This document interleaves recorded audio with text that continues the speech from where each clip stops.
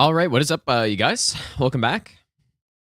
So, yeah, we're gonna keep going on the run through this run. I was practicing Red Wolf, and the dodge that I thought would work does not work consistently. So I think I started trying Vow of the Indomitable. It seems like that's probably going to be the play here.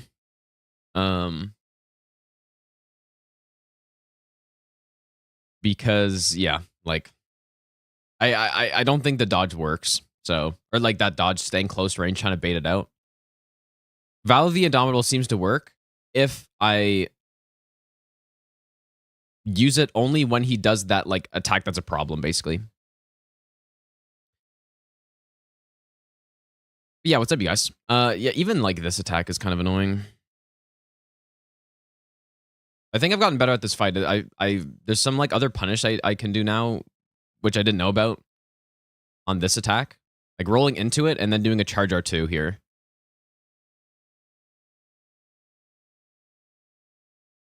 Is really good. Oh, is there no game sound? Clearly I can do this mid-fight. Is it really not? Oh boy. Why no game sound? There should be.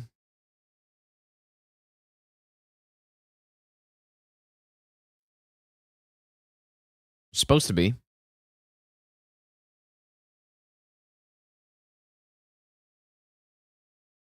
This happened last time, but it's actually not the same.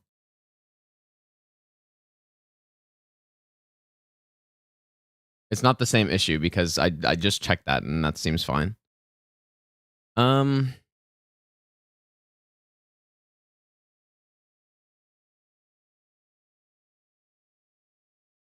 Oh, you know why? It's because I updated Windows, I think.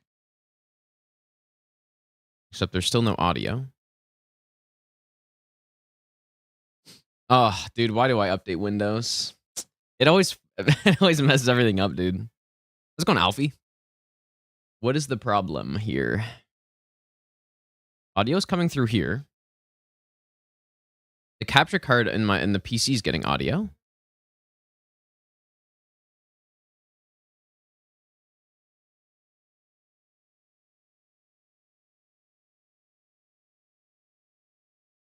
Huh.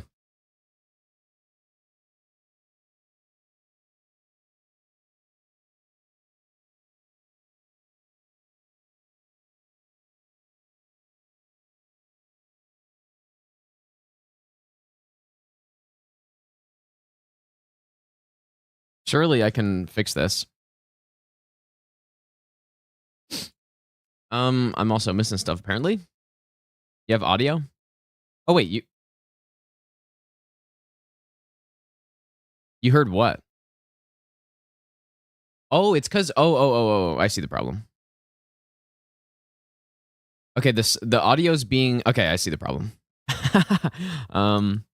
It's because it's being directed through the wrong thing.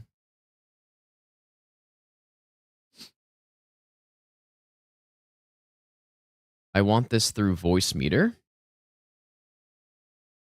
Yeah, see, I update Windows and it just totally like messes up all my settings. There we go. Okay, we should be good now. Yep, perfect. Let's see here. Shogun, thanks for the 16-month resub, and Osman, thanks for the brand new sub as well. But yeah, so Vow of the Indomitable, I think, is the play on this fight.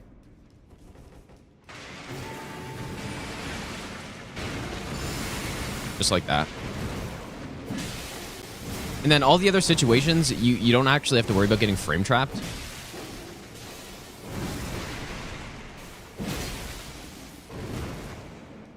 I also did revert my Hunter, like last stream, Hunter was telling me that I'm actually, I don't know if it's 100% safe yet, actually, dude. Because what if he did it right there?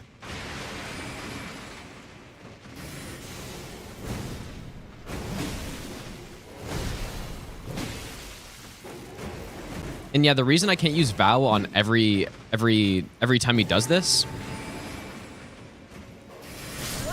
it helps if I roll. I also have the music way too loud for myself, dude. But yeah, no, if I use Vow every time, there's a frame trap that can happen. So, Adrenadine, thanks for the 16-month Prime sub, and Lost, thanks for the 11-month resub as well.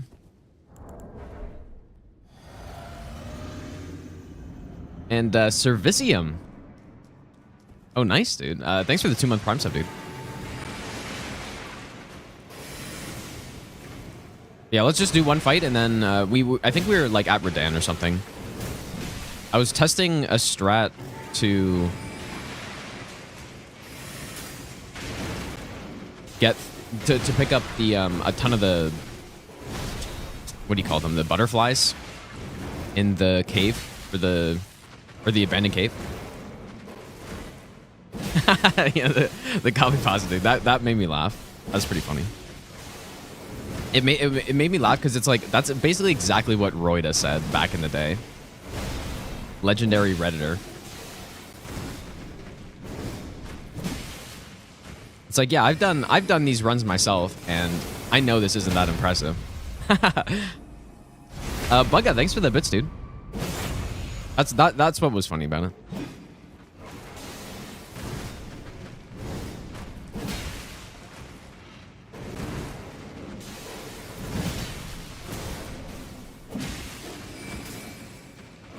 The only problem is I think Red Wolf, like when you go behind him, he wants to do that single Glint Blade attack.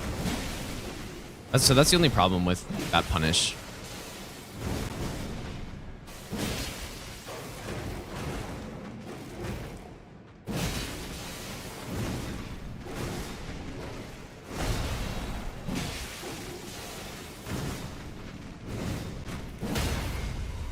This fight is so much fun though, dude. This is definitely I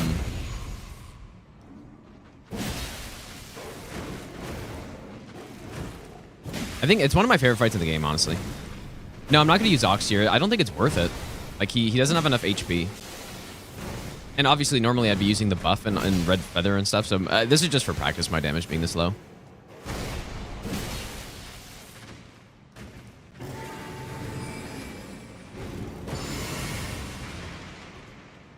Deep, that's the situation.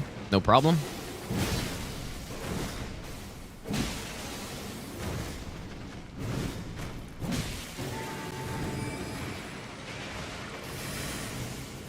Yeah, I guess the one concern, though, that I didn't really think about is I'm pretty sure he could do that lunging jump on that attack, which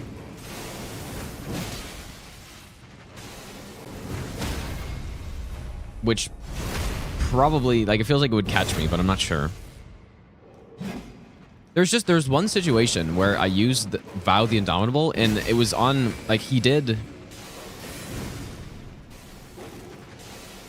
What he did, and I do need to test this more probably, but he did the triple Glint Blade, but then he did another one immediately again. He did another one immediately again, and then I used Vow the Indomitable for the second one, but he did that jump attack where he like goes high in the air with the sword and slams it down, and that's what frame trapped me. So it might be like only in that specific instance where it's not safe.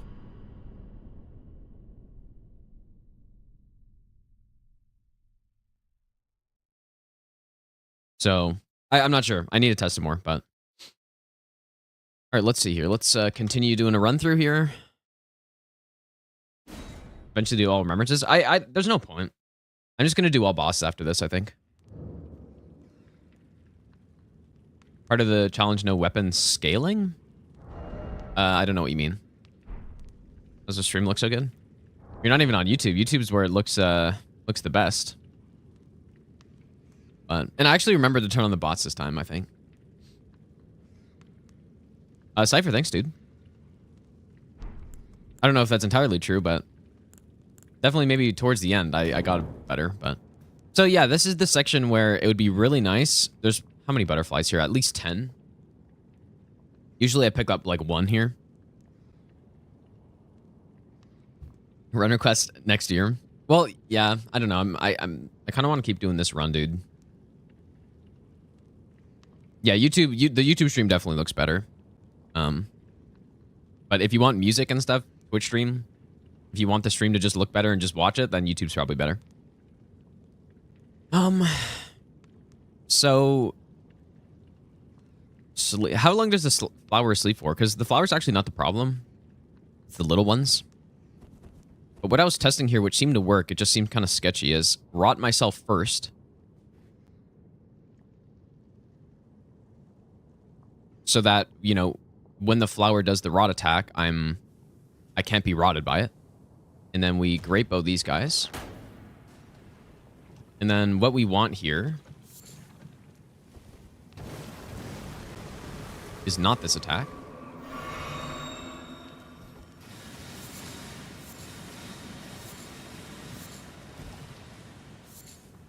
That's the attack we want. I don't think...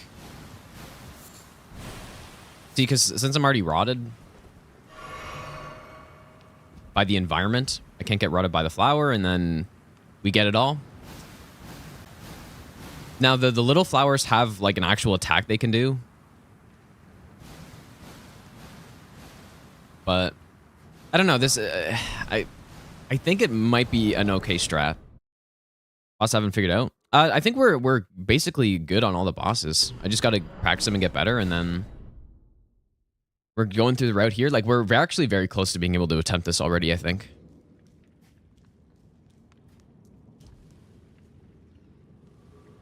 Oh, that is definitely some aggro range.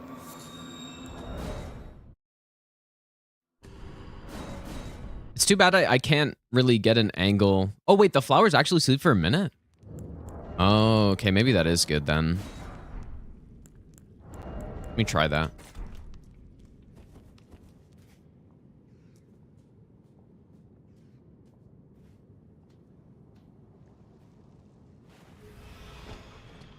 Presumably, I only need one sleep pot.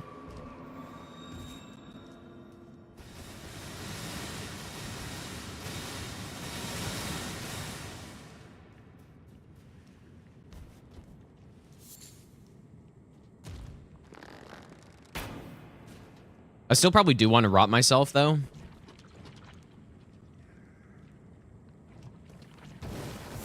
For all these little flowers.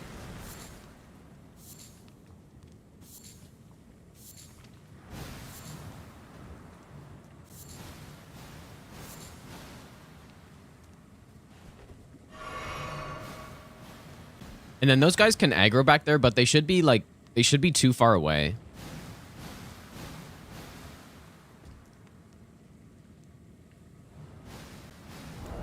Okay, I guess this is decent. Eric Lurdle, thanks for the 4-month Prime sub, dude. Yeah, just the flowers have some, like, they do have some puke attack that hits you. So... that's what I gotta watch out for. But yeah, that, I mean, that's huge, right? If I can get all those, like, already 14 butterflies, that's probably enough for the entire run, actually. We haven't even gotten a lot of the free pickups yet, so. Playing bingo matches? Well, I would, like, I don't know, dude. I would maybe be up for doing just random bingo matches with people, but I usually like to focus on one thing and, like, not do anything else.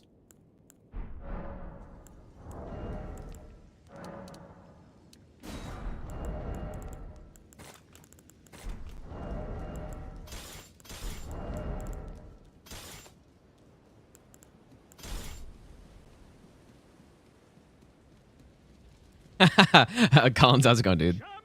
The butterflies are for the rot crafting. How's it going, Matt? And Horned Witch, how's it going, dude? Yeah, so Elden Stars, there's a good way to dodge Elden Stars, basically, and it's very consistent, so it's actually not a concern.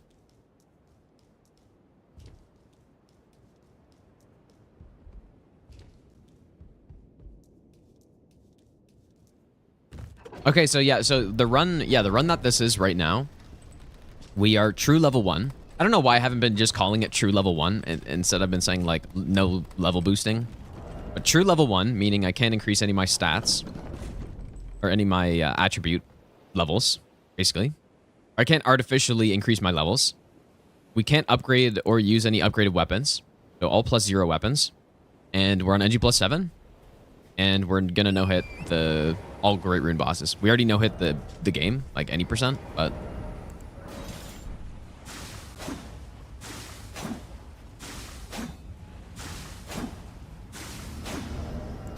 But yeah, that is what we're doing.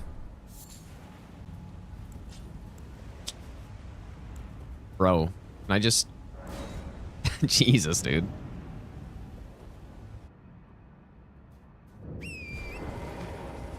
Wait, what team is yours, Trotsky? Is it the Wild? Dude, I mean... I think both our teams are struggling, so... Sens blew a 4-goal lead against Detroit yesterday. They still won at least in overtime, but man, like that's just horrible, dude. It almost never happens.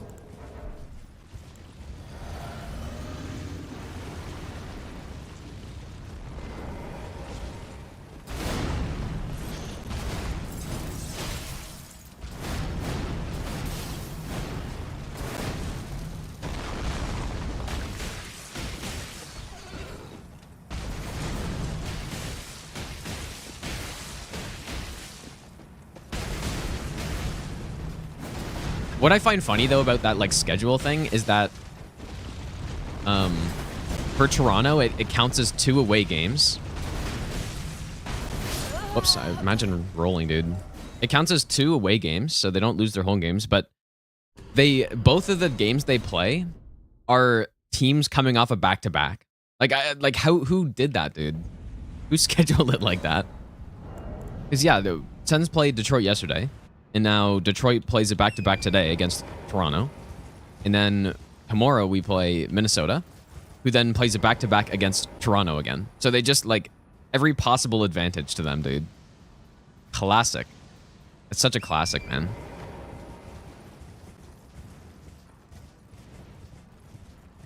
Let's go into Iona. How to avoid Eldenstars. If you go watch the...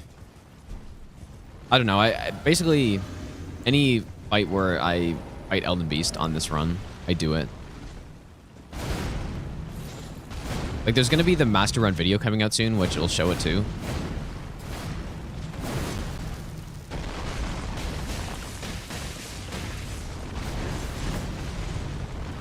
Yeah, that was honestly such a nice goal, dude. It was kind of insane.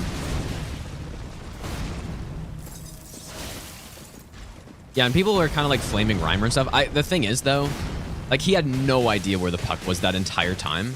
And like in slow motion, which is what most of the clips are. Like, oh, dude, what the fuck is he doing?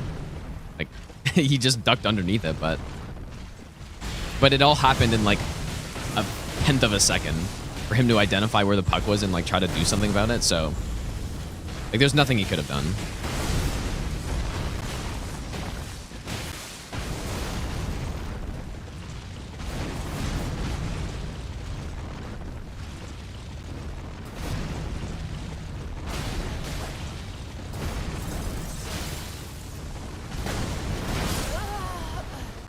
Yeah, that's a really bad attack to bait out.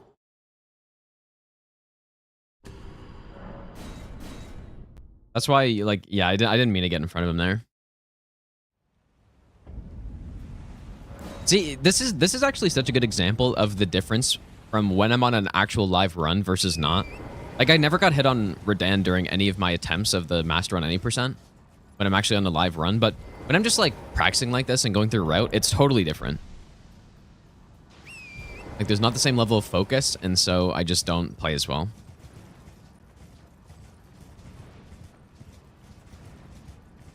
Yeah, true, Vintage. Yeah, the timer was weird. Like every period, the timer hit 0, and then the horn went like 8 or maybe not 8 seconds, but a good like 5 seconds after it said 0 on TSN.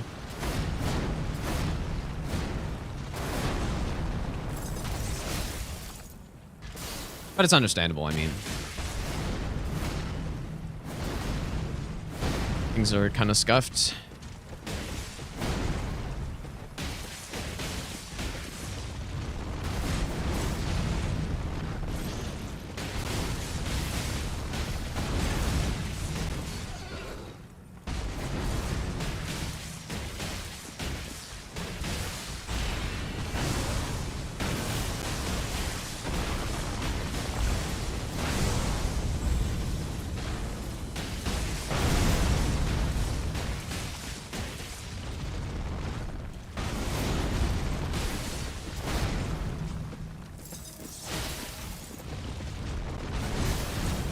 I thought I died there.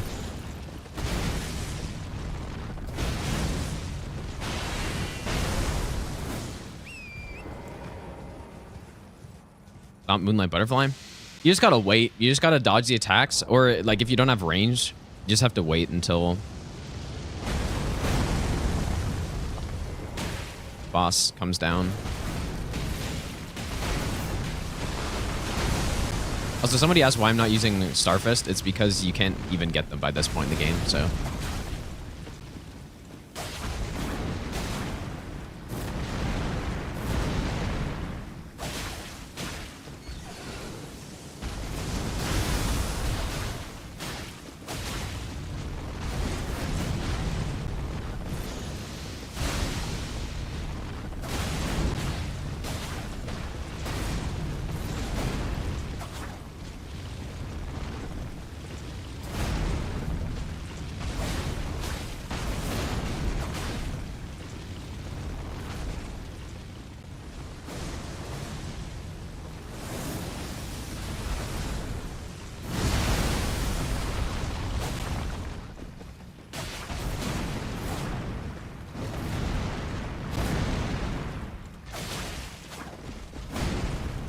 Please hit the boss, bro.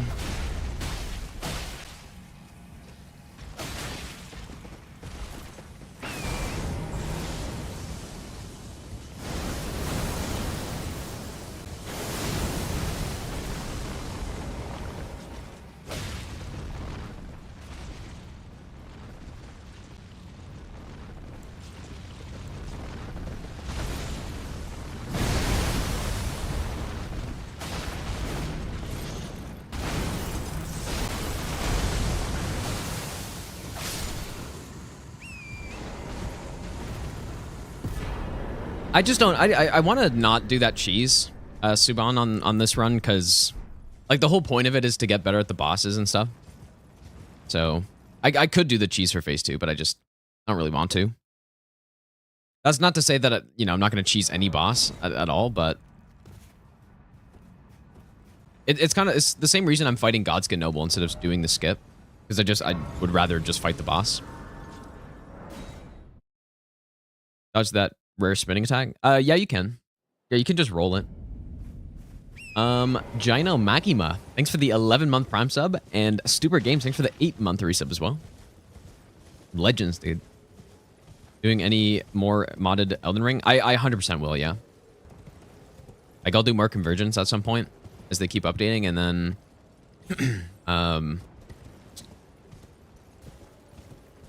I guess that's it for now, but yeah.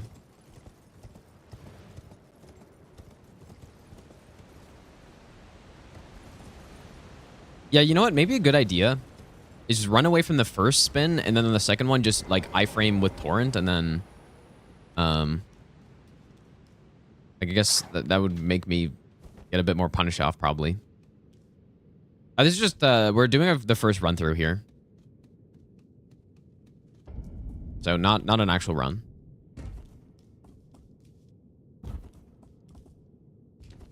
Oh yeah, well yeah, you could just iframe it all. Like I just find it simplest to use torrent to run away.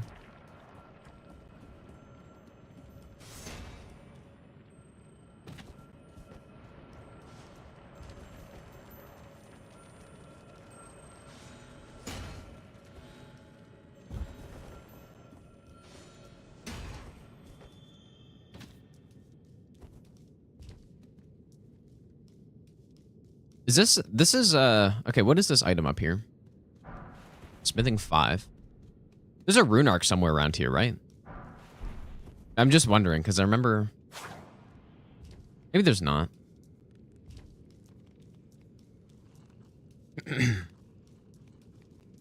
Give up on PC Elden Ring invasions. Really? There's a lot of cheaters right now? That's interesting, because when...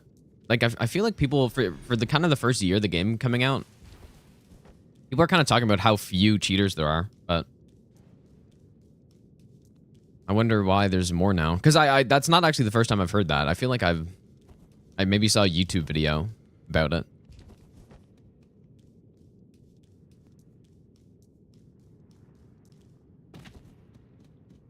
But yeah, that's the thing though. Like, there's always in the Souls games, especially the older ones, just constant, like, just full of just cheaters. So you kind of have to just get used to it or whatever. Not ideal.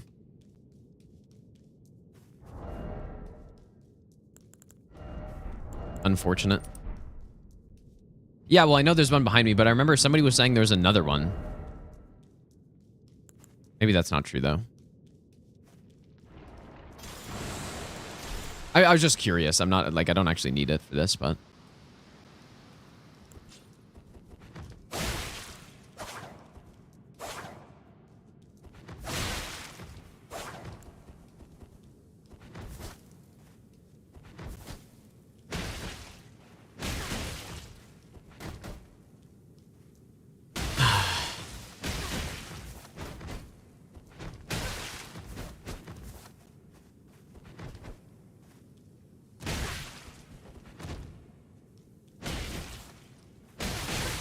Nothing worse than fighting a fast-rolling mimic, dude.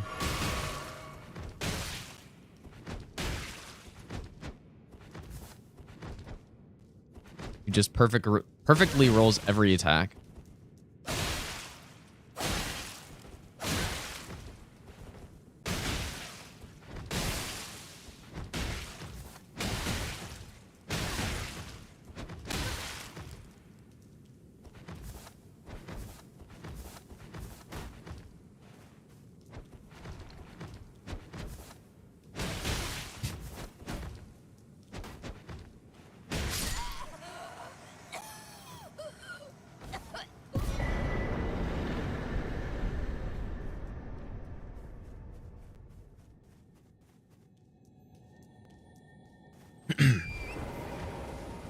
But yeah, we fight Mimic to come down here for the black wet blade. On the rooftop before the 3 blobs. Ah, okay. Yeah, I was just curious. Because, you know, when I do those casual runs and I, like, the stat-only runs and stuff, we always run out of rune arcs, right? So I'm just planning for the next run we do. Not sure what the next stat run is. But we've got Vigor, we got Strength, Dex, Intelligence, and I think that might be it. Like, we've done kind of more of the interesting ones so far. The other ones will be probably a bit more straightforward.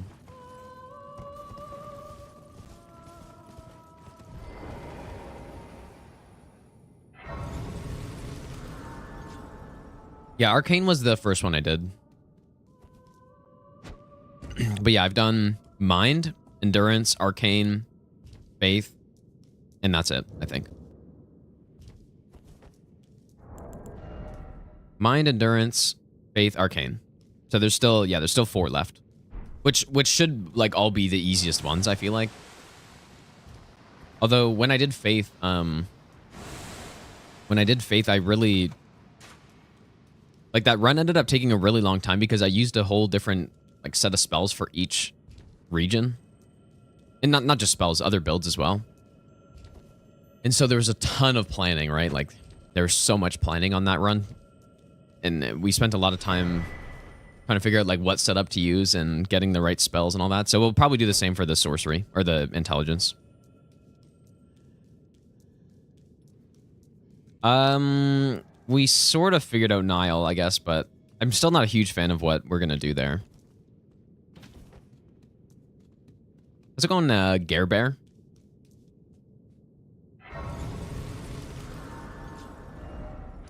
All right.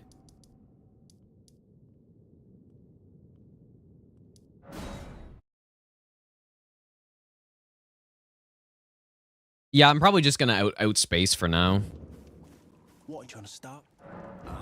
Show me, and I'll consider. Any death you tried that's not required is All right, things know your bloody eye. Is a hit. All right then, I could be.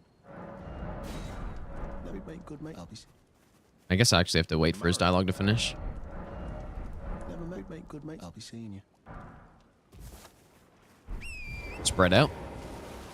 So yeah, for Red Wolf, that will mean that we need to get Vow the Indomitable earlier in the run, which lengthens the setup a tiny bit, but it's really not a big deal. Possible to do no roll vigor only? I don't see why not.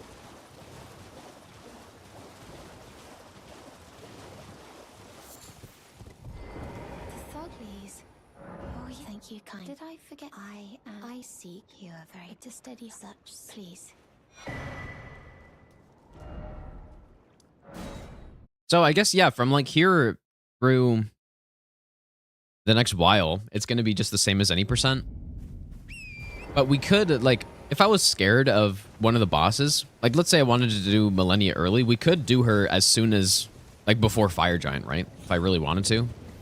I don't think I will, because the bosses that are the scariest are the any percent ones. I will pray. Except for Red Wolf. So, yeah, what we'll probably do is just do the any percent, and then just start cleaning up the extra Great Rune bosses.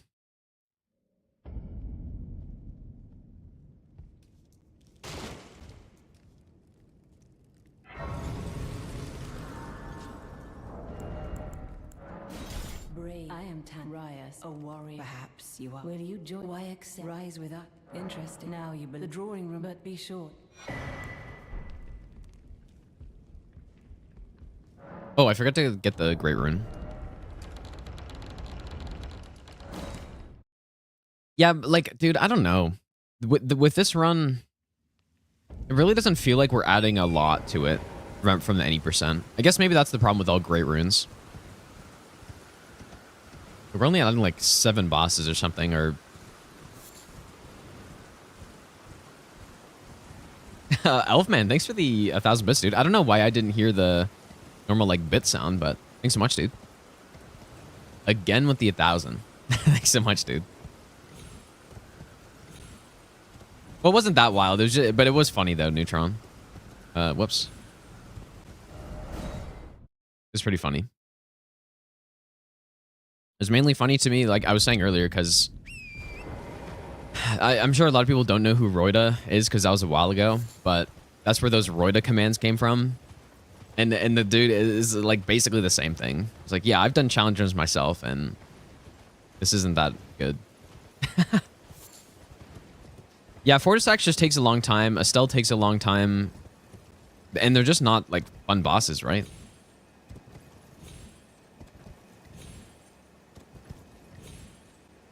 What is happening here? Did I just forget how to do this or what? Maybe it's because it's nighttime. I can't see properly.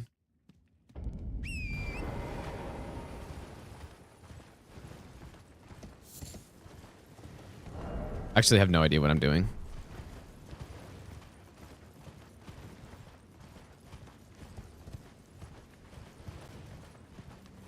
Just made 4 dozen ginger snap cookies. You'd love to see that.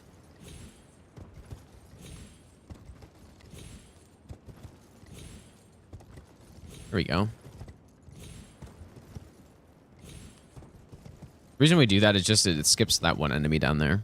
And these guys, even on base NG cycle, they're tanky as hell. So, on NG+7, pulling these guys would take a long, long time.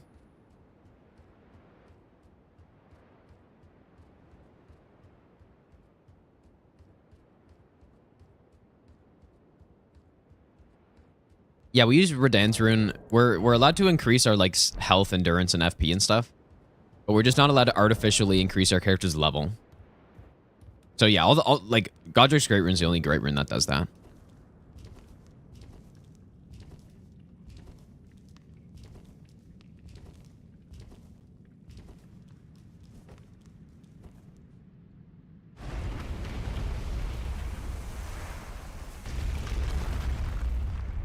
Well, the green screen, I'm just going to use the green screen like occasionally.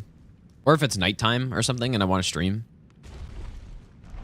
Even then, like I'm not going to use it every time. It's just in case I need it for something.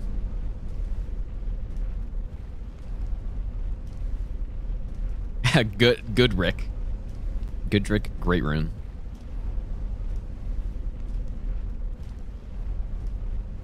I do think this run is I like how this goes without the I got true level 1 rather than with stat boosting. I think I like it better. We can't just, you know, use Black Flame for everything. And I don't know. I think it's better this way. Can't use sorcery.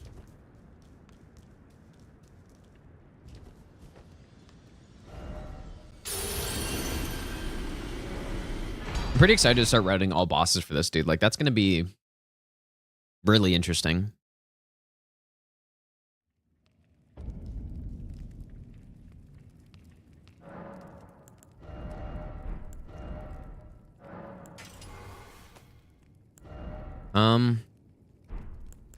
We got the poison infusion.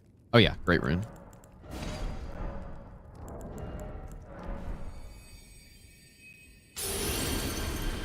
Yeah, we're gonna start all bosses after all great runes, I think.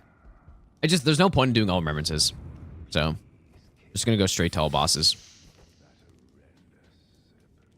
That's me not again. Thanks for the full 11-month Prime sub, dude. I probably won't do God Run 3 SO1, but I guess you never know. Not really a run that interests me. Already did the God Run 3, and changing it to SO1, like if I did something like that, it would be SO1 no upgrades or something. Just so that it's like a significant step. There's 165 bosses in the game. And the 238 number, I honestly have no idea where it comes from. I think it's probably people counting duo bosses as 2 bosses or something.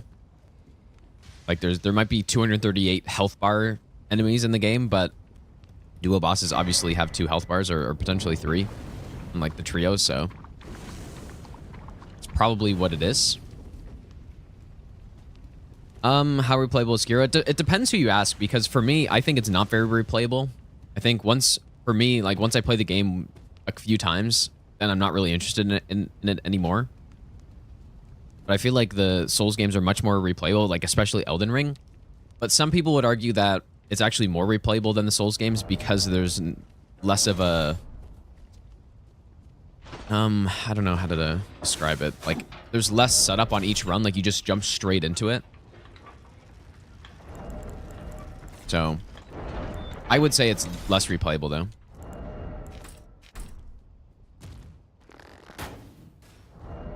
Like, there's no builds in it, so, you know, like, across different playthroughs, you're not really going to have as much of a different experience. Like, you could use different combat arts and all that stuff, but those are, like, small things, I think.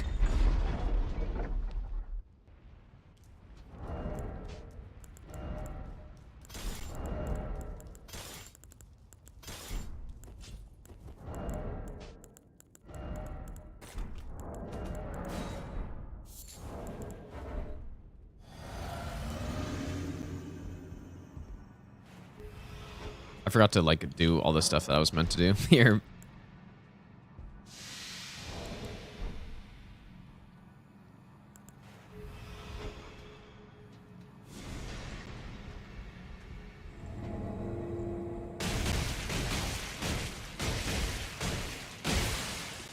Bebon, thanks for the 1-year resub, dude. Yeah, this is Hobbs' playlist. I'd like to play it sometimes.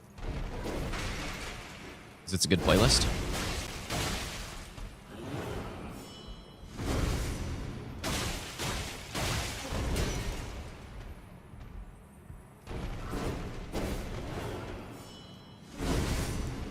Look to buff.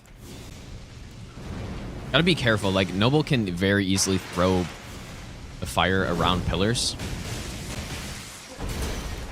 Also like to bring the boss more over here.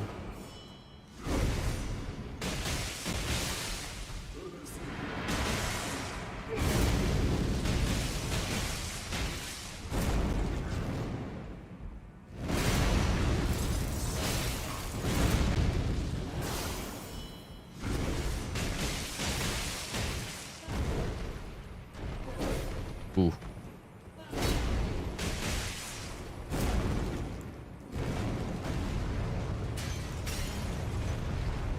That works.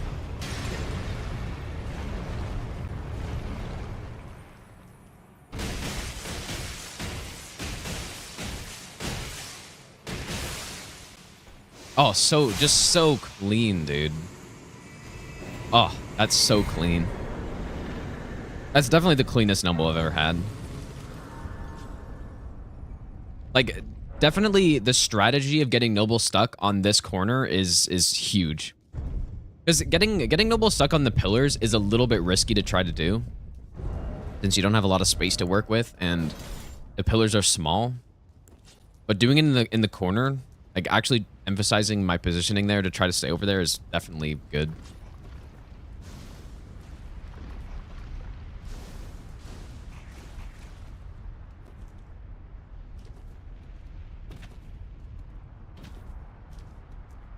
Noble always does the I don't even know how to describe that attack, like the big slam instead of the roll if you're close. Like it is a range thing. Well, at least on that opening one.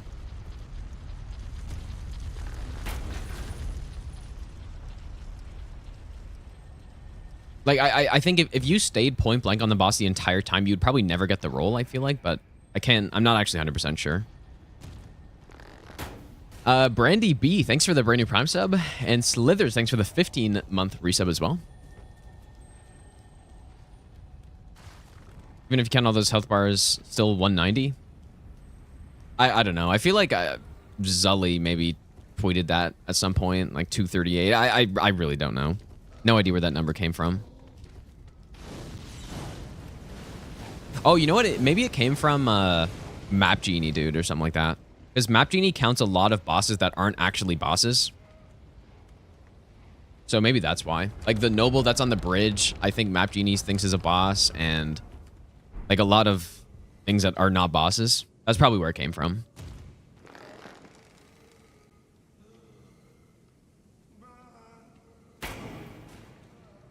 Yeah, I've played Lies of P. I didn't finish it yet though. I surely will eventually.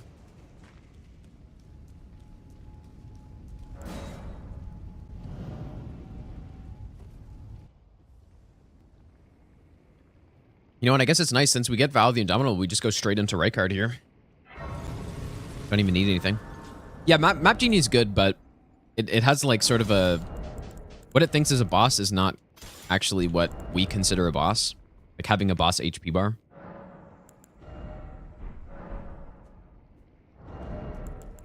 But yeah, maybe that's where that 238 number came from.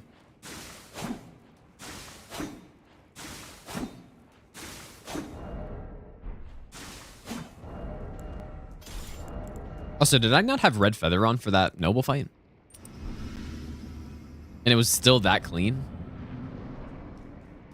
Maybe it's better to not have Red Feather or something. Maybe it like lines up the damage better in phase 1 or something.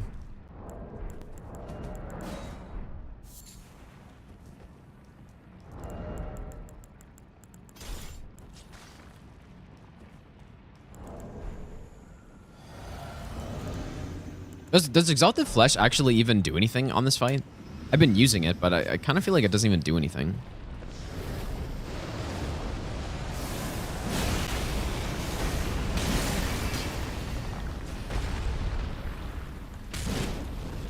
Like 2982. I feel like it adds like 100 damage here or something.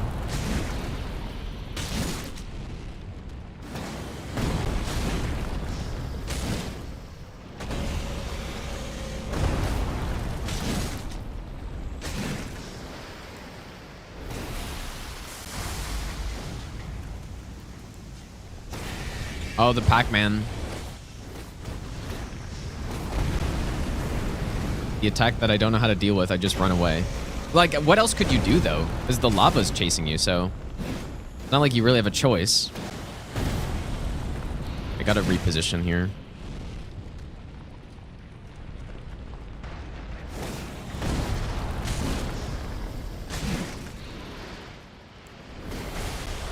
Oh, get fucking cucked by that.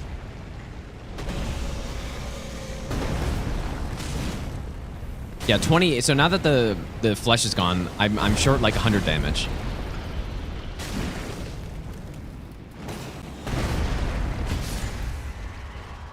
Why was that such a bad phase 1 also? Usually you don't, like usually he dies long before that second stun comes.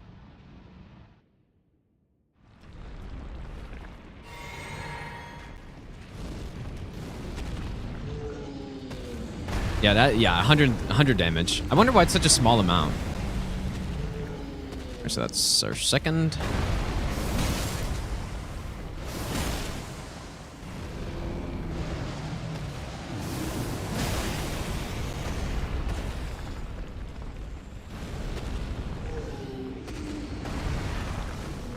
Our third.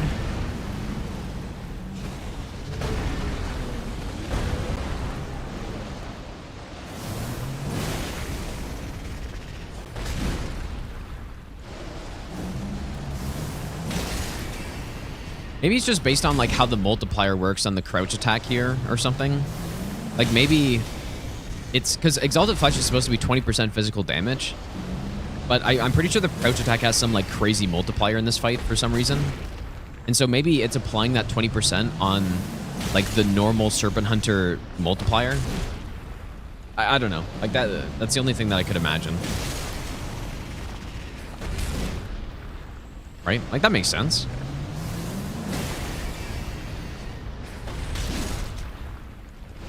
Same for every attack? What do you mean? Like you're saying that extra 100 something damage is the same on every attack? Because that's what I'm saying. Like I'm saying it probably takes 20% of just like the normal Serpent Hunter attack or whatever. I don't know.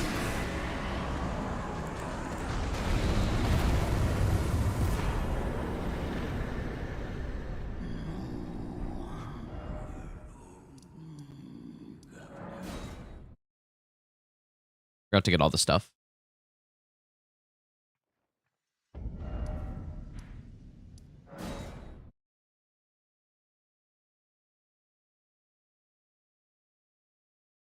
Yeah, what the lance does is allows you to do the power stance attack, which for whatever reason has like a really good multiplier there or something. Oh, okay, I guess. I see arm.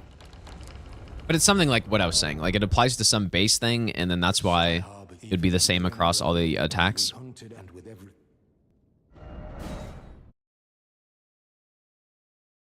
Not an attempt, no. What could I do to indicate that we're not doing an attempt? I don't like just adding a bunch of hits, because then people are like, oh, how'd you take so many hits? This is an issue I've been having for years. Because this is always how I do runs. Like, I have the splits up so I can make my notes and stuff, but...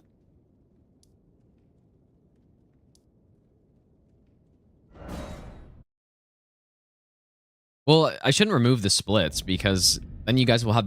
People will have no idea where I'm at in the run, though. Right? Only fine. You have now to become the thing as much.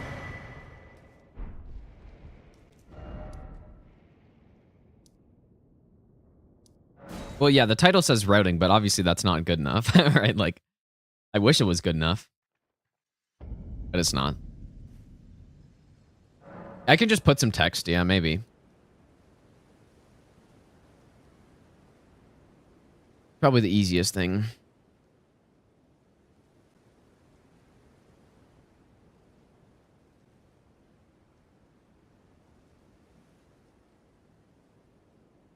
How's that, you guys? Is that good enough?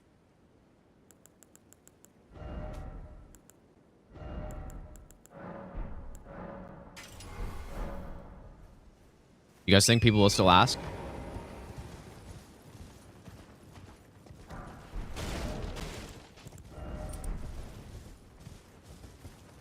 Oh yeah, okay. Sorry. I didn't consider that some people don't have as good vision.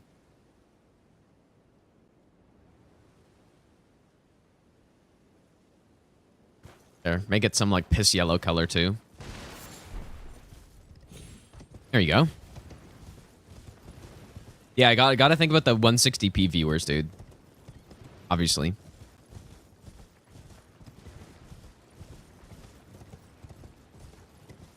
Okay, I'll fix it, dude.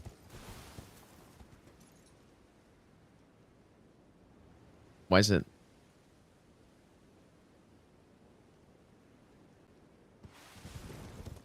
That's such an ugly font, though, dude.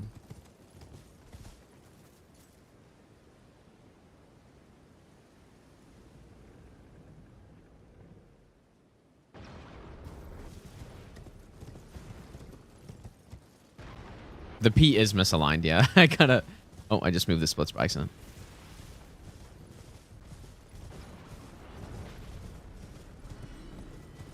Now this is gaming, dude.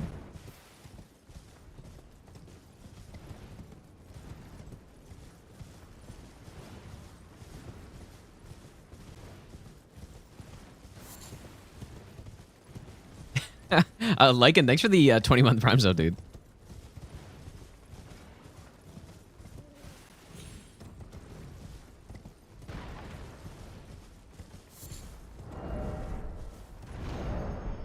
I wonder if there's like an easier way to knock this guy off without accidentally running off the edge. You know, I guess we could just like fight him straight up. But there's kind of no point, but I could. Like if I say I don't want to cheese stuff.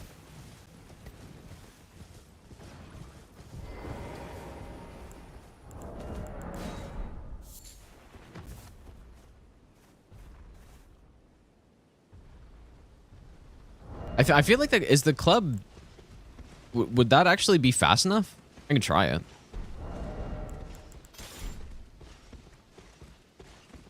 Would it be 4 charge R2s?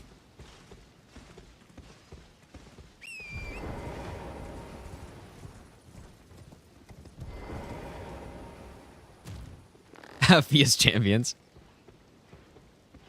True. I do wish that was a more reasonable route, but it's really not, because that means you got to kill Gargs. So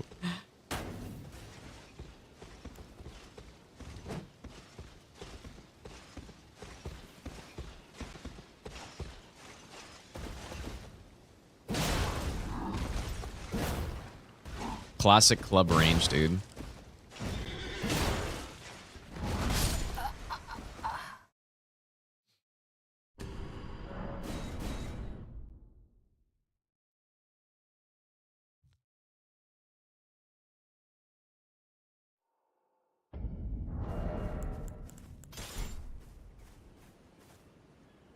Club range.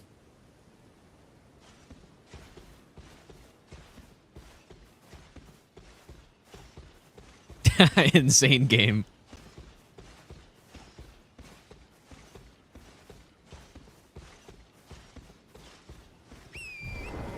Fia's questline's not needed for all great runes. Like that's part of the reason why I'm doing all great runes over all remembrances. Is that questline just miserable to do?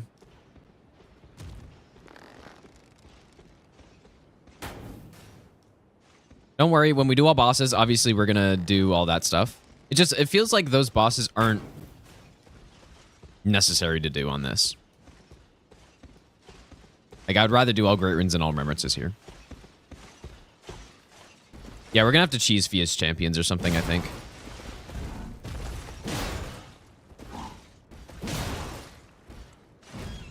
Okay, maybe I do like the club better for this, actually.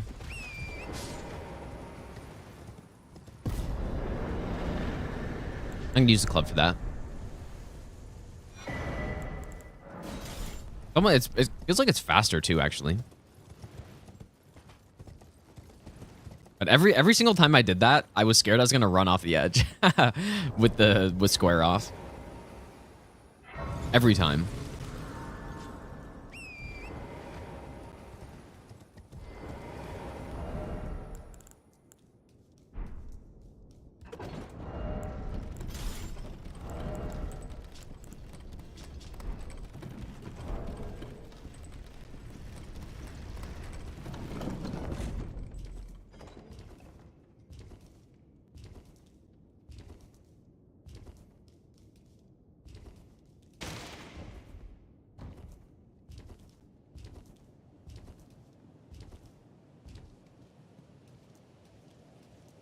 Difference between a practice run and a real one.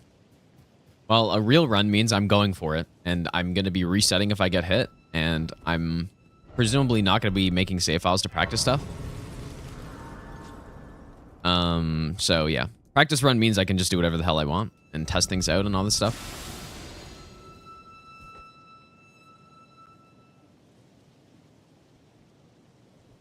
Of course. No, well, they're 2 3-head, dude. Serpent Hunter's really bad on this run, is why. Serpent Hunter is not a good +0 weapon. Well, I guess if you're leveling high strength, then maybe it's an okay +0 weapon, but even then, there's probably way better things. Like, Serpent Hunter's not really good unless you're just pumping a ton of strength and you actually are upgrading. You'd be much better off going with just anything that gives a flat buff, like a Stormhawk Axe or Dragon Katana or Dragon Halberd or something.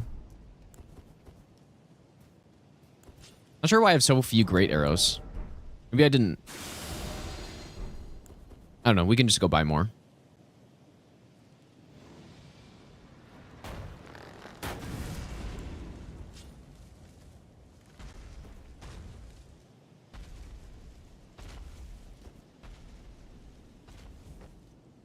Serpent Hunter's not the best for level 1, but it's very good though. Especially if you're stacking a bunch of strength up. Yeah, the Dragon Katana is insane, dude. It's a little unfortunate that it's so like annoying to get. But on a casual playthrough though, like if you're doing just like a normal no-hit run level 1 run or something, or a +0 run or anything like that weapon, it's worth the time to go get it, I think. Even more so than the Dragon Halberd, because it's just better.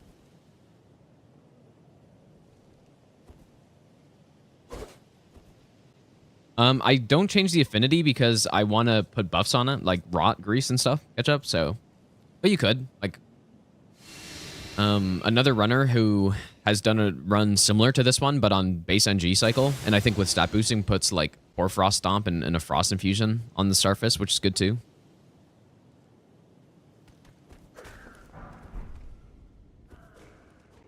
I just like having the option to use the Starfist for rot, but if you were doing level boosting, the best rot thing you could use is the Anspur Rapier, so...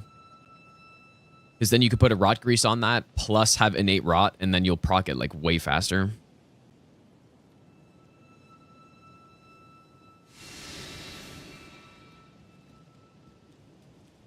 Yeah, I think the Iron Balls and Starfist are better for level 1 than probably any other weapon. Low stat requirement too on both of them.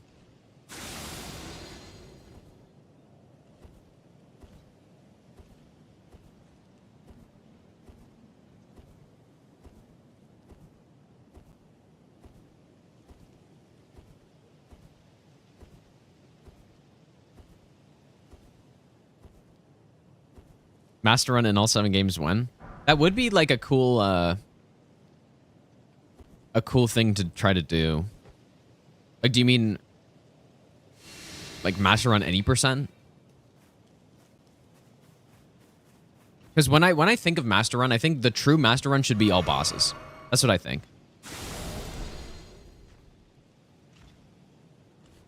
Even though usually I just when I've done the MasterRuns before, like MasterRun, I would say any % or MasterRun all bosses or something like that.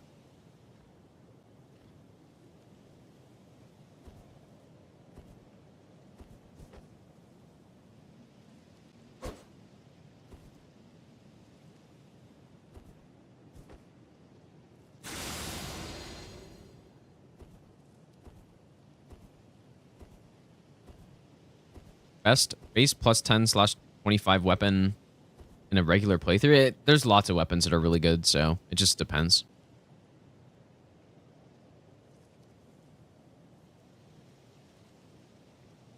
MasterRun, imagine MasterRun all bosses in DS2, man. That'd be insane, dude. Maybe not as insane as it is in this game, but it would still be pretty insane. I don't even know how you do any %, honestly, still.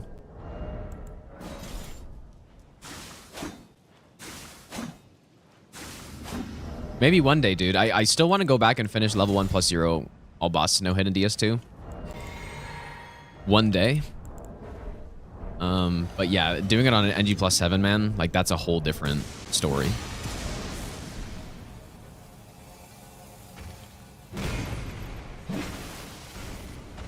That's a whole different story, dude.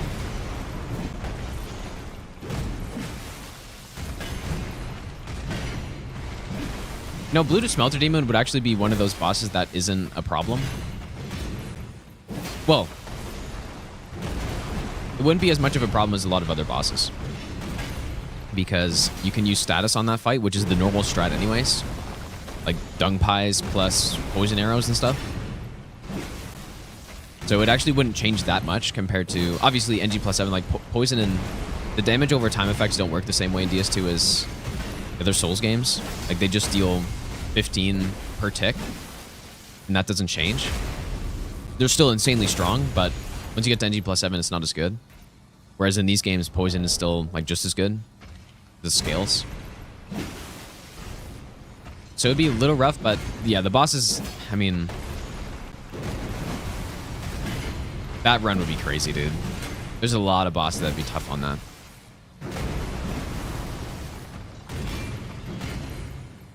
Like nobody's even done MasterRun any %, so the any % is still unknown.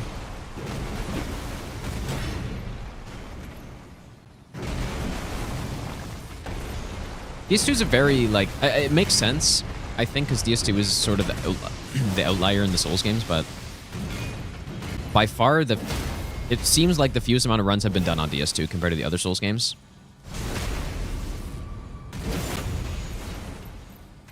Like, it's sort of behind.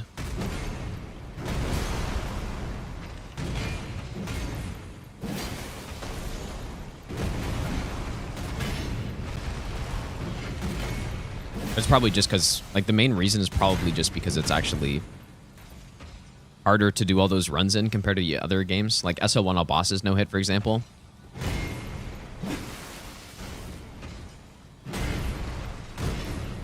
Like, you compare that run in DS3 to DS2, it's totally, like, not even close to the same run.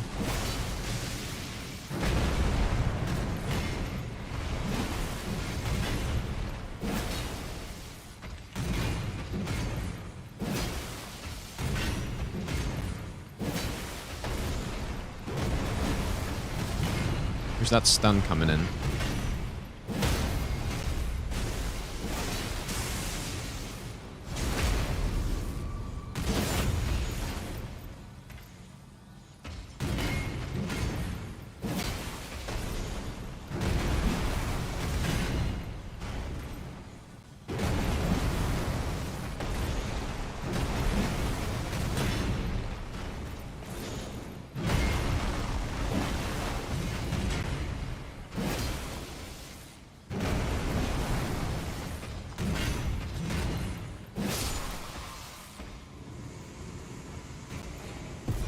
No, it's the bell bearing that you're trying to get, Stuart.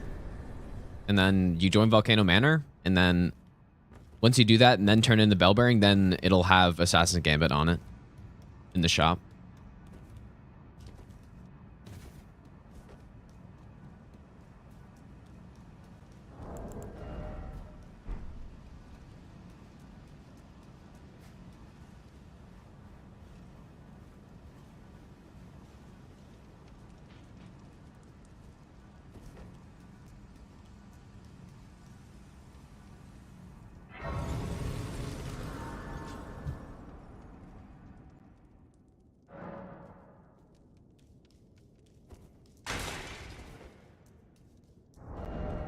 Probably one of the bosses I'm very concerned about when we do all bosses on this is going to be the Revenant. Like, dude, I don't think there's a heal that we can use for that fight, and like fighting that boss in a tiny arena is just not good. Not a good thing.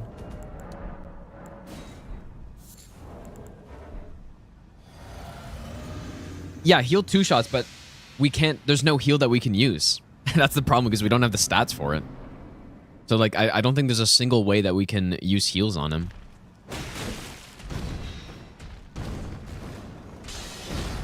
Warming stones don't work, I'm pretty sure. Because that was one of those fights, like, you would think, since it, even on NG+7, using a heal will,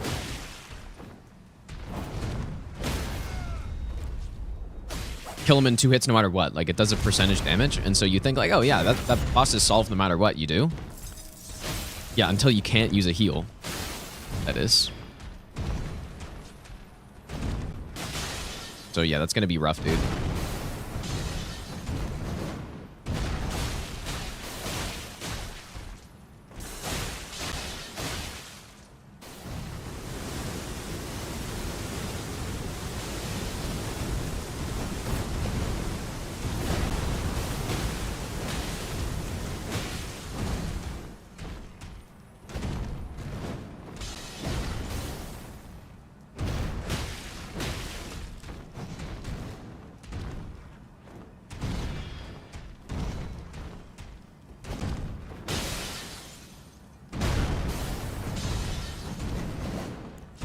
So just do that.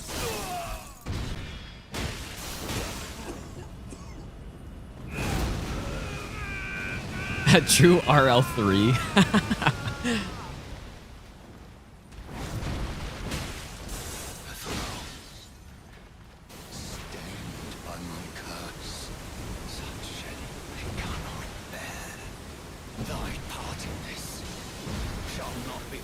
And why do you gotta dodge stuff?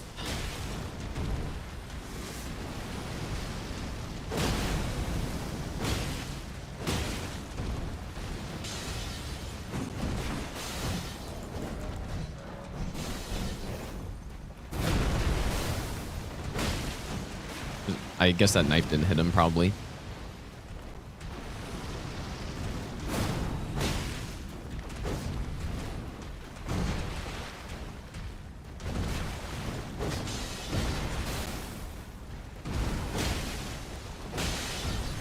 What am I doing, dude? Oh my god. That's not what I normally do.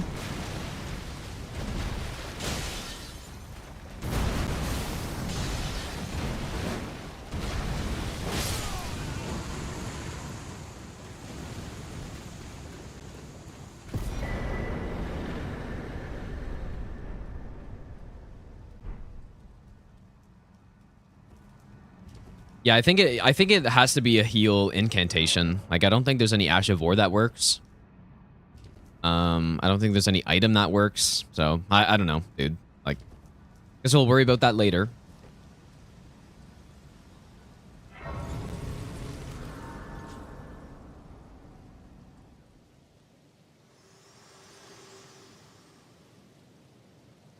Allow me, you are unable. Let's worry about it later. Thorn, a husk, the only way, and become my purpose. So I'd like to the flame then and guide. You know, I'm not sure if there's really a reason for me to run all the way to Fire Giant, but I guess there's some things we got to pick up. Revenant will be split number 1. Yeah, maybe, dude. Maybe, yeah, if we can't find some strat for him. Probably.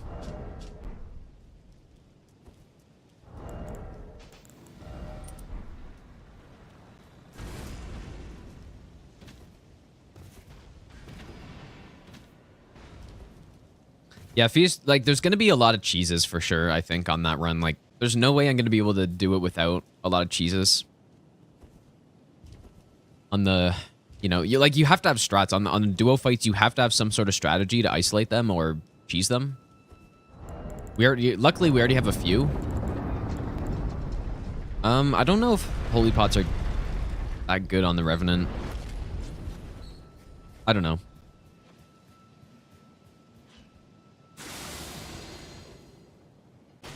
Yeah, I always thought, I thought holy was not good. I might just have to fight the boss, dude. I'm pretty sure you can bleed revenants and stuff, though, right? Like, we're actually probably just gonna have to fight the boss, and it's gonna be horrible, dude. Like, it's gonna be really bad. Let's go on AJ. MasterRun all bosses, all games in a row. When? Well, I mean, MasterRun all bosses only been done in one game so far. Dark Souls 3. And so, you know, maybe if I ever actually completed all of them, then surely. I probably won't, though, realistically. I don't intend to play, like, DS1 a lot. I don't intend to play Bloodborne a lot, really, so...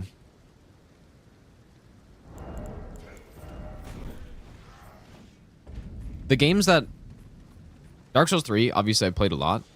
But beyond that, like Elden Ring for sure is a game I'm focusing on, and then DS2 is another one that I've played and I would intend to play more of.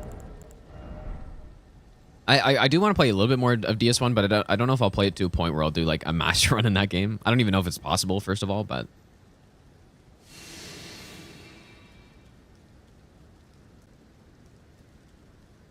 I'm not sure how master run works in Sekiro.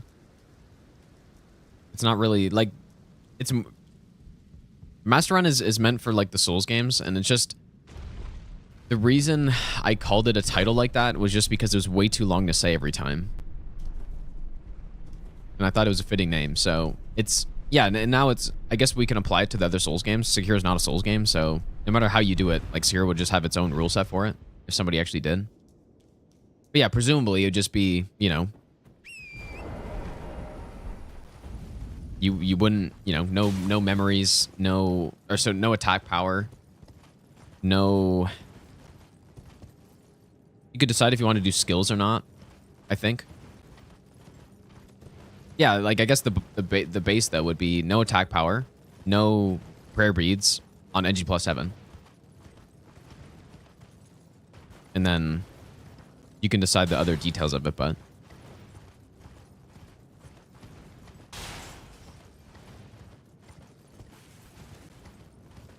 I'm yeah, Demon Bell and no Kuro's Charm as well. Yeah, true. Like, I'm sure someone's probably already done that already, dude. Like, I wouldn't be surprised. I feel like so many runs have been done in Sekiro because it's like a... It's not that it's a straightforward game to do challenge runs on like that, but there's not really many... like, when you're thinking about the progression of a Sekiro no-hit runner and, like, the runs that they would want to be doing, it's much more linear compared to like, Souls runs, I feel like. Where it's not like you just swap your build and do a different run like that. Like, you just have your sword. And so, like, if you just keep getting harder and harder, then you eventually will end up at a run like that. I should have gotten the grace there.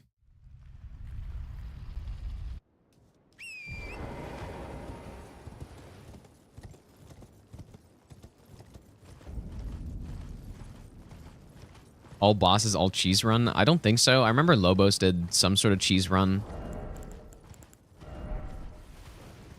Oh, has Banjo done that?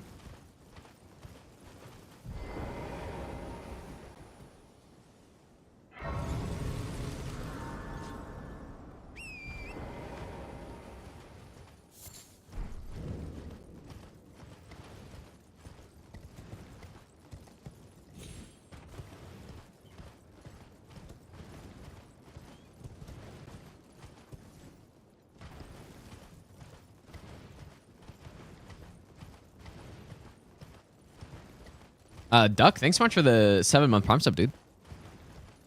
Welcome back. A cheese all bosses run could be cool, like, as long as I could actually find a cheese for everything. Think about how long that run would take, though. Like, let's say I went into that run without having strats for stuff. And I looked for hours and hours on every fight how to cheese it. That run would be over 100 hours easily, dude. Probably. Like, it depends what would be considered a cheese or not.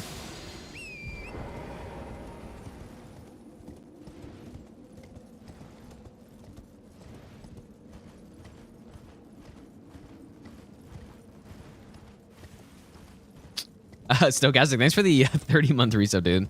Yeah, that is kind of true. Like, there's definitely some annoying things about some of the bosses, but it's yeah, it's not as like, it's almost like it's not as polished as DS3 or something with the boss fights, but I don't know, things can be managed still, so, or handled.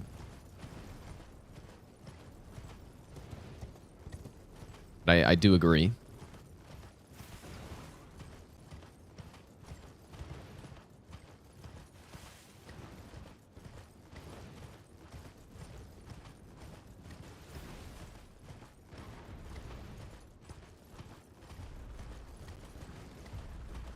Oh yeah, 100% above water. Like when it's definitely a symptom of the game just being so big.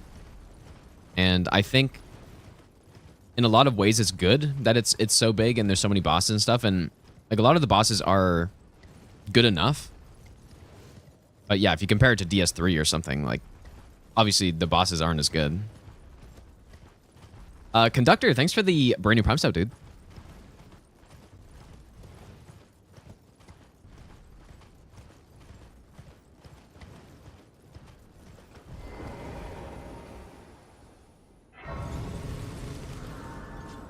My unspent runes. It's so funny how people get pained when I Memory of Grace with like a couple million runes on these runs. Just dump them all.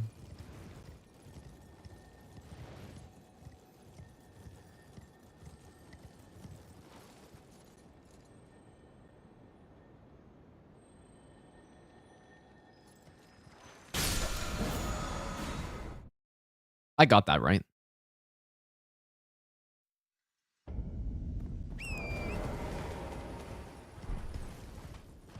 We use that for the insane Moog red feather setup.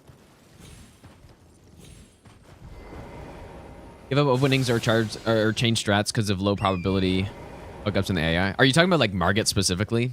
Or like I guess Margit's like the big one that that pops in my mind with that, but yeah, I think it's just they're not as a lot of the bosses are just not as polished, like I said.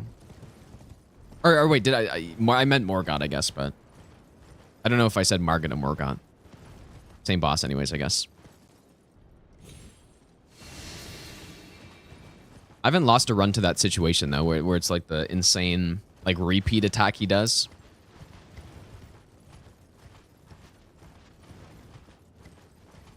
But yep, that's what happens. But you know, the thing is though, like playing Souls games, at least doing no hit runs, it's different for individual boss kills, I think. But doing no hit runs, no matter what, you have to deal with that stuff. It just comes in different like forms, right? In DS3, there's, you know, there's just like ultra rare things that can happen to you where you just lose a no hit run for no reason, basically. And this game, it's got the same things too, but it's just on the boss fights instead, sorta. But yeah, that's just what happens doing like Souls games and doing no hit runs like this.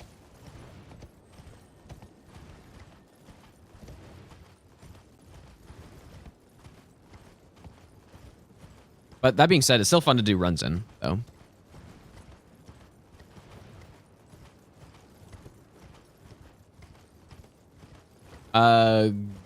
Guroth, thanks, dude. Well, I'm not gonna redo. I wouldn't consider it redoing Lacta, but it should be thought of as a new category, right? There's gonna be all bosses base game, which is the run I did, and then true all bosses would then include the DLC. So it goes like any percent, and then there's the all great runes category, there's the all remembrances category, all bosses category, and then of course, like when the DLC comes out, it would change to all bosses base game, which meaning every boss not in the DLC or not including the DLC, and then all bosses would be every boss in the game, including DLC. So it's not like redoing it, but I would do an all bosses run again. Yeah.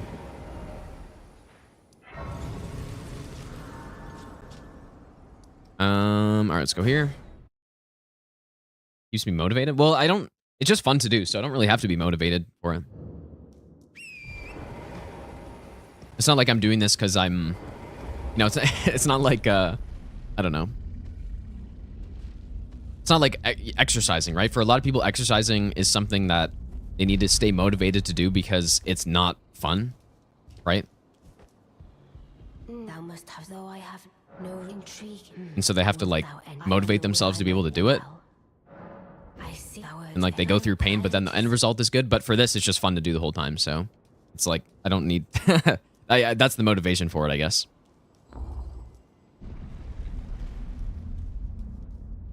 What level do I recommend stop upgrading ADP? It depends on your build, right? Because ADP and attunement contribute to your agility stat, which is what controls your iframes, right? So if you're going with like a mage build and you're getting a shit ton of attunement, which like usually you wouldn't do, but like that would change. That would change how much ADP you'd want, but I would say a comfortable amount is when your agility is at, I think 96 is a pretty reasonable amount for most things. And then from there, you can start upgrading other stuff and then like slowly upgrade your agility throughout the game for your ADP.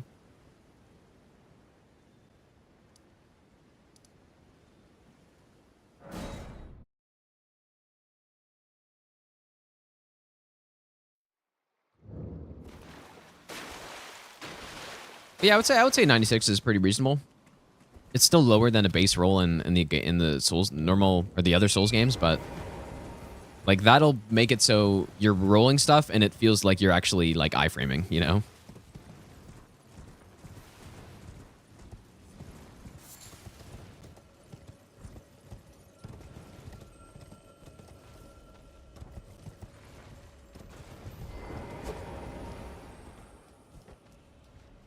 Just don't really have to come down here yet, but biggest level on character. The highest legit level character that I've done in this game is I feel like I got like around level 350, maybe 400 or so, somewhere around there.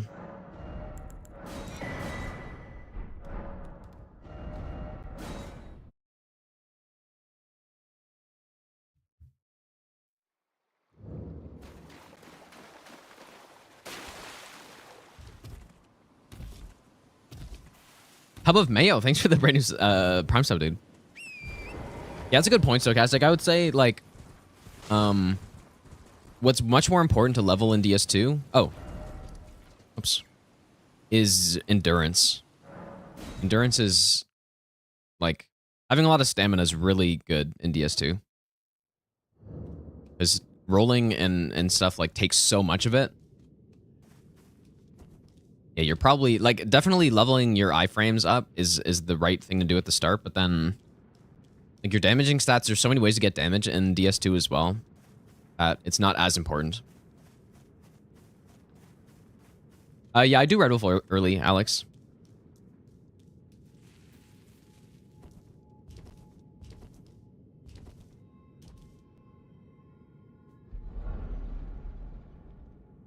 Spike as well, thanks for the brand new Prime sub, dude. How's it going, Wolf?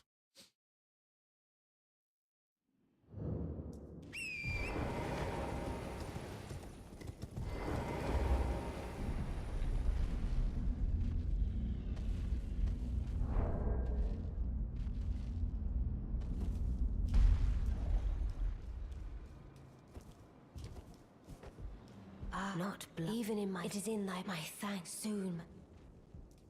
I actually don't even know if I need to do this for the portal to open or if it's just getting the Finger Slayer blade.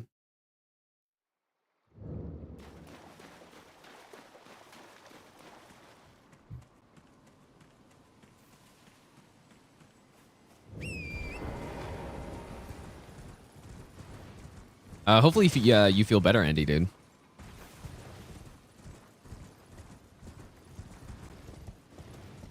COVID can be rough. It also can sometimes not be, but hopefully it's not too bad.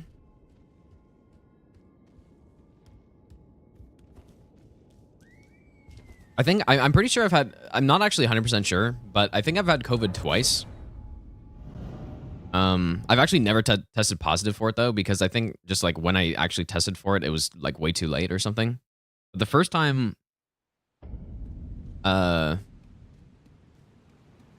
guess it might not have been though. But the first time like was not great. Like I was actually like pretty sick. Then the second time is like it was recently. Like my girlfriend got it, and then like I got sick immediately after. But I just had like a sore throat, and that was it, and like a bit of a headache, and that was it.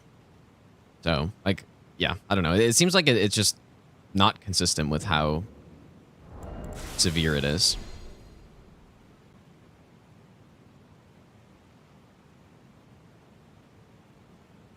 Skip the seal. Well, it's just because we, you know, we already went down to get the... We're already near the Finger Slayer blade. And so just doing it properly is not much more time, right?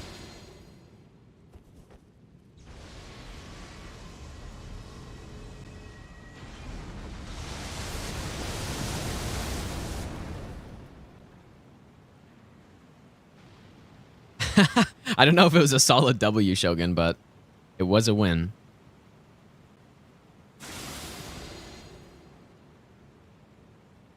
Man, it was like everything was so great. They were up 4-0 at the start of the second period, and then they totally collapsed. And then let in 4 goals in like 7 minutes. So it wasn't solid. But at least they somehow won. Just brutal. Like in my mind, though, that's all just because of their non-existent defensive structure. Like watching that game, they don't know what they're doing in their own end. And if they're not just like hemming teams in their own zone, they get totally outplayed. And they don't know how to respond. And it's a coaching issue. It's not that the players aren't skilled enough to do simple defensive zone things. It's just that they're not being, like, they don't have the right structure to actually do the things in, so.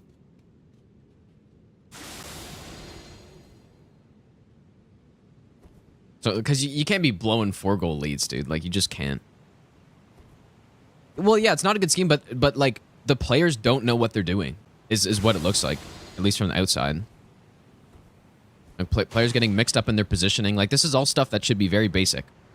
Right, and like set in stone. It's like, okay, you take this guy, you know, man-on-man, or if you're just doing more of like a zone coverage of an area or something, getting in the lanes. Like, they just don't know. Like, they get confused and they don't know like where to be. And then there's huge gaps for the other team to just like, you know, either make a seam pass or somebody slides into an open area where nobody's like taking the man or something. So they just don't know what they're doing. And yeah. And like they can back check, like they work hard to back check and stuff, but they just don't know where to go like half the time. Like they back check, but then they don't pick up a guy or whatever. And then it just ends up bad. So yeah, that seems to be the main problem with the team at this point, because they have like their skill level is honestly really high.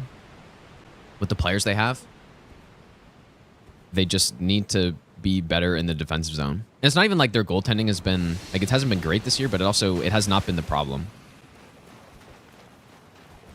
At least I think. But yeah, they won an OT though, so at least they ended up winning. But you know, giving Detroit a point is really bad, right? Because they're a team that's going to be directly competing with Ottawa for playoff spot. So, sort of like a half win. Going into overtime against like a, you know, Western Conference team, it doesn't matter. Like if you just get the 2 points, then it's fine. But giving a team in your division extra points really not good. I would like to go back to Elder's runs, Klenka, yeah, at some point. Like 100%, yeah.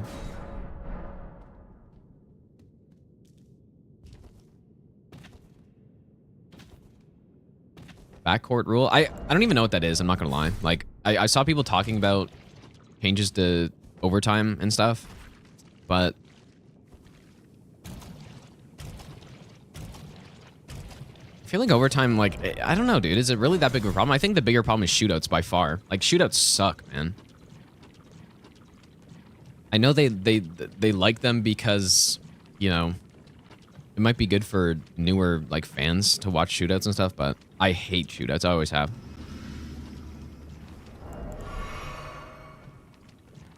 Oh, once you're over the red line, I don't know, dude. Like, I don't know if that's really that big of a problem.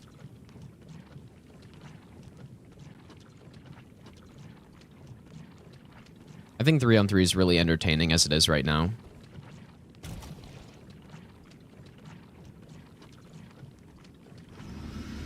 It's a shame that it ends at some point though, like, and then goes to a shootout, which there's no way anybody likes a shootout. Like, there's no way any player likes a shootout, man. No way. It's such a cheap way to end a game. It's the same issue I have in like soccer/football as well with like penalty kicks. Is that you're playing a team sport, yet the way that, you know, if it goes to it, the way that you're concluding the game is in an individual, like an individual effort, you know? Like it's not about the team anymore. So, and like I remember last time I said that, it was like during the World Cup, and I like people totally like were shitting on me the whole time. Because people are very defensive about like football/soccer, but I think it's the same issue I have with both of them.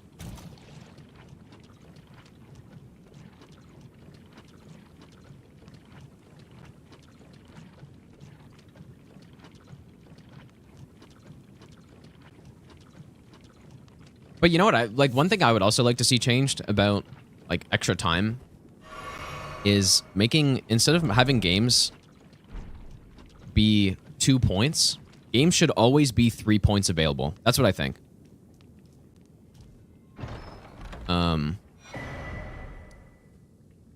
Games should always be 3 points, and a winner, like if you win a game in regulation, 3 points. You win an OT, 2 points. And if you lose an OT, 1 point. Like, that's how it should be. And it's so obvious, dude, but I don't know if they're talking about, like, changing that or not, but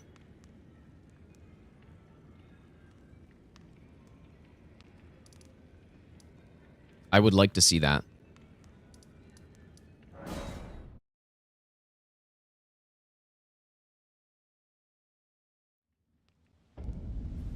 Soccer, you find shootouts interesting. Seems a lot more difficult and dramatic. What do you mean difficult? Like difficult to score, or like difficult to get to that point in the game? Because I don't know, man. I don't know about that.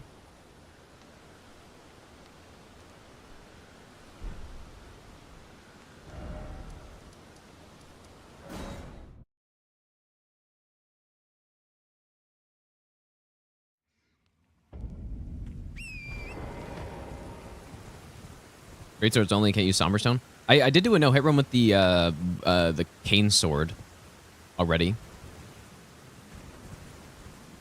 And it's like straight swords are so good. At least on base NG they are. On higher NGs they get worse because square off isn't as good. But paired straight swords are also still good, so.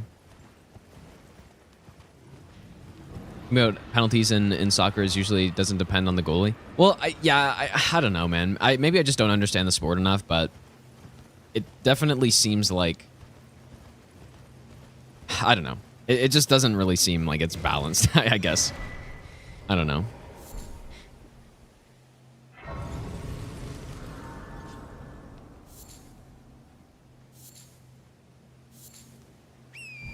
But that's not really the issue I have with it, though. Like I said, the issue I have is that it comes down to individual play in a team sport. That's the problem I have. Not the actual like details of how easy it is to score on a penalty kick versus like a penalty shot in hockey. Or how hard it is to make a save.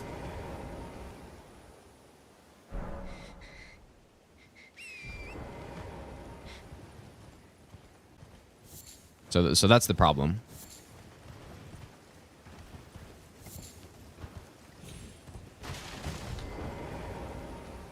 But yeah, like I said, I think for people who aren't as into the sport, it probably is more fun to watch because it's just like, oh yeah, some guy's going in to make a deke or something, or have like a nice goal or nice save or whatever. Like, it's definitely more of a show for people who don't understand the sport as much, I think. Or aren't as invested into the sport, I guess.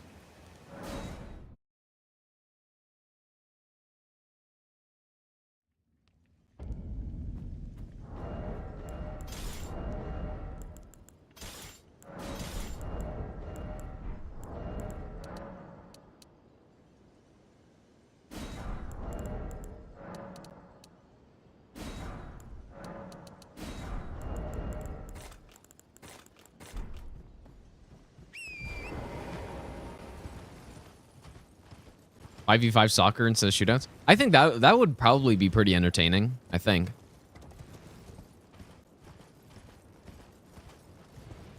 Much more of an upset if someone misses one. I do wonder. I wonder what the actual like balance of a penalty kick, like goal to non-goal is. I wonder what that number is, because I in my mind, ideally, it should be 50%. Right? It should be fair for the goalie, and it should be fair for the player, like, or even. I mean, somehow I kind of doubt that's the case, though. Personally, like I doubt it, but I don't actually know. In hockey, I actually don't know. It's probably a little bit below 50%, but I'm not 100% sure on that.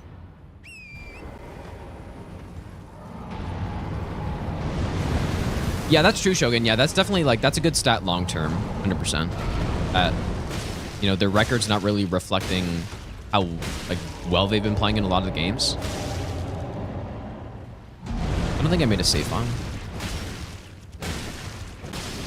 Yeah, I mean, they have the second best goal differential, I think, in the division, so that's definitely a good sign. They just haven't been rewarded with the victories a lot of time because, you know, they choke like defensively or something, or they lose close games and then they win by a big margin when they do win. I played center most of the time. Uzi shot.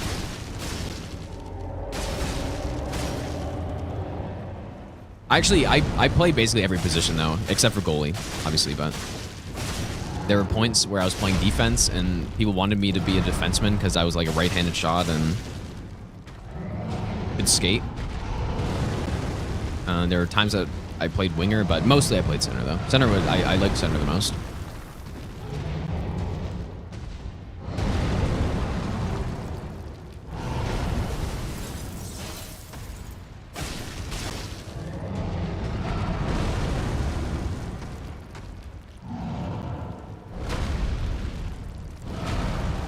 I'm very curious about those stats though. Penalty kicks, like goal percentage. I have to, like, just watching it, it feels like it's probably well above 50%, like based on what I've seen. Which maybe in some ways that's good. I think ideally it's around 50%. 75%. What, does anybody know what hockey is?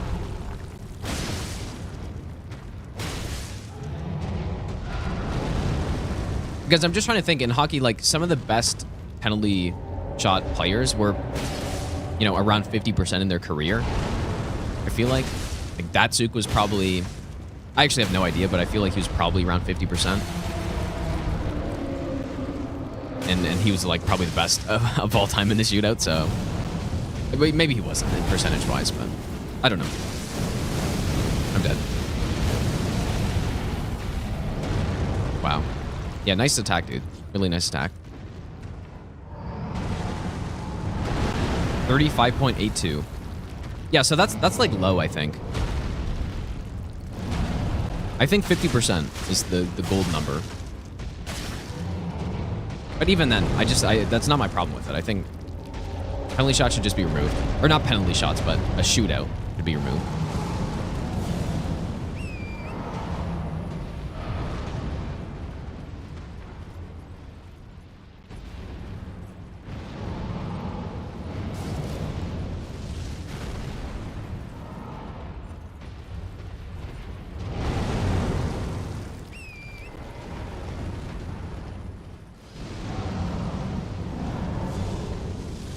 %85% of all penalties are scored. 11% saved. The rest are missed. Man, it would suck to be a goalie.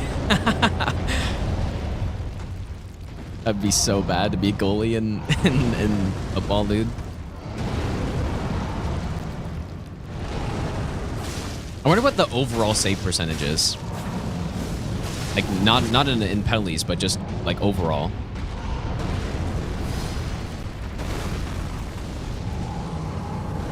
Because it can't be that high. They have, like, a huge net to try to defend, and they're small. And, like, there's only so much you can do, right? Surely not going to get trapped here.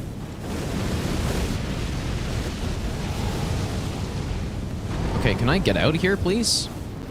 Oh my god, this boss is just something else.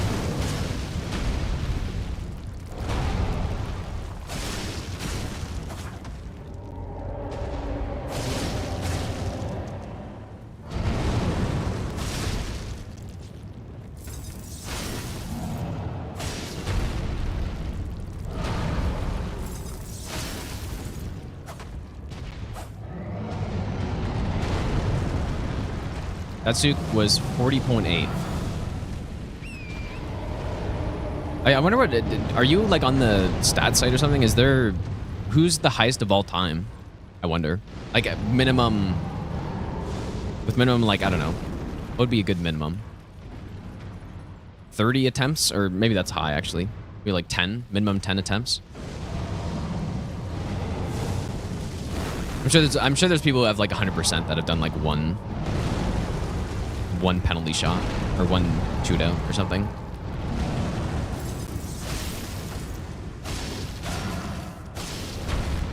Anyways, I'm happy the Suns game didn't go into a shootout. It was actually such a sick goal, dude.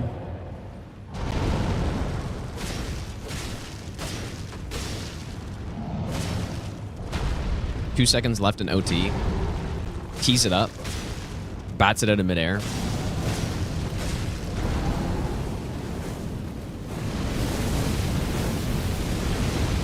Like I was like I was watching it and I was like pogging IRL, dude.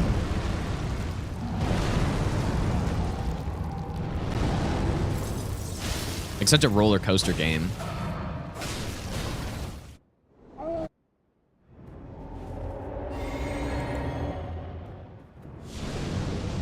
It's too bad the goalie looked like an idiot though, because it like I don't think it diminishes the highlight at all, but I saw people saying about, like, what the hell was the goalie doing there? But yeah, I was saying earlier, like, realistically, a goalie's not going to be able to make that save. Like, he has no idea where the puck is. He has, like, 0.1 second to react to it. Like, there's no chance, dude. But it looked really stupid, because he basically, if he stood still, it probably would have hit him and then knock on in. But he essentially ducked underneath. So, it just looked really bad, even though there's nothing he could have done. I think.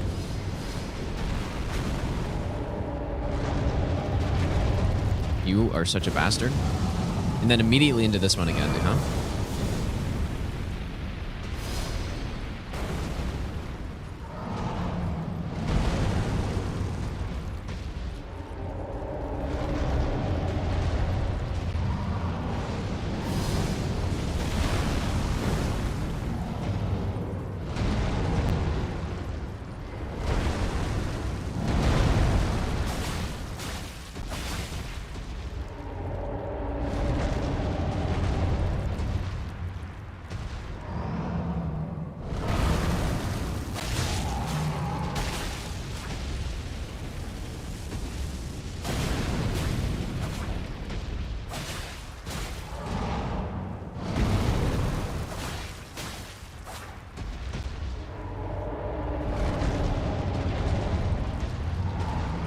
Do we have poison going? I can't tell.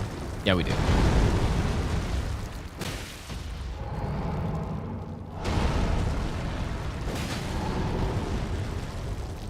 I actually think maybe going for a stun and then frosting is better than just trying to go straight for frost.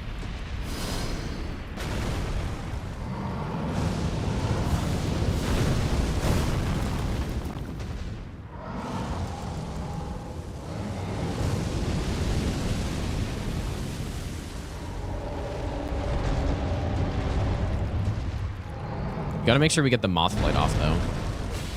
It's a huge amount of damage that I miss out on if I don't hit it.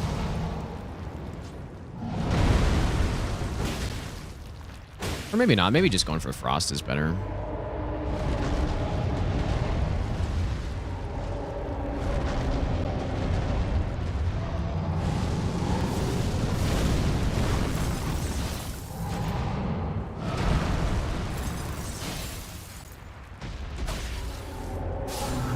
Yeah, just going for frost.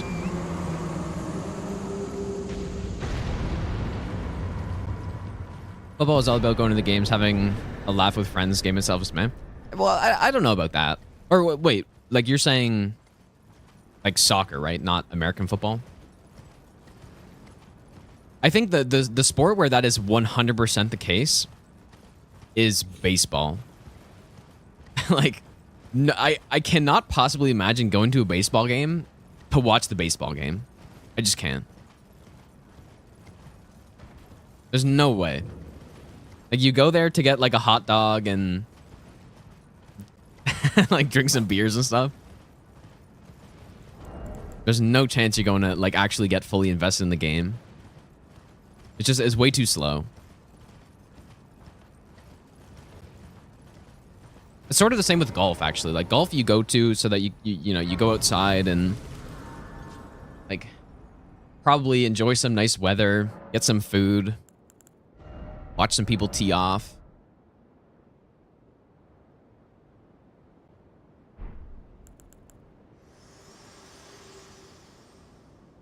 Well, tennis is way more interesting than baseball, I think. Very well. Let my hand. Because like it's constant action. Might be like a tiny bit repetitive, I guess, but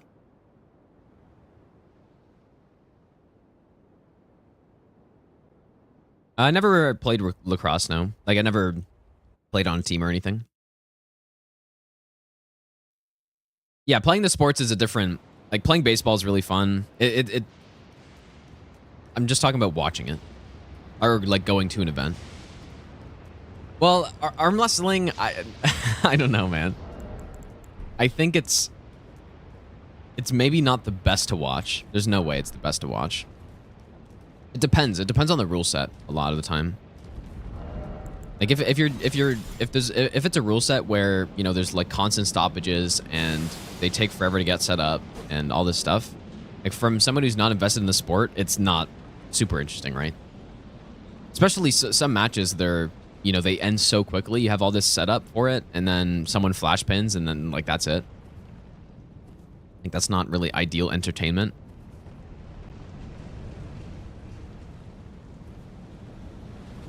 Especially, I feel like a lot of time in arm wrestling as well. Like maybe this is other combat sports too, but feels like a lot of the time when somebody's just an inferior arm wrestler, they just have like no chance of winning.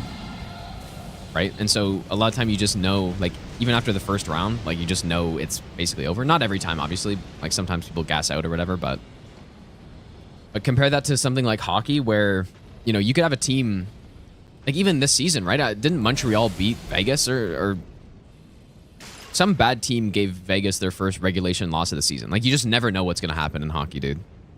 Even when there's teams that are just like straight up way worse.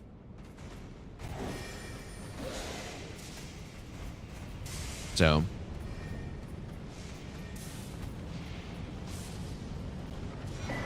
Not sure why I got that.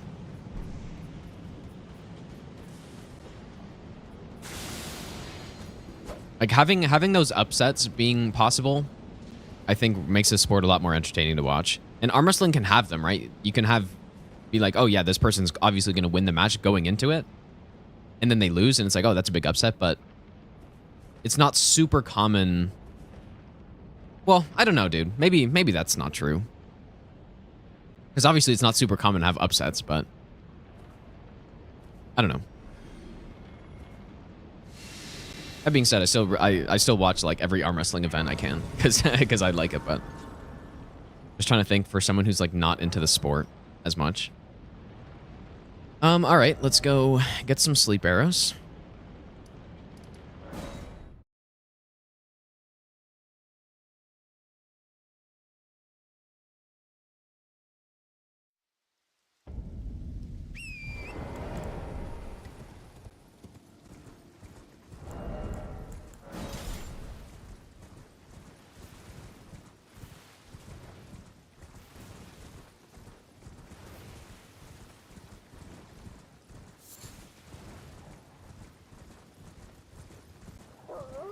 Just angered millions, did I?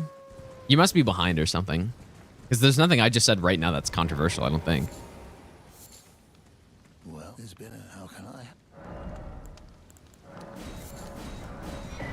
Yeah, if you're talking about what I said about like penalty kicks or something, then yeah, probably, dude. Anger half the world by saying that. Not like I care though.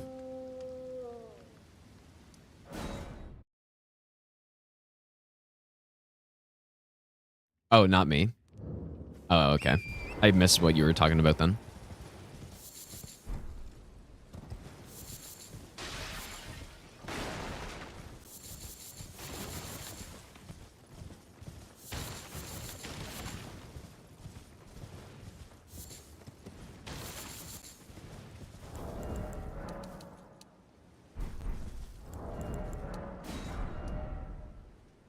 There must be a better place to get mushrooms, right?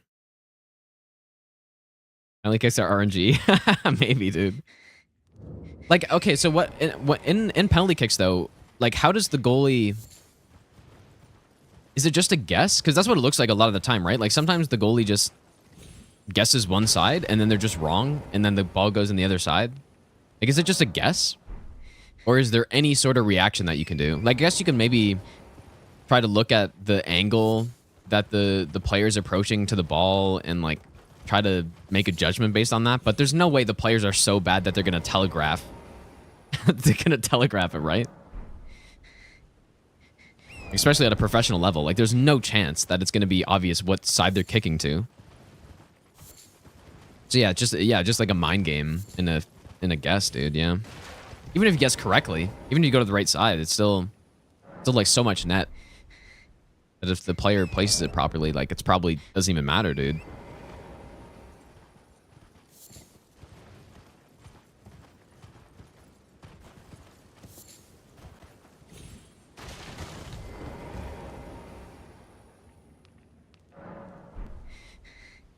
My favorite book? I don't know, dude. Kind of been a while since I've read through an entire book, I feel like.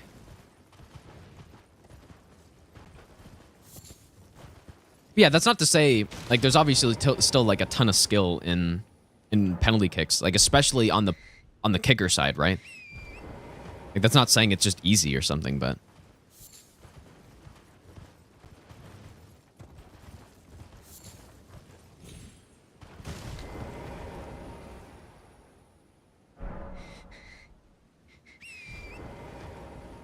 that's what. But yeah, I think it'd be pretty miserable to be a goalie in soccer/football, dude. I think that'd be not a good place to be, probably, dude. Must be such a bad feeling too.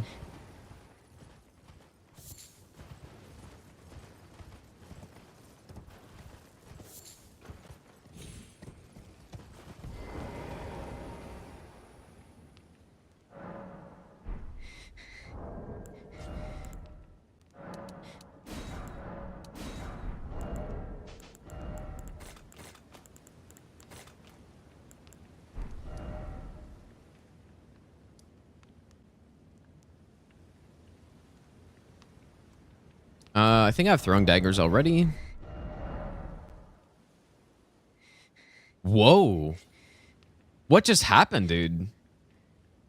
What? What just happened?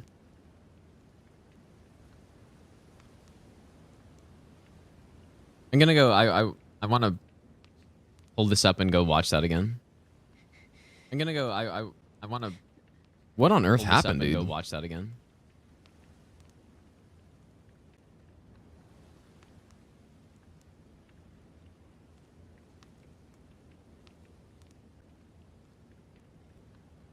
I went to fast travel, and like maybe I did it so quickly that it just didn't understand what is going on or something.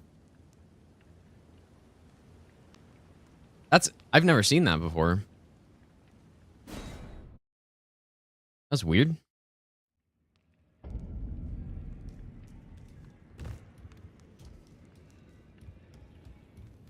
Oh, it's because of Millicent. Oh, that probably makes more sense. Yeah, that probably makes more sense.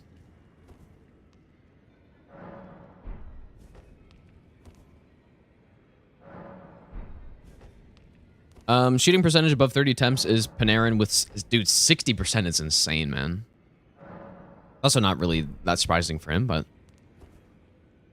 I don't know. I still hope they get rid of the shootouts though, man. Like, again, biggest issue I have. I do think optimally the balance would be around 50% success rate. Just because then you know, you're giving both teams a fair chance at it. But yeah, I think just removing that individual part would be better. In my opinion. Honestly, I'd rather just a tie. I would rather a tie than a shootout. Because I think a tie is perfectly reasonable to have in hockey. Like, a lot of other sports do ties, right?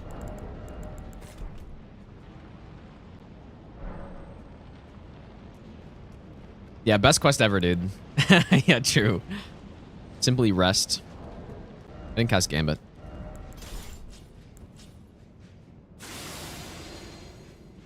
Yeah, tie's anticlimactic, that's for sure. And one thing, too, that a tie would remove is pulling the goalie. Well, it wouldn't remove it, but... Actually, I guess not really. Never mind, that was... I don't know why that came to my mind, but it just makes no sense. You'd still pull the goalie, obviously. Absolute brain malfunction, dude.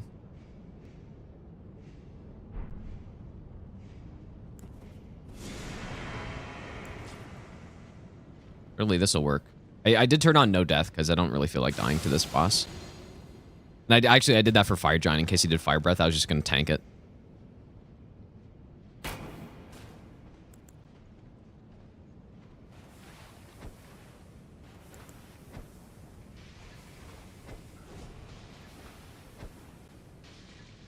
Like how, dude? I wish I could see what happened. I think that happens when I'm too slow. And the noble starts walking back towards the spot. But like I wonder if there's a way that I could make it so that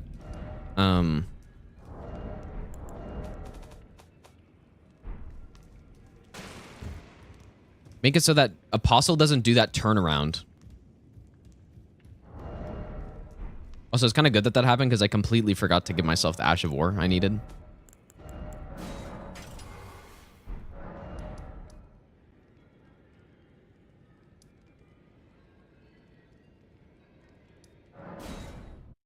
What do I think about the Adam Johnson situation? Like what part of it? Like I think it's not good. Obviously, like that had happened. But if you're asking me like what I thought happened and like the intent of the guy who did it, I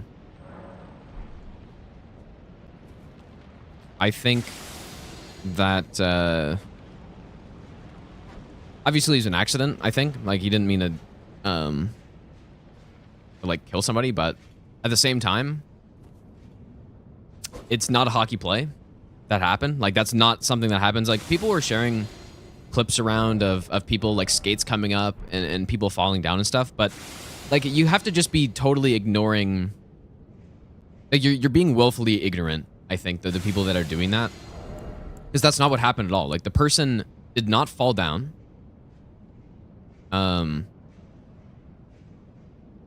What it looked like to me is that the guy like so like Johnson beat him to the middle. This is what I think. Johnson beat him to the middle and was cutting back, and the guy basically had bad body position when he was going for a hit, and so he tried to like do something to get into the way of into Johnson by sticking his leg out essentially. So like I think he meant to do that.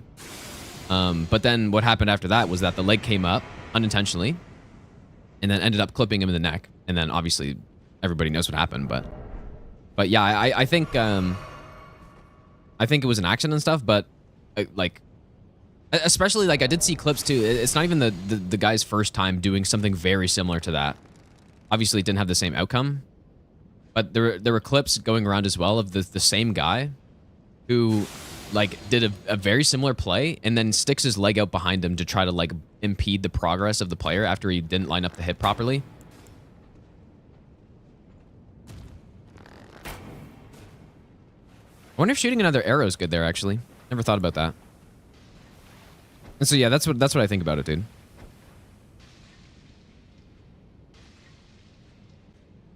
What on earth is going on here?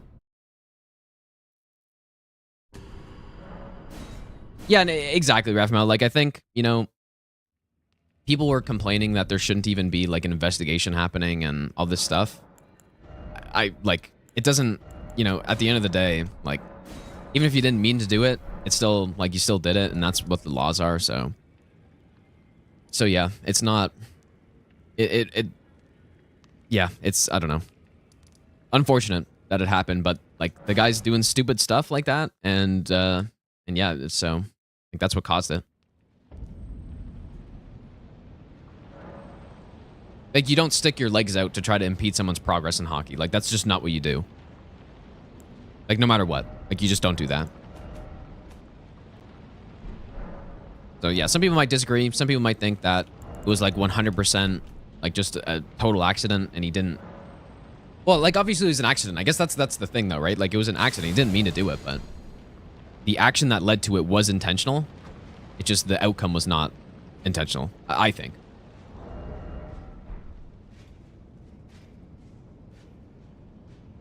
Well, it's almost like he stuck his leg back to try to impede the player's progress, and then, you know, he fell down in doing so, and then that's what caused the leg to come up, right?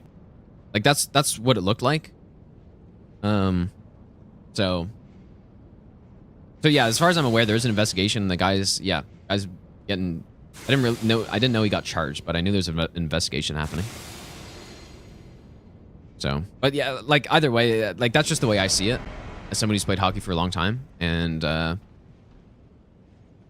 there's no point in, like, speculating if he was, like, trying to do it or not, really, like, trying to actually cause that outcome, because I don't think he did. And even if you think he did, like, there's probably no basis for it, so... yeah, sounds like he's getting punished anyways, though, which is, I think is probably the right thing. Especially since he's done something similar before. So... how do I get the Apostle to not fucking turn around, bro? Maybe I gotta aim a bit to the right or something.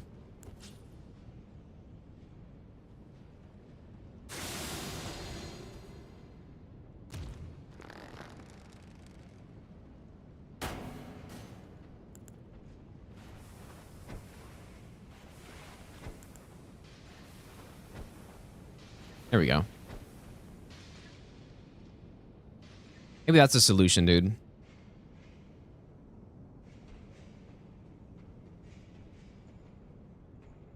Guessing neck guards are going to be mandatory now. I kind of hope so. Like, I would like to see that. That being said, I think a neck guard would maybe make that not as serious, but it still would have been bad, right? Like, it still would have been really bad. Like, if a heavy boot comes up next to your neck, even if there's some cloth there, like anti-cut cloth, it'll make it better, but it's still going to be really bad. But yeah, like, I think they should... it's nice to see some players in the NHL starting to wear, like, the turtlenecks or whatever. Because, dude, like, yeah, it'd not be good to happen again.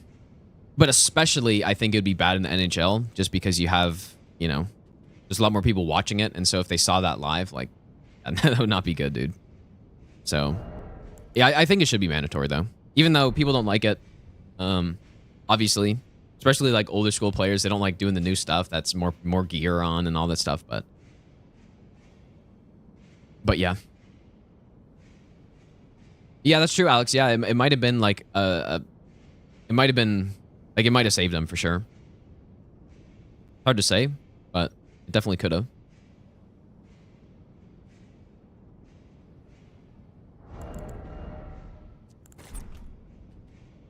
Well, okay, so yeah, for people who aren't aware, a few weeks ago, a player in a, I think it was a UK league, like hockey league in the UK, he died because a skate came up and sliced him in the neck.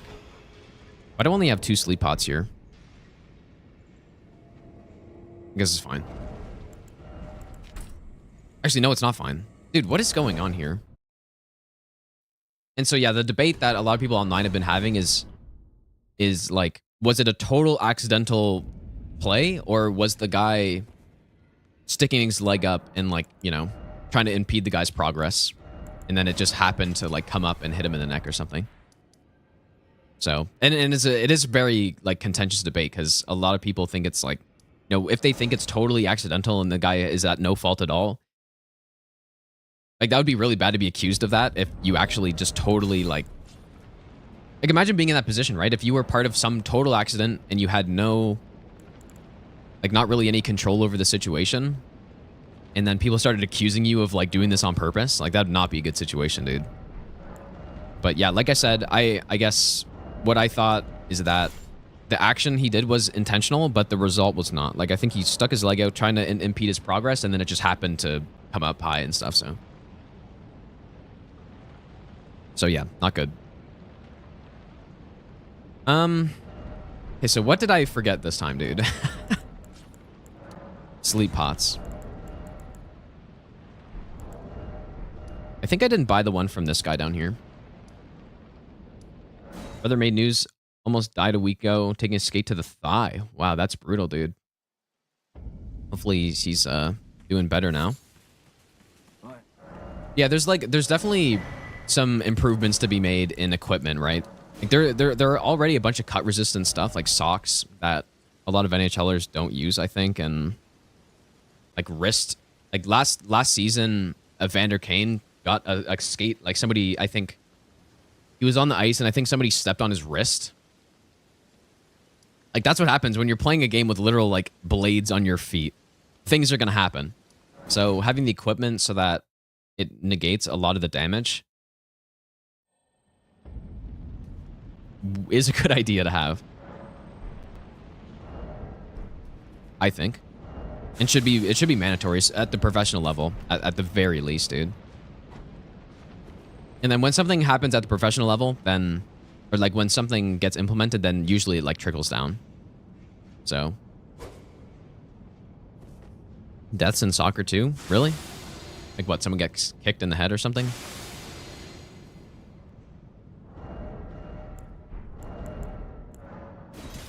All right, surely this time, you guys.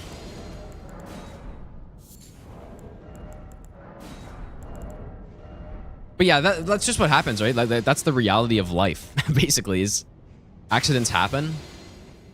But doing something like a sport, or just like in anything, reducing the chances of something happening is a good idea, I think.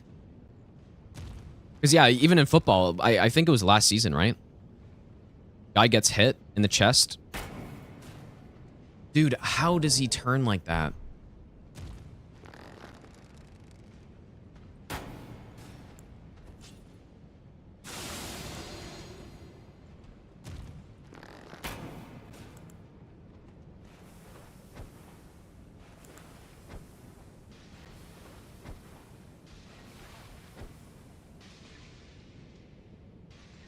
Yeah, a guy gets hit in the chest and then has like a... Did he have a heart attack? Or I don't know what happened, but... Like, accidents happen, dude. Especially in these, like, contact sports. It's not like, you know... It's not like you're playing chess and, you know... getting injured like that or something.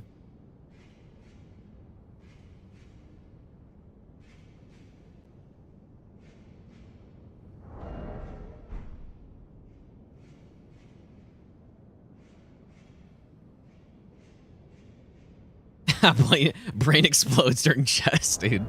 Yeah, calculating too many moves deep and you get a, I don't know, malfunction.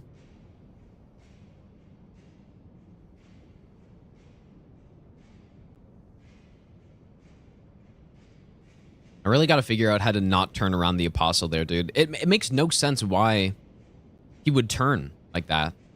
Like, why would he turn?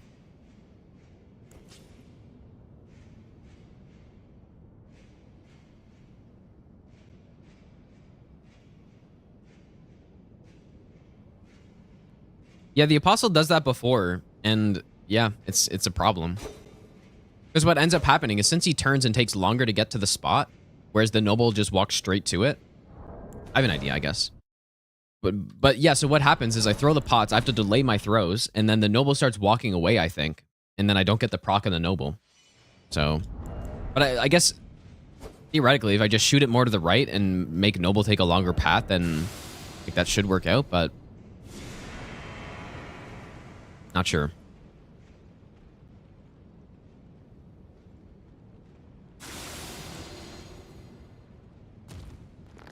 What if I shoot it at this line here?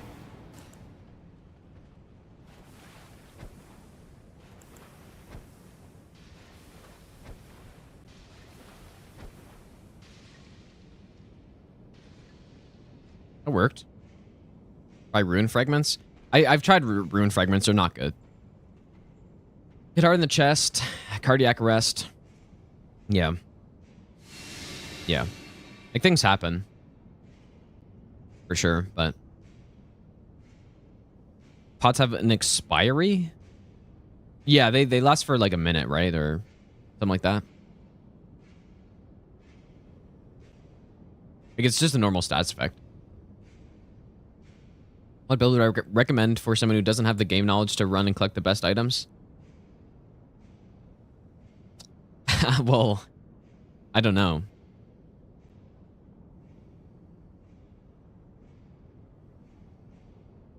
Like, because if you're not going to optimize the build like that and go for stuff, like, it kind of doesn't matter what you use, right?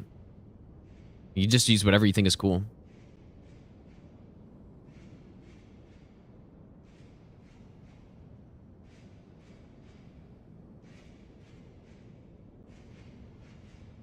But yeah, if you're not going to look into stuff, like, probably a spell-based build is not the way to go, because for spell-based builds, you want to have different spells for different situations, and you might not know, like, what works where, so just any sort of melee build should be fine.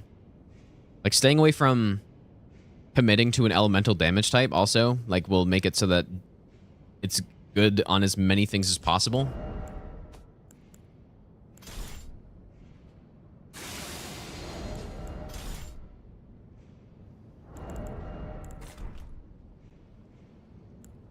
Or you could just, like, swap infusions too, right? Like, if you're gonna go fight like a death bird or something like that, you could just swap to a holy infusion and do it that way. But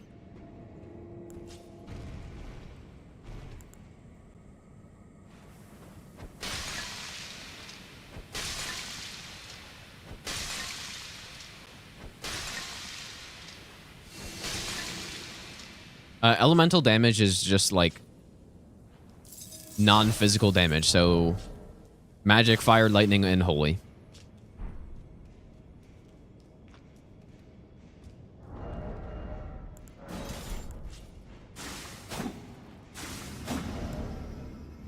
Pro tips on Millennia: simply learn and then win is the tip. Except Millennia is kind of not fair though, so I would say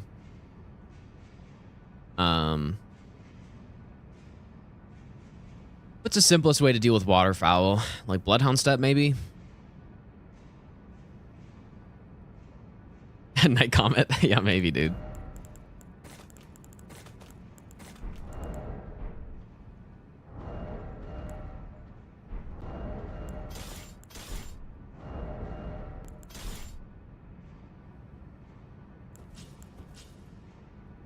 Oh yeah, freezing pots, I guess, yeah.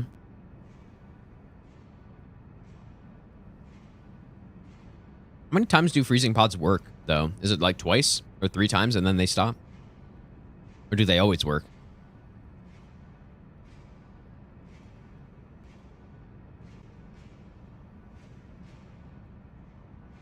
Yeah, the Zwei is a great weapon. Yeah, like, I think that's a good one to go for.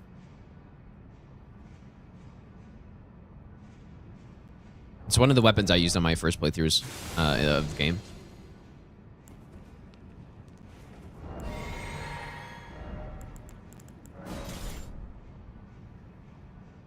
Yeah, because, like, Zwei's really good. Even if you're going, like, status infusions on it or something, if you want to go poison, it's still great for poison.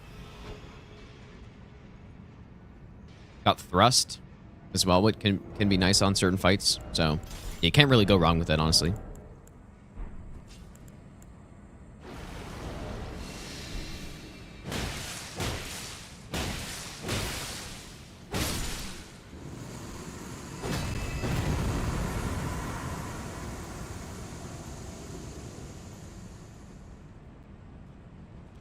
What's the Claymore Charger 2 in this game? I can't remember. Whatever it is, it's not as good as the DS3 one, that's for sure. The DS3 Claymore R2 is like god tier. Maybe not so much for PvE, but for PvP, it's like just insanely good.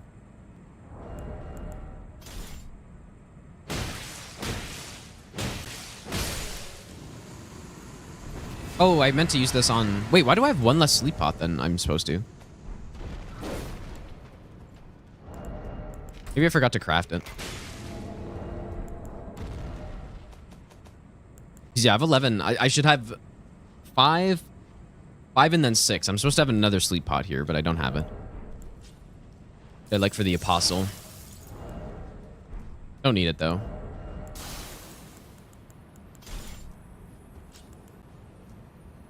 So let's do this one.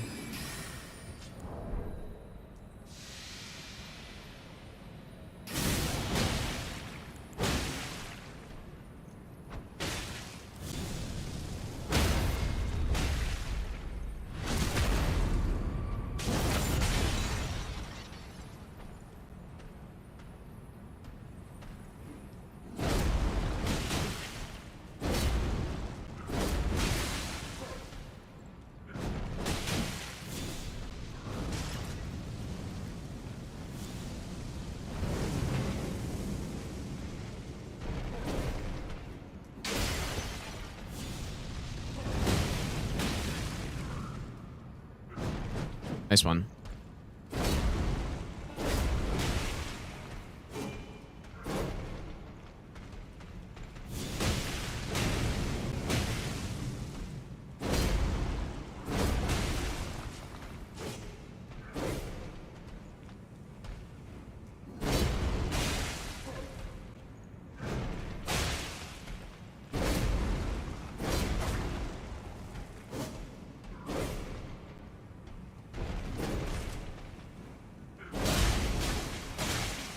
I love Stress. Thanks for the 4-month Prime sub, dude.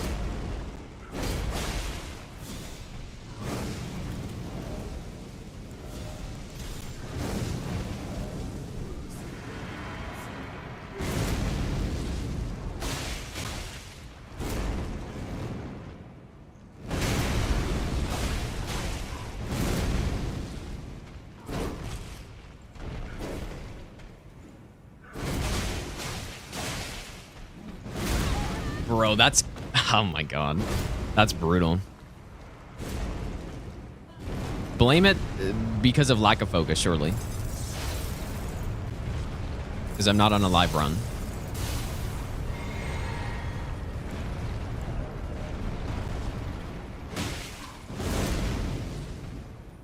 Yeah, my auto roll got turned off somehow.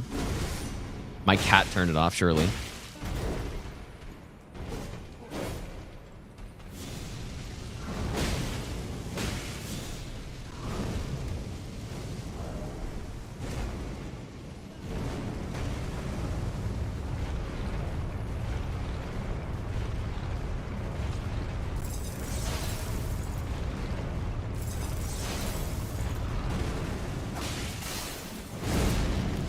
I think I just actually was not paying attention there.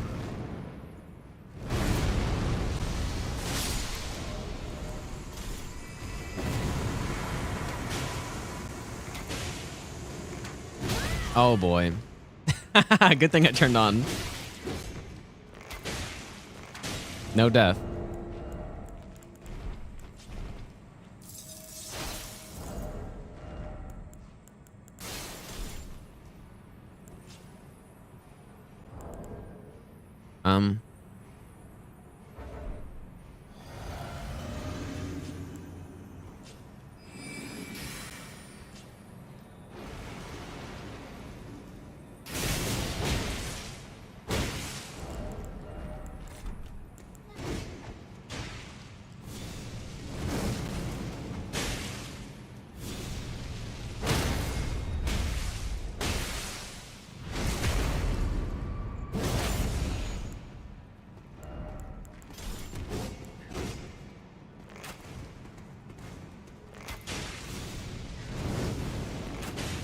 It would be kind of cool if there were like sleep throwing daggers or something. That'd be kind of cool.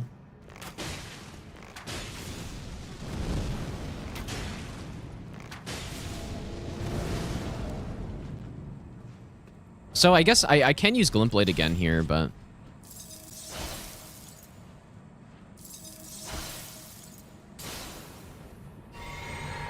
Not sure if I really need it.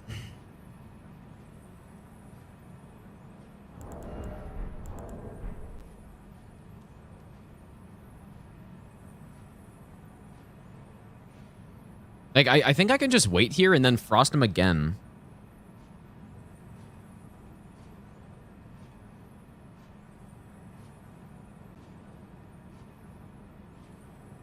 Maybe not. How long does the... Oh, there it goes.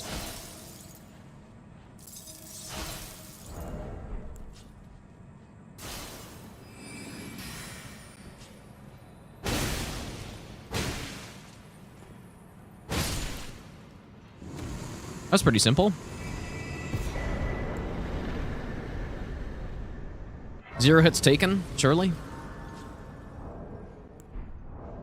You ever bad that you're level 65 fighting Godfrey's Ghost? I have no idea, honestly. Like, that sounds about right to me, but I don't know.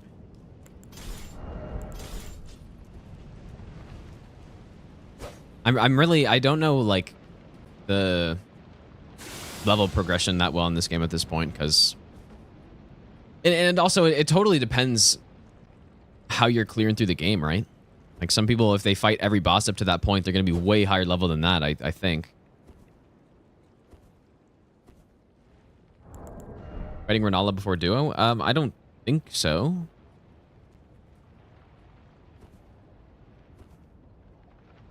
No, I think I'll fight Renala after. They're going to use Tornado and stuff. Let's go on Boogeyman.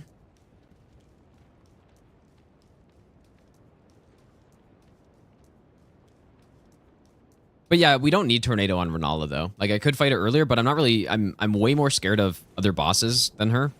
So that's the reasoning. Like, Radabeast, I think getting to them is a #1 priority. I think that's the hardest boss in this run still. And so yeah.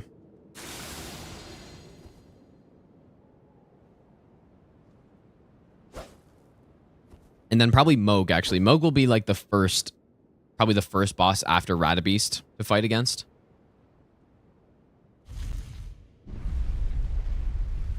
Use Tornado at the end of phase 2. I actually have not. But it's actually really quick though, because I can use... So using Poisonous Mist, I can use Moth Flight, right? When she has the last chunk of HP. So it doesn't actually take that long. Like, just one Frost proc. And then... Like, one poison proc, and then that's it. Like, that's all it takes. And I just wait for Moth Flight. So it doesn't take that long. But I've not tried Tornado, though. It'd be interesting. Like, that'd be really good if that worked. Blood Flame damage? Blood Flame damage count from Moog? Like, the fire on the ground, it does, yeah. The only thing that doesn't count on him is the Nihil attack.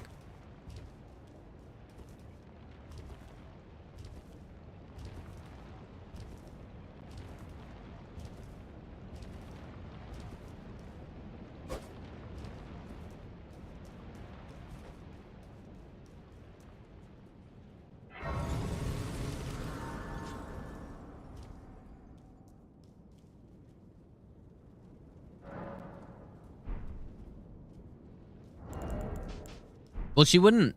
Like, so the cheese we do in phase 2,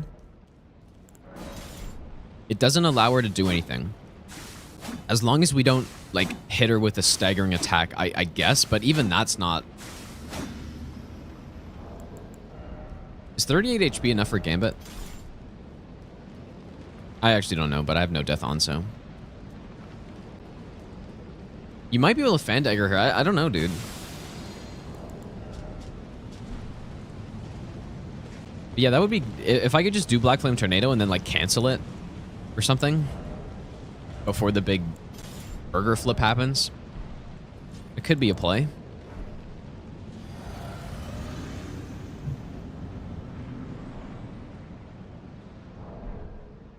Thou who approacheth destined death, I will not have it stolen from thee again.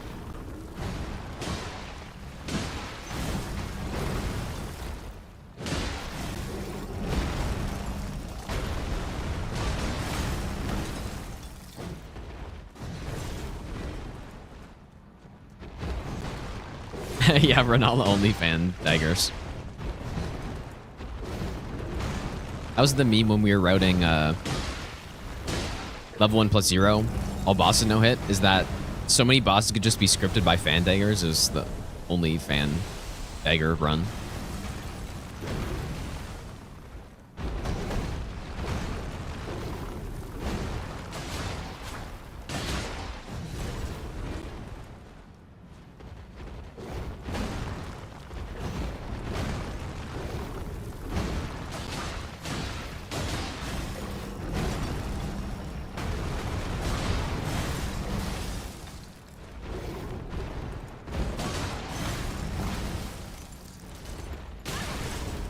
I'm just like slow in the brain today, I think, dude.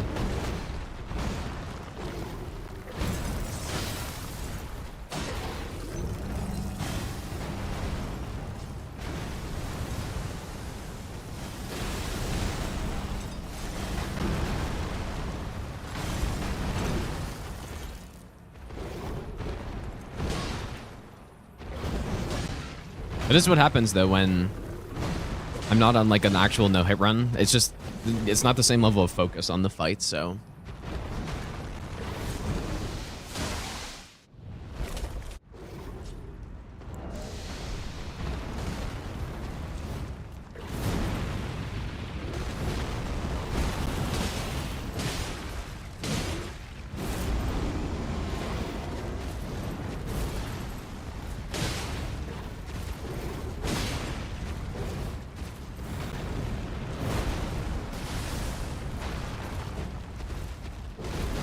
If going for a stun would be a good idea here.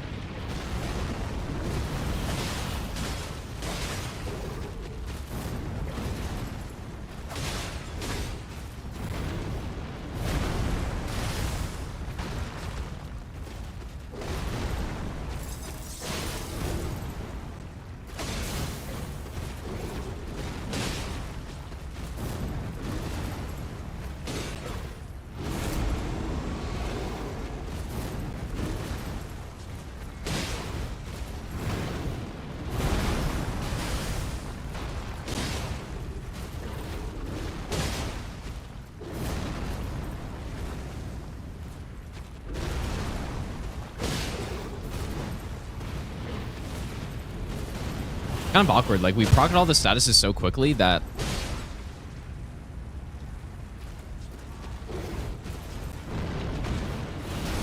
that like he just has so much health left. I'm just sitting there doing nothing the whole time. Witness tarnished. Why cover destined death? To kill what?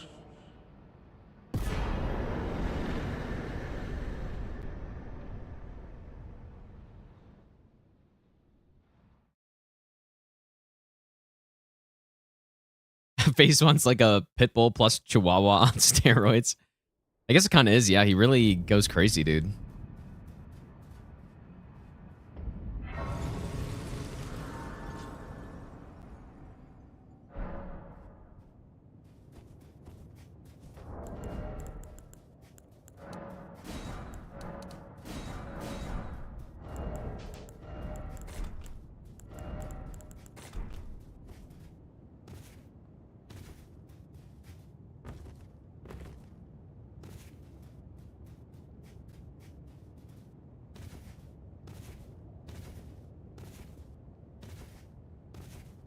What is the audio? Or wait.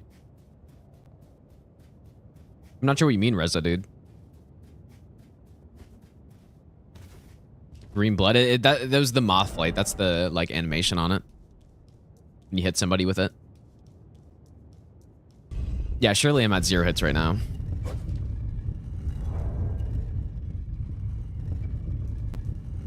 I'm not gonna stream for that long today, you guys. I'm like, I'm pretty tired, dude.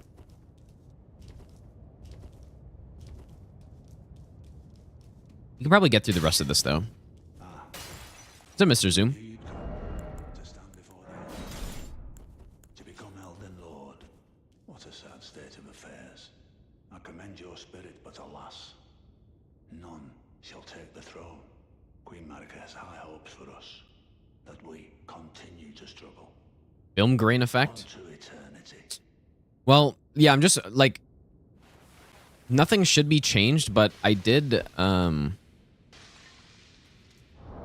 do have sort of a different setup in OBS. Let me just check. Like, I didn't notice anything when I saw it, but... Let me see.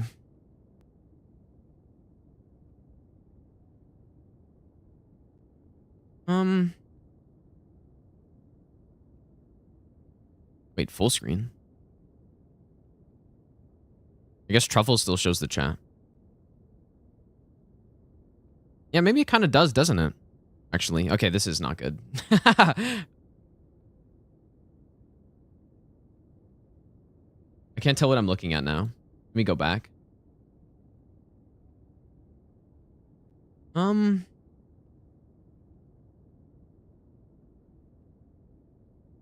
It does look kind of off, I think. Maybe.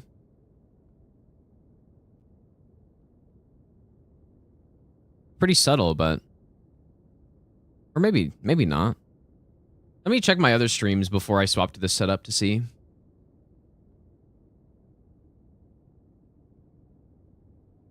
Let me go back here.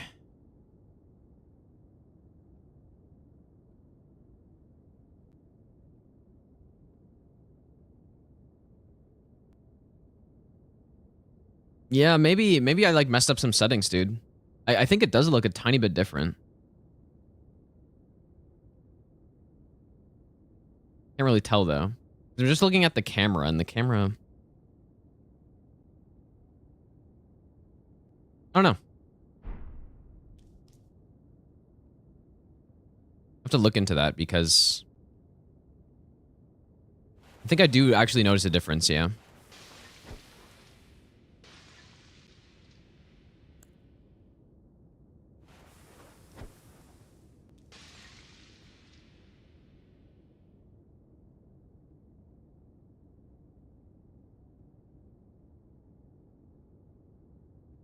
I think all the settings are the same though.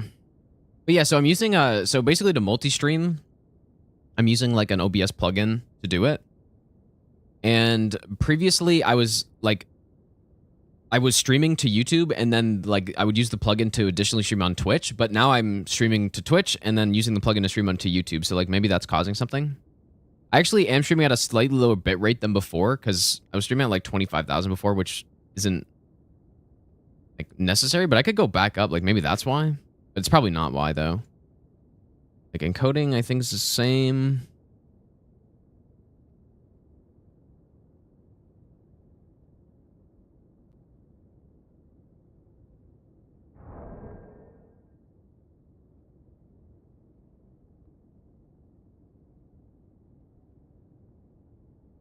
Like maybe it's not different and it's just in my imagination, but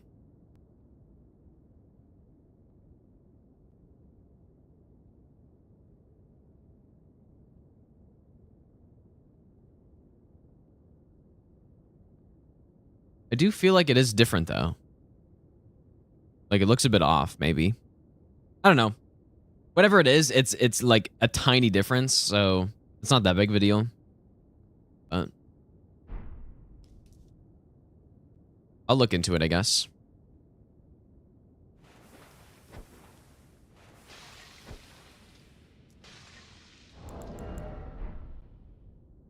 Called in sick today? No, we've made some good progress, I think. Maybe.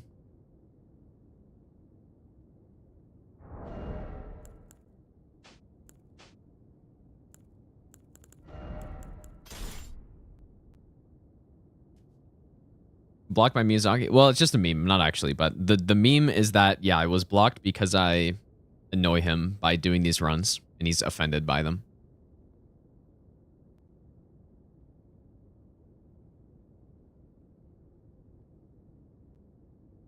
This probably would have been a good time to go to the bathroom, but I didn't, so no soundtrack. So right now on Twitch, we're like, I'm listening to just like music. But YouTube, it's a little bit trickier to get around the copyright, so right now there's no music on YouTube. But occasionally I'll play like some like game OSTs and stuff. But yeah, I usually don't play with the game music on because I like just listening to my normal music, so. I know in my bones a tarnished cannot become a lord. Not even you. A man cannot kill a god. Yeah, I don't like the Elden Ring open world music, basically anywhere, dude.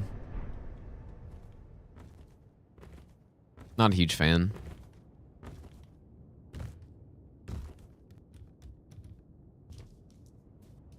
It makes me appreciate when I go back to like playing Elder Scrolls games, how those are some of the only games now where I don't actually turn off the in-game music to listen to something else.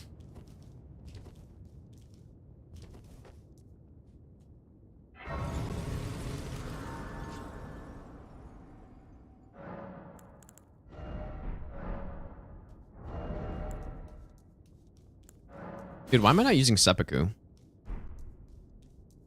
Remains my hottest take. You think so? Maybe.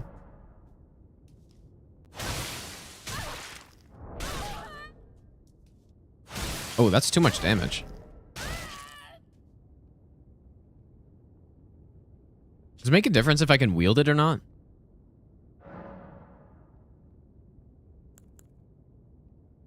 Altus Langdale, Zula of...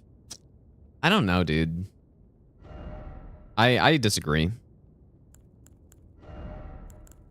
It's obviously just a preference thing, but I think they were too conservative with it.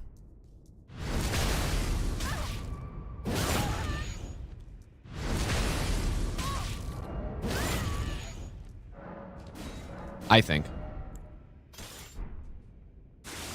Okay, I guess I'll just use Bloody Slash then.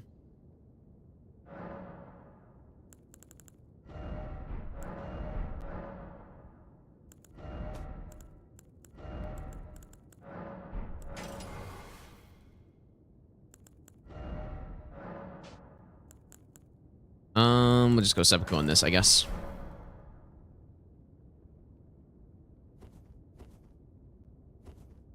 Yeah, it does kill you, yeah. Would not be a good way to lose a run, that's for sure.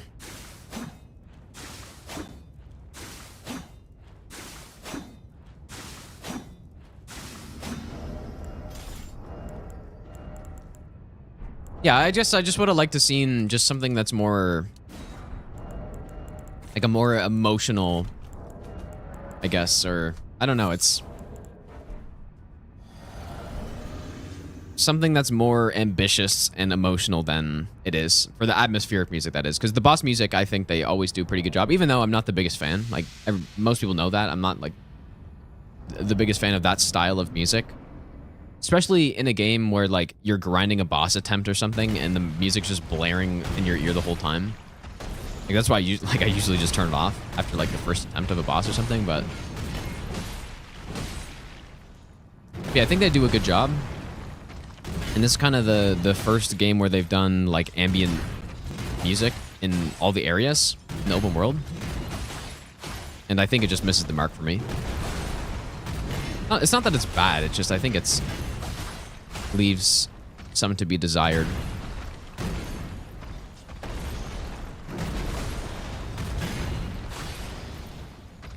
Especially, yeah, when I'm used, you know, like some of my favorite games are ones that have like some of the best soundtracks that exist in a game. So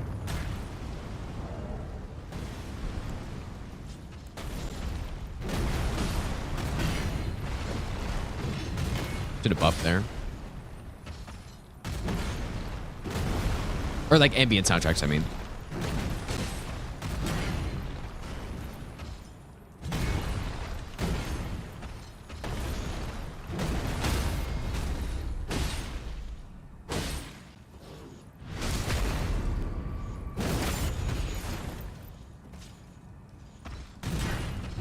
But I also totally understand why they did the style that they did. I think they didn't, you know, again, it's the first time they put like ambient soundtracks in all the areas in their game, in one of their games, and I think they didn't want to go crazy and turn people off, right? Because Souls games usually don't have music as you're going through the areas. Very rarely do they ever have that, where, you know, like there's very few instances that I can think of. Use Mothlight here, I think. Oh my god, like 1 frame late, dude.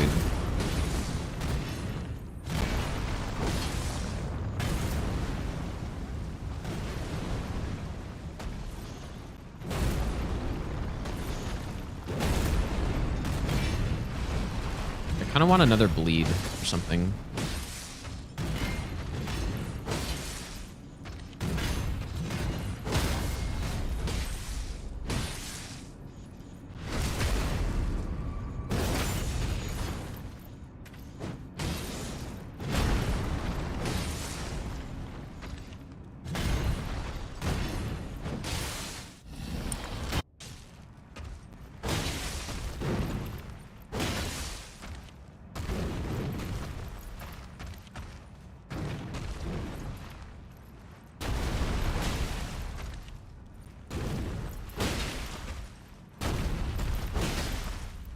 Why are you not screaming?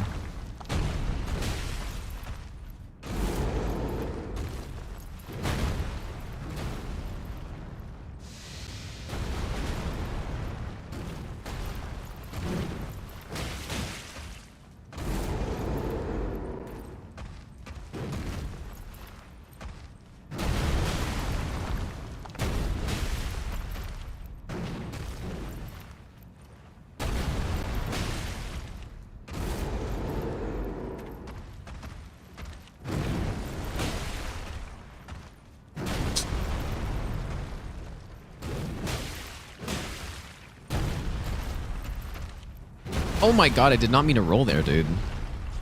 Jesus.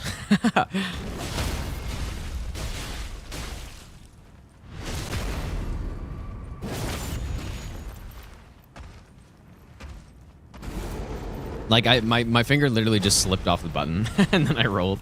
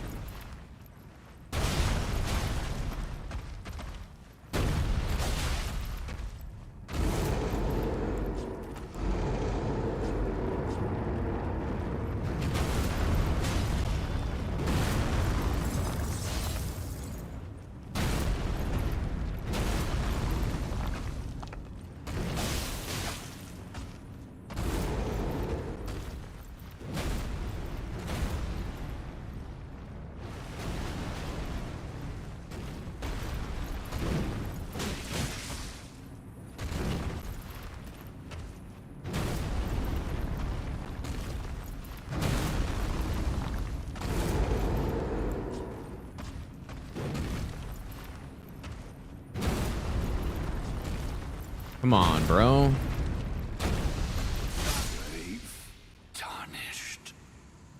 Thy strength befits a crown. I need to go to the bathroom really quick, you guys. 1 second.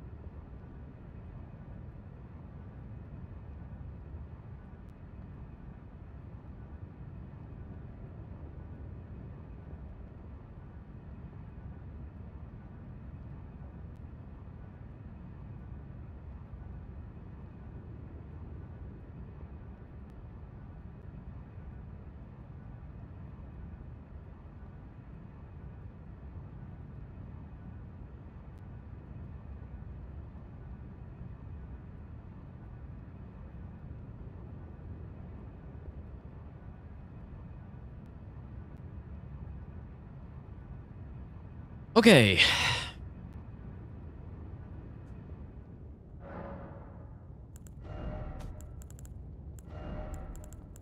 Tornado?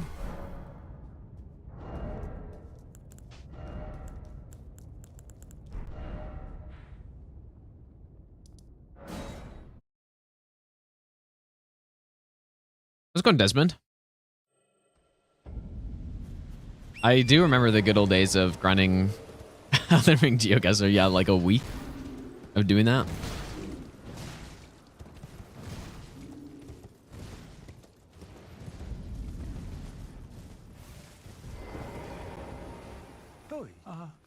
Dim.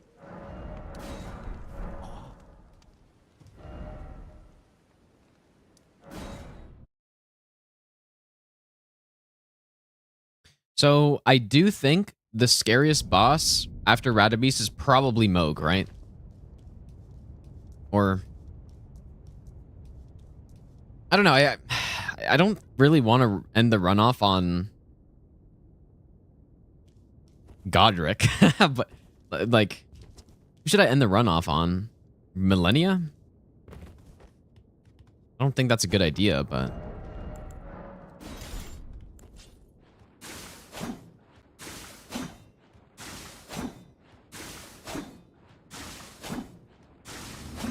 yeah, Moog would be a cool boss, but he's also the scariest out of all of them, probably. Right? Or maybe he's not. I don't know. Shouldn't really matter, I guess, at the end of the day.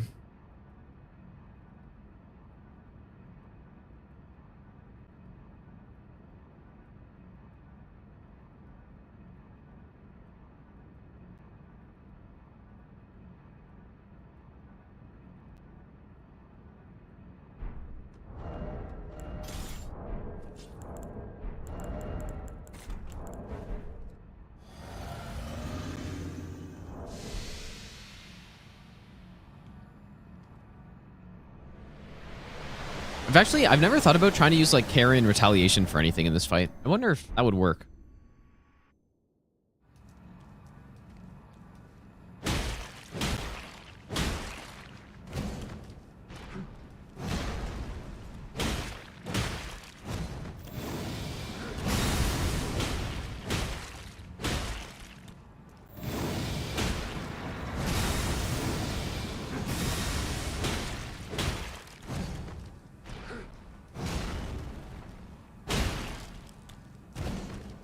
Yeah, parries it back. It'd be hilarious, dude.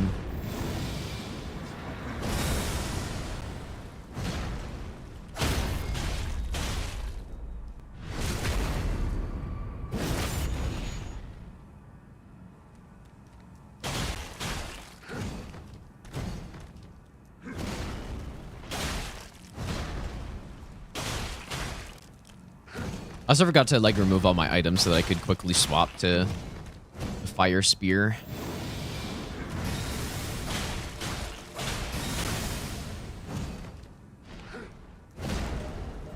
Oh.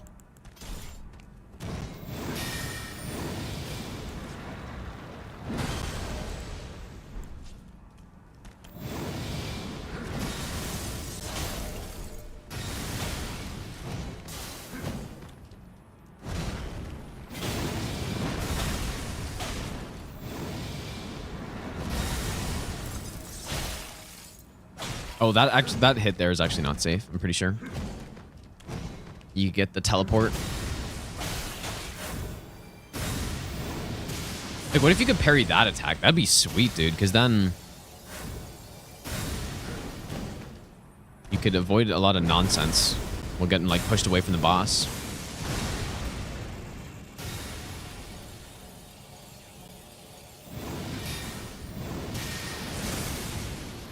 Yeah, you probably can't, but... Alright, buddy. When can I attack you?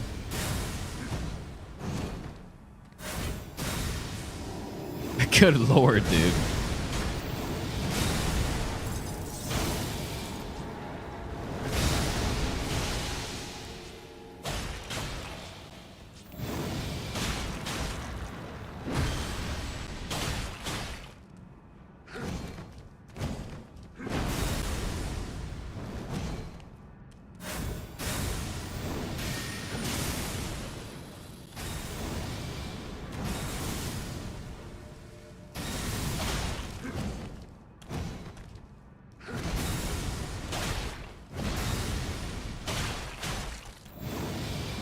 Skull Island of Rise or Skyland. Wait.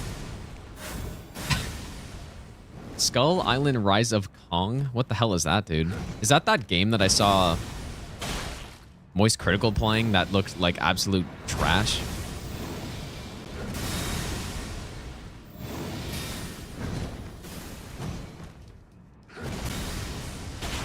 Like some monk, you run around as some like ape or something.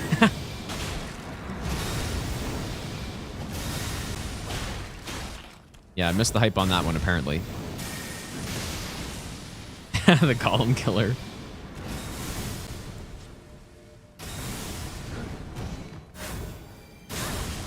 I'm just like, my brain's actually slow today, guys. Hate to say it, but it's not like these are difficult dodges. I'm just like not hitting the button because I'm tired, dude.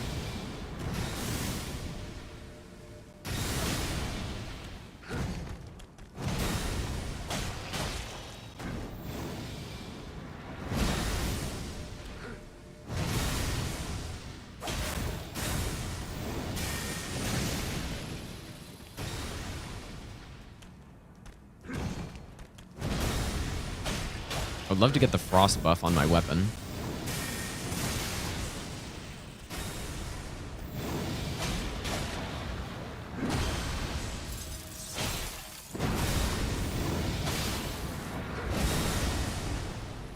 What a horrendous roll that was.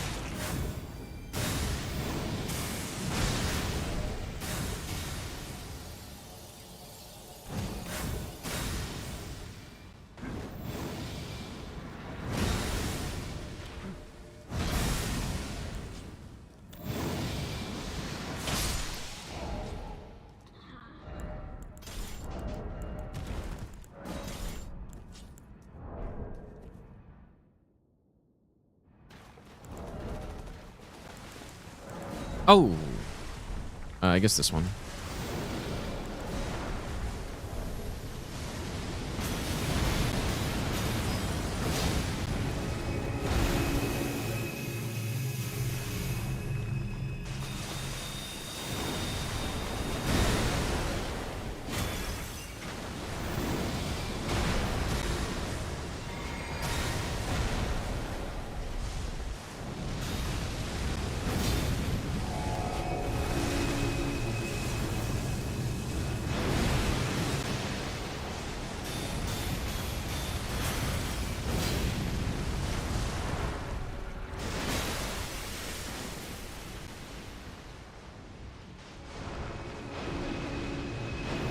It's better to be skilled but unfocused than be unskilled but focused.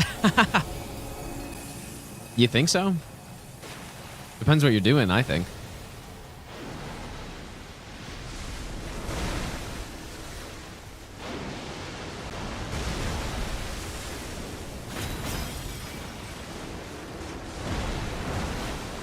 Come on, bro.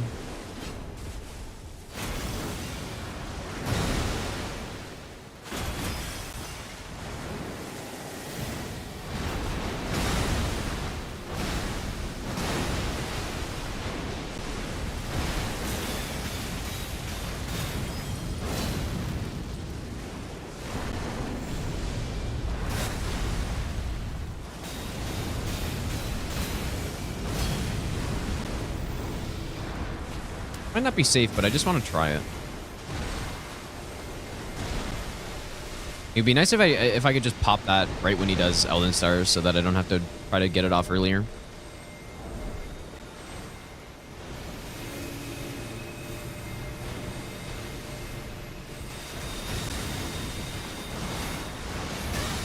Bro, and I still ran out of stamina. Just nasty. But I was not paying attention to my stamina bar though.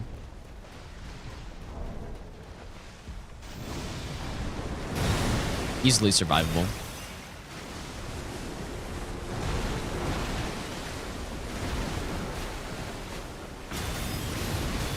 Normally I'd have the physic there as well. I just accidentally used it on Radagon. Because I wasn't paying attention. We're against the wall here.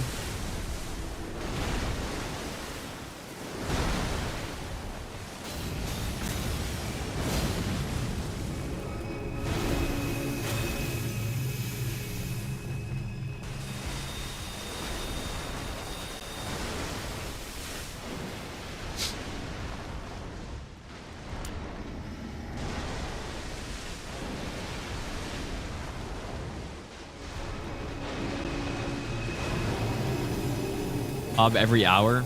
Well, yeah, like I'm kind of like tired, but we're also not doing an actual attempt, so there's no reason to like focus really.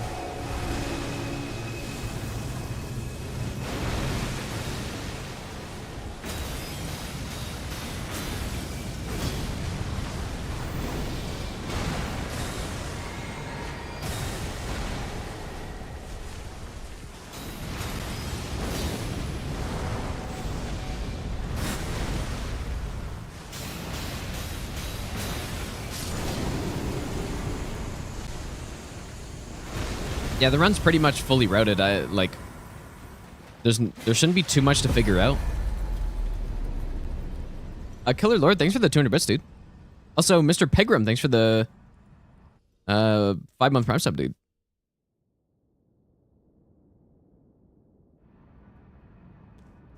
Hey, I didn't realize your item. That's interesting, dude. I didn't know your item showed up in the arena here.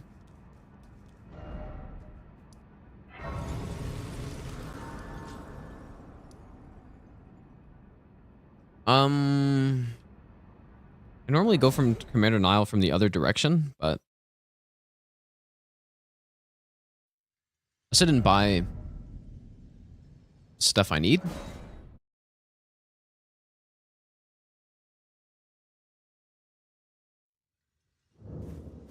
Yeah, Elden Beast grab is pretty cool.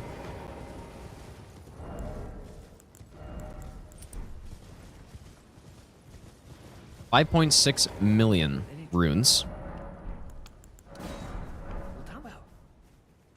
George, thanks for the brand new Prime sub as well, dude.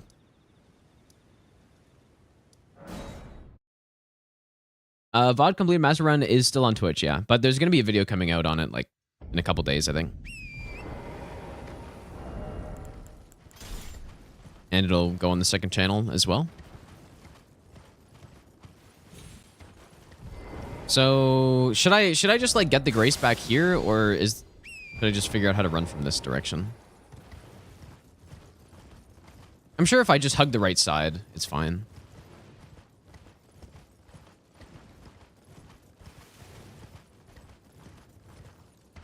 Well, until I aggro all the archers.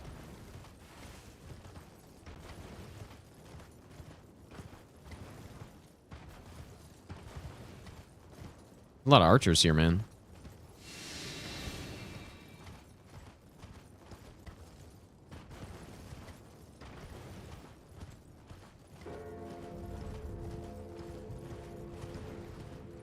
I'm probably just gonna go from the other direction. Get the Grace. Just because that's the way I know how to go from.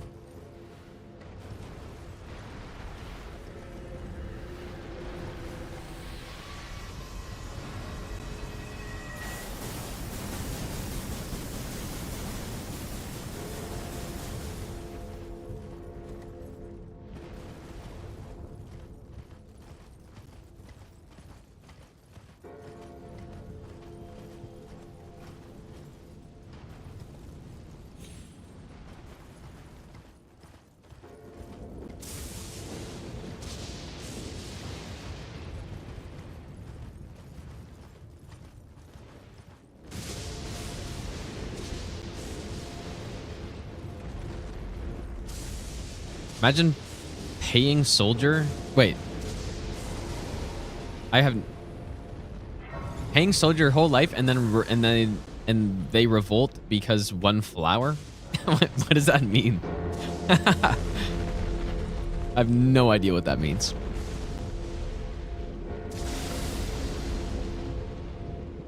How's it going, Gurvich? How many hours did Master Run? It was like 4 hours because I had to bone out I had to bone out twice on Fire Giant, which took it was like an hour of Fire Giant, I think.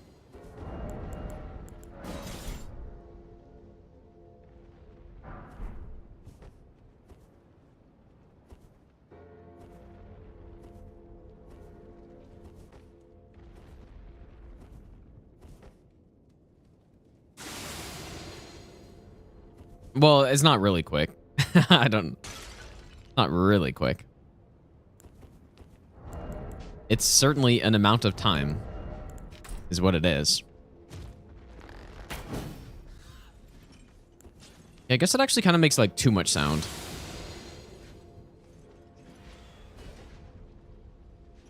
Oh, Bewitching Branch. Oh, I see. Okay.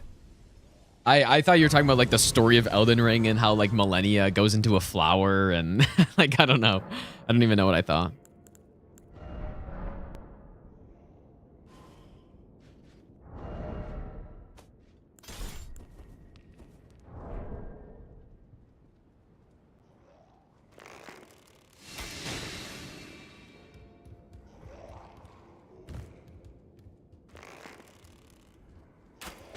Hate Elden Ring music? Well, I don't hate it. I just don't like it. If you want music, you can go watch on the YouTube stream. Or I guess you could be like 5head, and then if you want to get the better quality stream, like watch on YouTube and then have the Twitch stream in the background with the audio, and surely it syncs up.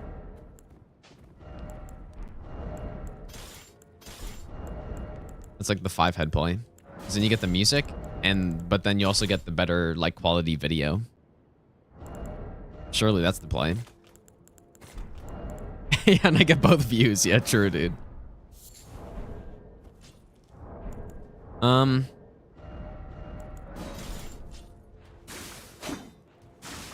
Simply win.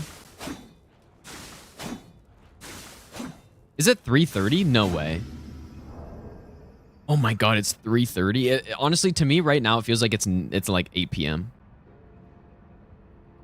That's crazy, man. My body feels like it's 8 p.m.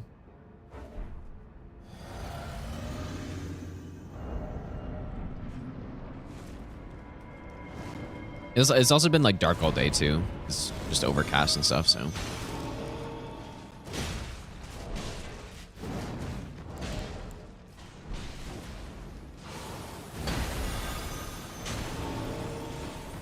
Shit, we got it.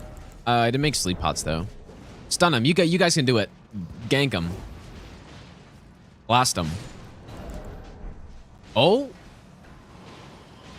Oh, imagine he got a stun there. Wow, they did really good this time. They blasted him, dude.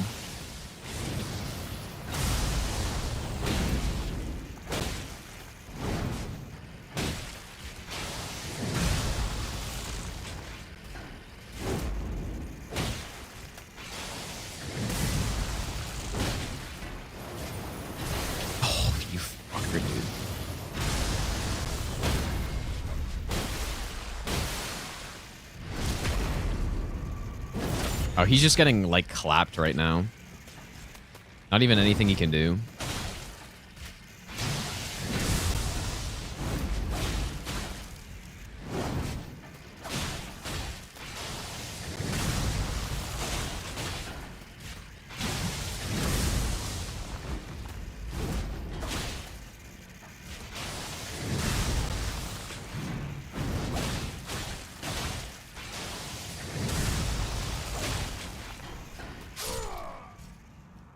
That was really good. That was probably the best RNG I've ever seen on the on that opening with the knights.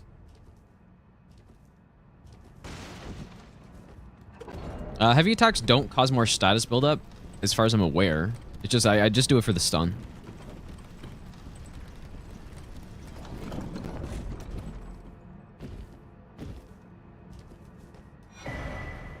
Oh, dude, I guess when we go down here, I should get the grace, I suppose. Kind of forgot. Yeah, that was a really fast kill. Yeah, that was fast, dude.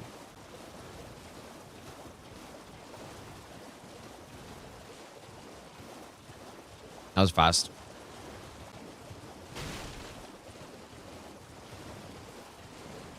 I kind of wanted to stream for a while today, dude, but I would like to finish the rest of this run. But yeah, there's no way I'm gonna be able to stream for much longer, I don't think.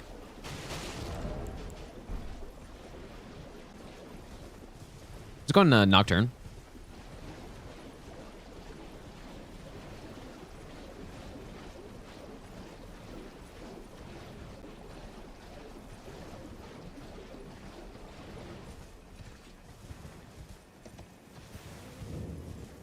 Oh, I guess maybe is that Sweden game on? Kind of wanted to watch that.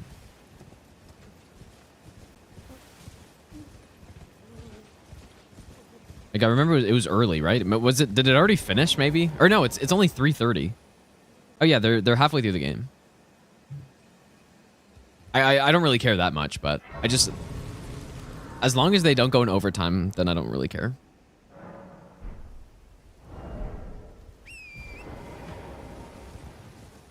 Like it's conflicting, right? Because I hate Toronto so much, but at the same time, like Detroit's more of a direct competitor to Ottawa than Toronto is. Because Toronto, like even though they're not so great this year, they're basically always a lock for the playoffs at this point. Like I don't hate Detroit, but I kind of do because they're direct competitor to Ottawa, so. But not in the same way that like Toronto. This is why I normally kill this guy, because he talks for way too long. Like, dude, stop it. How could you talk so much?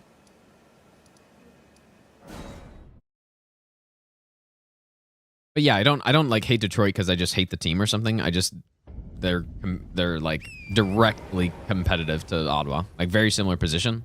Whereas I just hate Toronto, so or the team at least.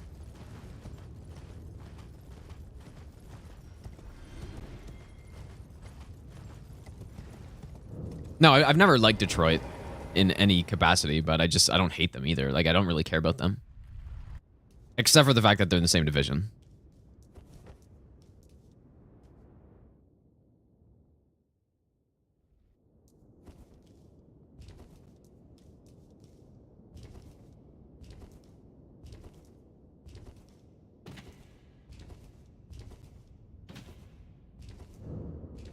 Big Detroit Lions fan. Really? Are they any good this year?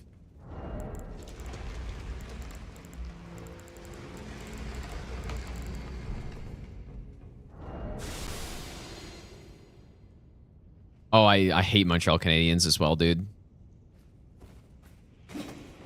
Probably like the same amount as Toronto, honestly.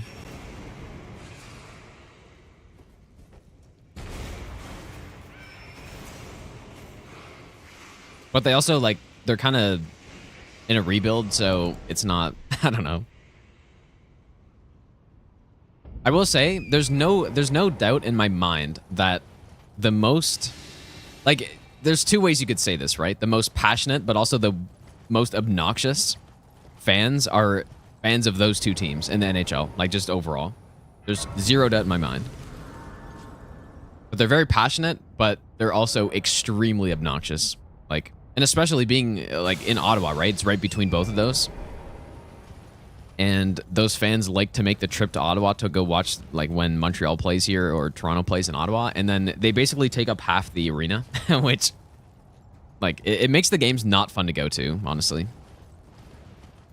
Which is part of the reason, like, why it even happens, right? Because people don't want to go watch those games a lot of time. It's just, like, literally half filled with Toronto or Montreal fans. And then they just don't go, which makes the problem even worse. So...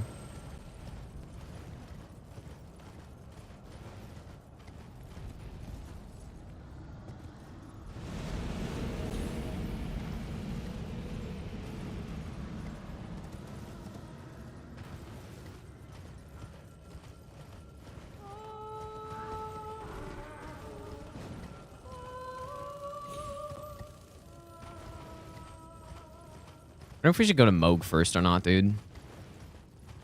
Yeah, that is a big part of it above water. It's just, that's probably the biggest thing, actually, is that the sports channels, like, especially Toronto, like, even Montreal to a degree as well, but, you know, it's not like when you're watching TSN or Sportsnet or something, it is, like, so focused on specifically Toronto, but also to a smaller degree Montreal, like, compared to any of the other Canadian teams, that, like, yeah, it's not, you know, like, getting shoved down your throat all the time. It's like, oh, Maple Leafs, Maple Leafs, Maple Leafs, dude. Like, what will they ever do about their, like, garbage defense core and John Klingberg's terrible. Like, just that's all you see, dude. Like, I don't really watch it at this point, but even during the intermissions, right, where I do watch it sometimes because I'm watching the Sens game and there's like a Sportsnet intermission, and they can't stop talking about those teams, which makes sense because again, those are the bigger markets, but it's just annoying. So yeah.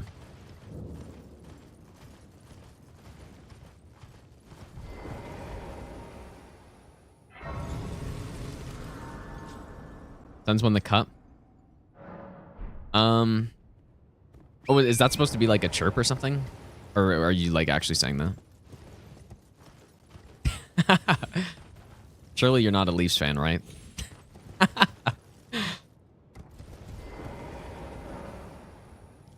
No, Canadian hockey teams fans have no right to chirp other people about lack of Stanley Cups, dude, honestly. When it's been that long, there's nothing you can say.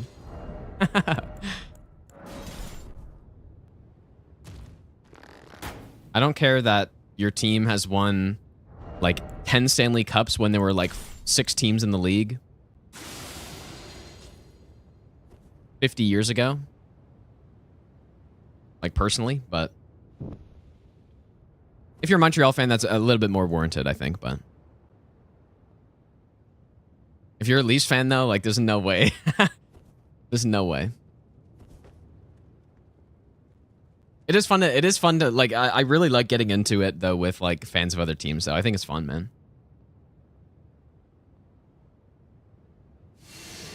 So, what should I do here, I wonder? When I did the last run All Remembrances, I used Bolt of Grand Sex to knock this guy off.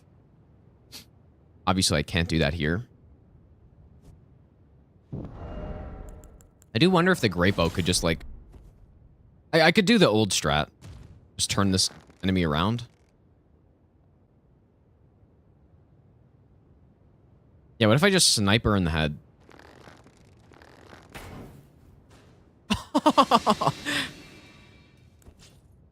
Whoops. Dude, get like slung off the roof, dude. That's crazy. That's so dramatic, man. I don't know if she actually like fell off though. Oh yeah, long gone, dude. That's great.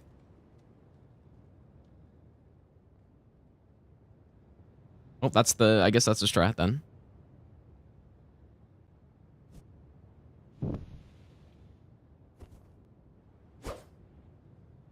But yeah, there's definitely a couple reasons why Canadian teams like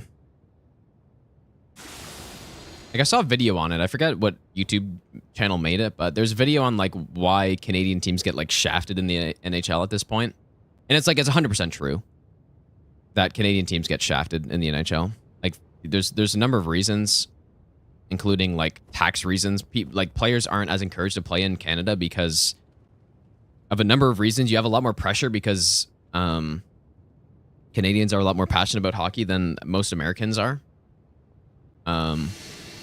Like especially in a city like Toronto and Montreal.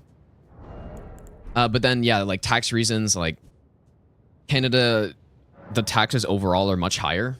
And so if you have, let's say you have like a $64 million contract over 8 years, like if you're in the US, you're getting a lot more of that money than, like it depends where you are, of course, but overall you're going to be, like in most places, you're going to be getting a lot more of that money. So players are more willing to play in the US.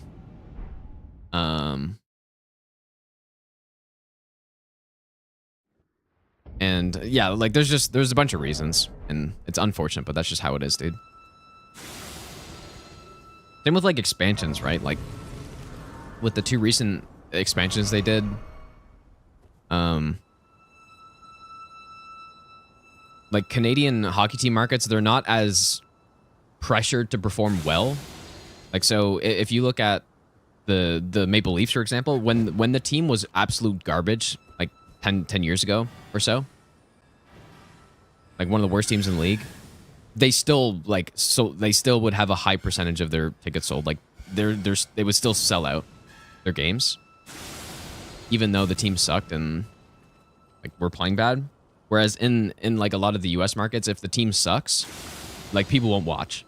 So they you know, they kind of try to like compensate for that, like in the last 2 expansions, by giving them a really good head start on their teams, like Vegas and Seattle as well.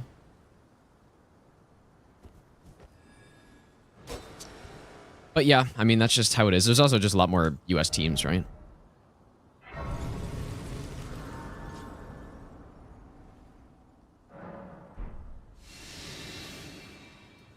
So at the end of the day, it's a business, and there's a lot of... What should I do about this guy? Like, I actually don't know what I'm going to do on this section yet. Oh.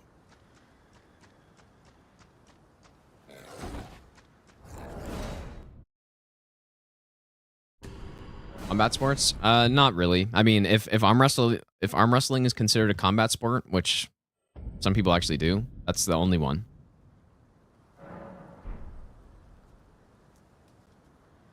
Him to fall off? I have no idea.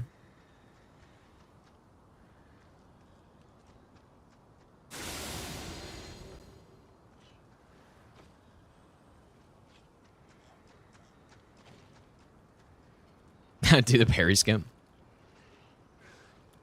You should like go down this way.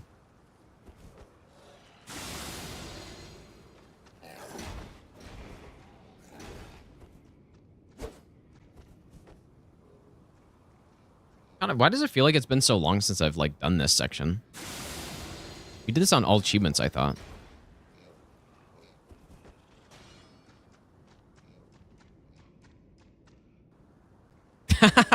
Whoops. No, I gotta figure this out. I don't even know what I'm doing here.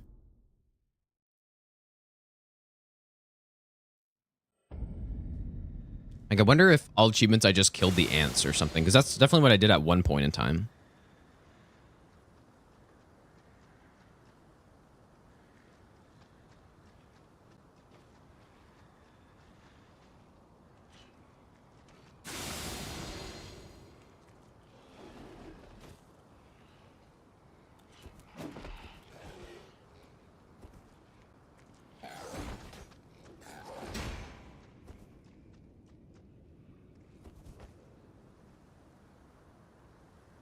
Also, I think I normally sneak here.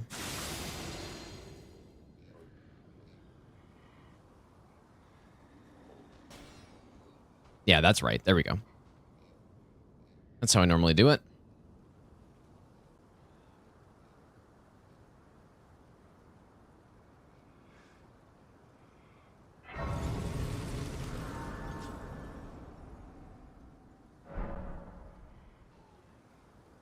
Extermination percent kill all bug enemies.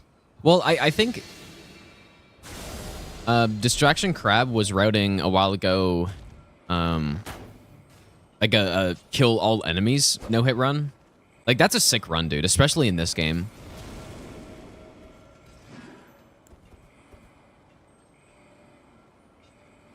Did that dude attack me, or... Using the great bow is something I'm not used to here. Yeah, in that chest is the really good stamina talisman.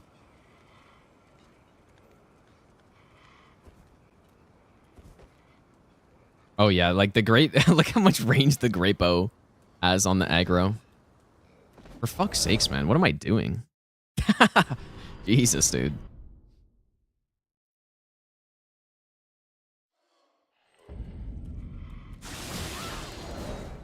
Really? 0 hits, by the way.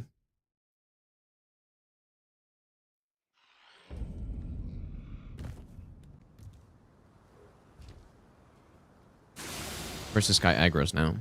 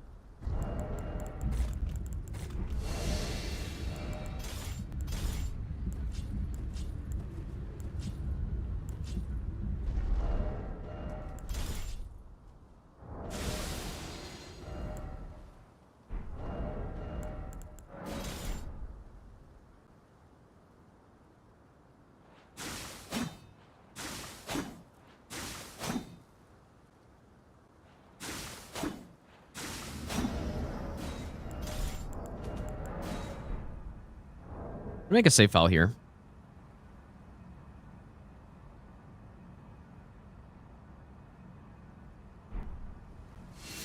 Matthews, how's it going, dude?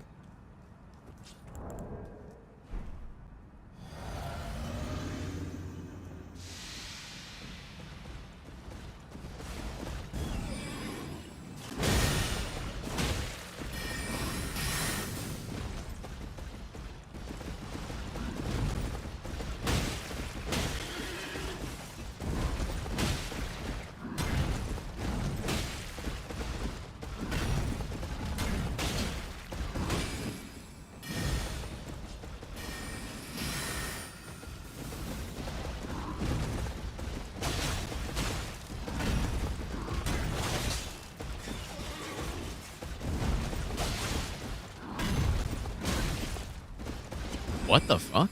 How did I get hit by that? I wonder if that's like a terrain issue, or maybe am I mid-rolling?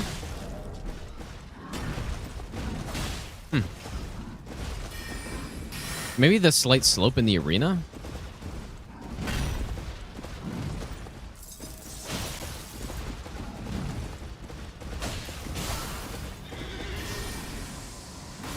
I also wonder where I would have enough time to buff with bleed. Maybe on a stun?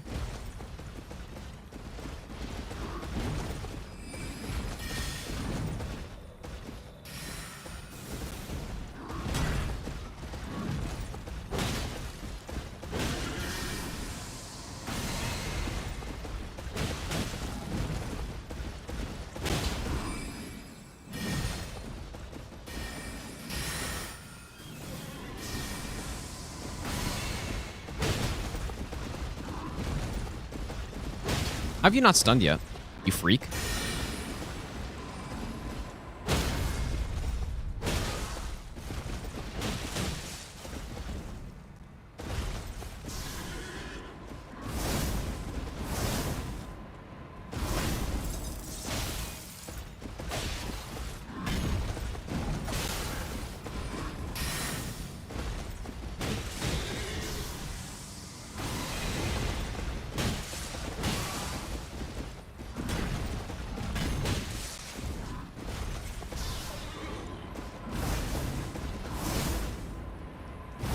Oh, dude, I wonder how long that was gone for.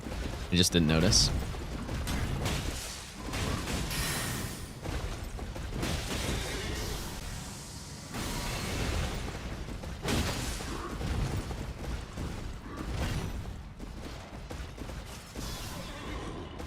Good thing we're not doing actual attempts at this run today, man, because that would not have gone well. Probably.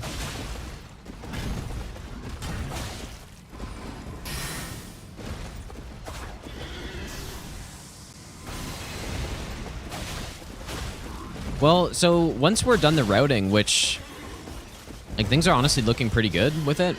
It's just practicing the bosses to get consistent at them. And then we can just start it. Like, there's no reason to delay.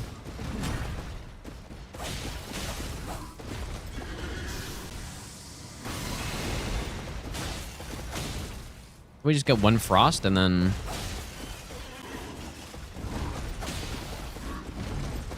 Maybe I won't even get a frost.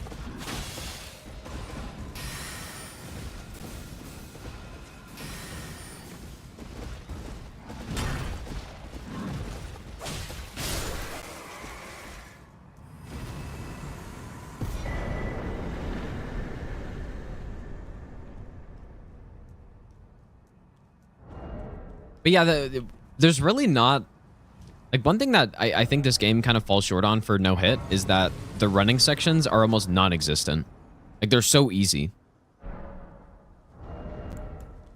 And for other no-hit runs in Souls games, like, that's a huge part of the run, getting through the running sections. But in this game, there's really no danger in any of them. Like, except for Farm Azula. That's basically the only one. Although doing all bosses is kind of different, I guess. And we'll have to... Like, maybe that'll go kind of more back to the normal Souls running sections where we're Trying to go through some like tight hallway with enemies or something.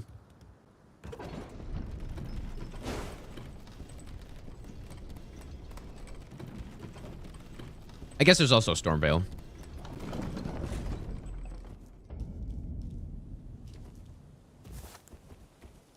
Well, no, it's just it's not even like a quality thing. I think it's just a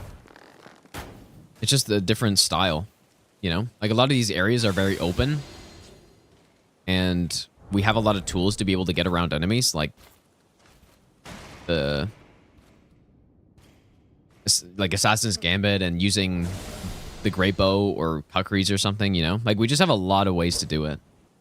So it's not really as much of a challenge as Dark Souls 3 running sections, for example. Shalonged. Thanks for the brand new Prime sub, dude.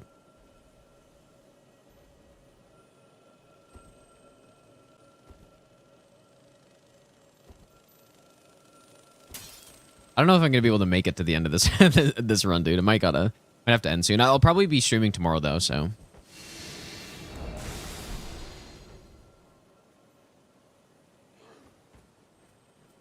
But we'll see.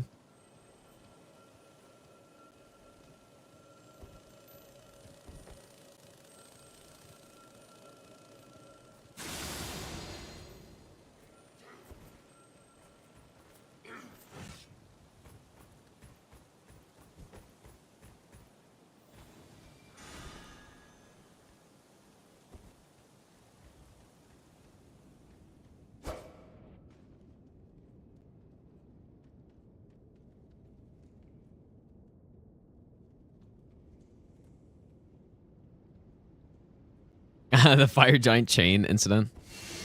Yeah, that was pretty funny.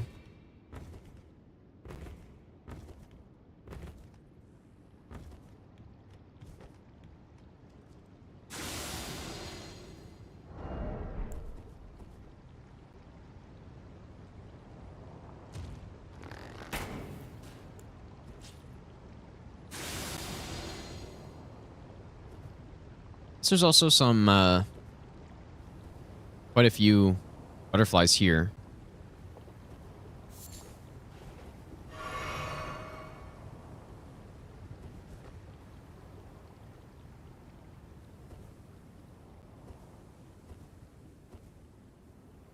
Yeah, there's lots of like free pickups, but if we do loot out that whole cave, then we easily have enough for the whole run, so.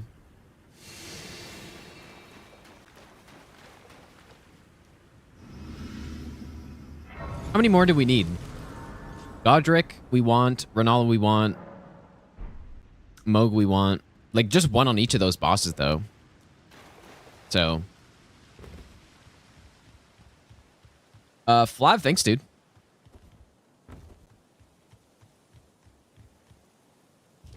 What do I do in this section? I guess we'll just, like, turn them somehow.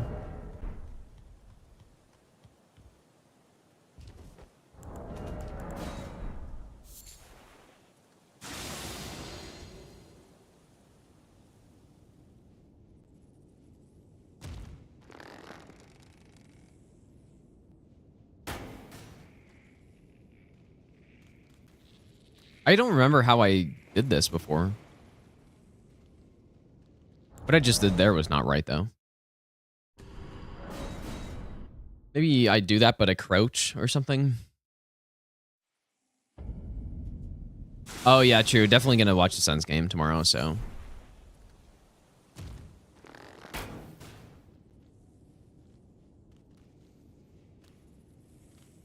Why is this guy such a weirdo?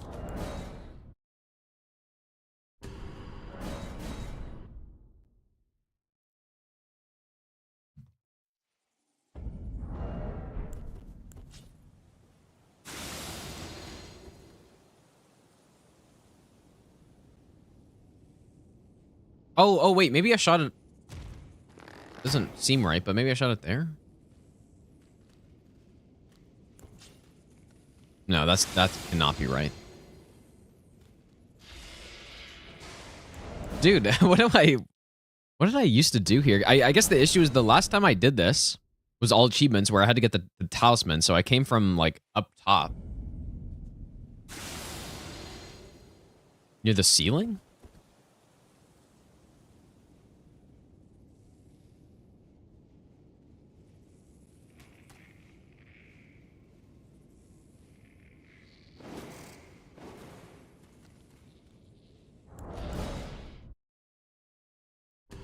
It's just this one little idiot guy, dude. It's causing all the problems. Well, no, I can't go from there. Well, I could go from there, but it requires you to, like, sleep pot the guy upstairs and all this stuff.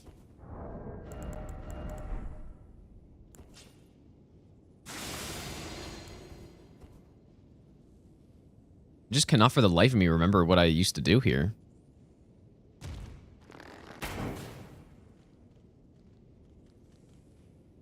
What is this guy's aggro, dude?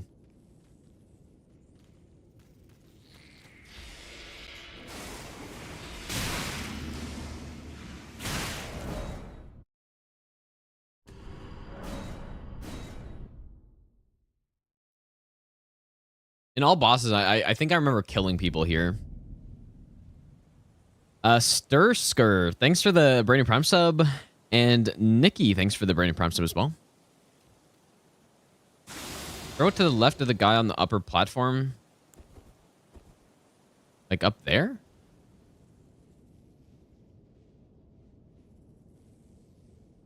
Or...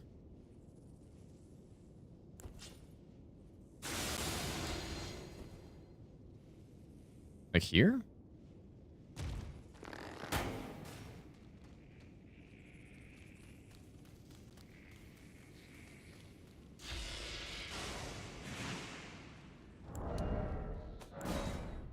Sure is eyes. Sure, dude.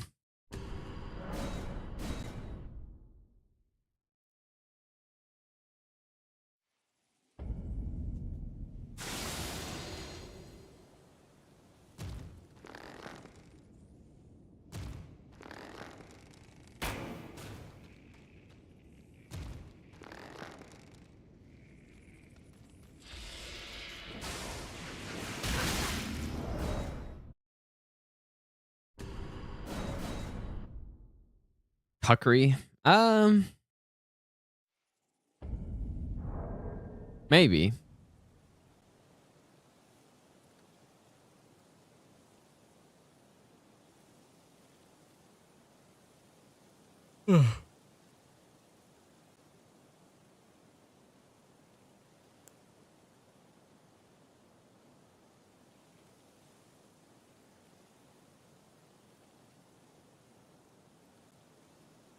This probably works too, then.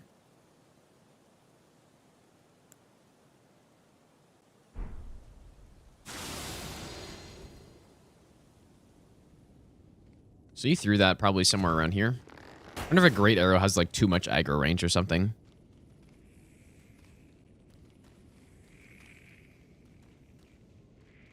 That seems good too. I'll just do that. Like I think there's a number of ways you could do that.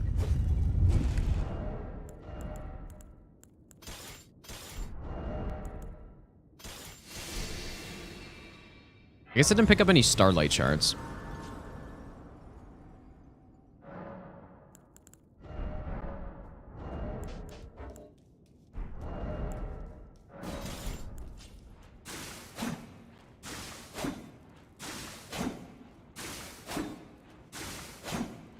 I wonder if I should, though.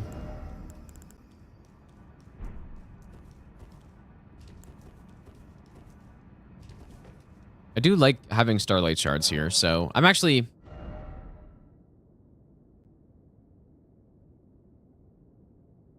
gonna get them. Okay, so what would be the easiest ones to get? Obviously, this one. And then what other one?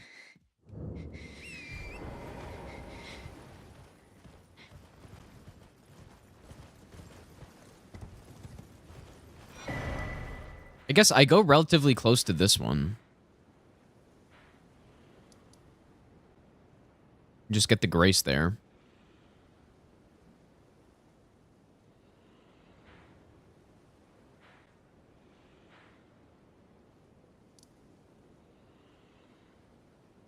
Is there any other good one?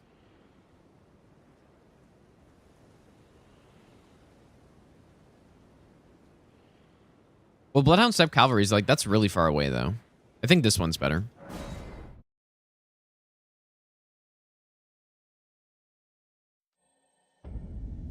I would just get the grace before.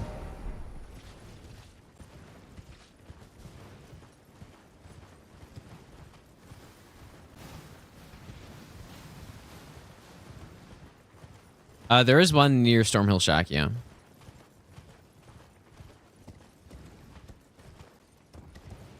Like this one's got to be the fastest. I can just like either hit this grace or just like come over here once I run past.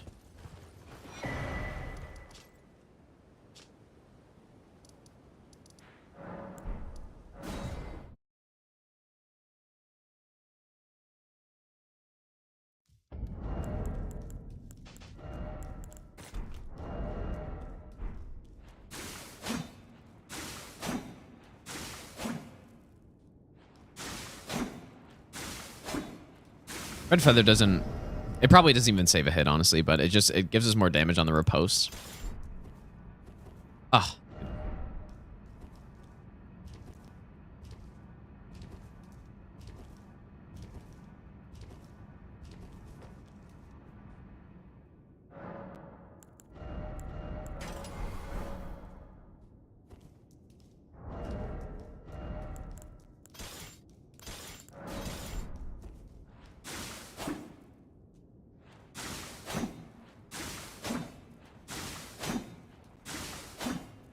Let's go on Pazan.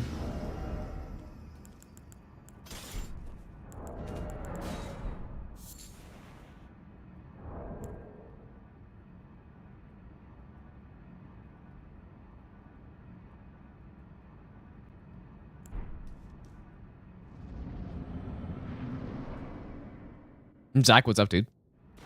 Oh, I forgot. Dude, I totally forgot. Since I've been practicing her on a save file that has her aggroed already, I like totally forgot that she does that. I was gonna like walk in and buff and all this stuff.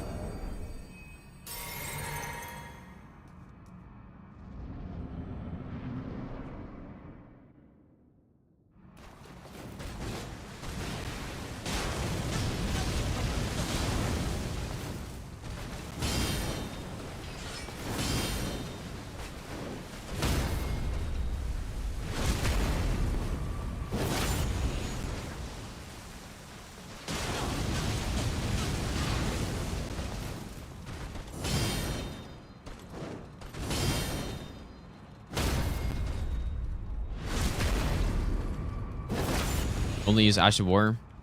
Well, I basically did that on the Mind Only run.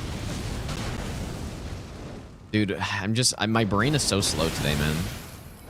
Like, I'm actually just insanely slow today.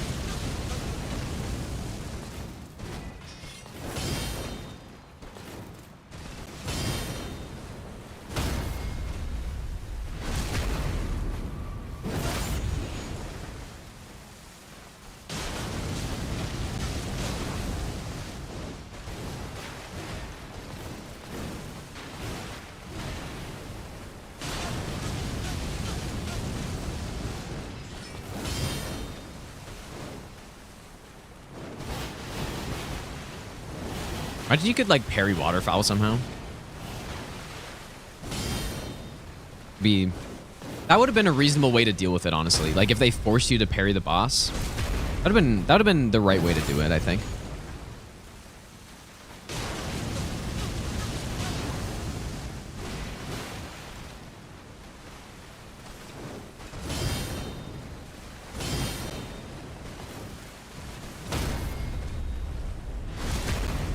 Yeah, I definitely need some rest. I was like a bit sick yesterday.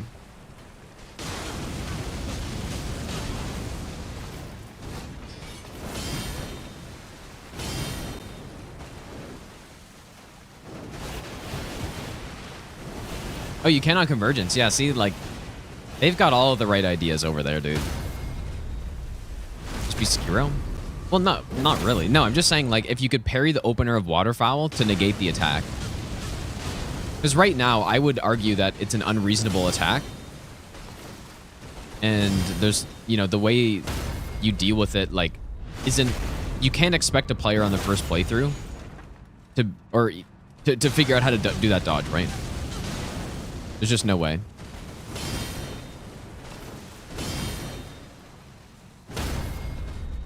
I guess I'll repost and drink. Ramran, thanks so much for the 70 month resub, dude.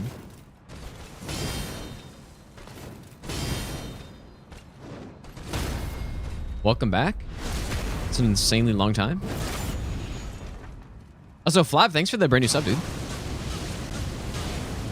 70 months, man. That's crazy.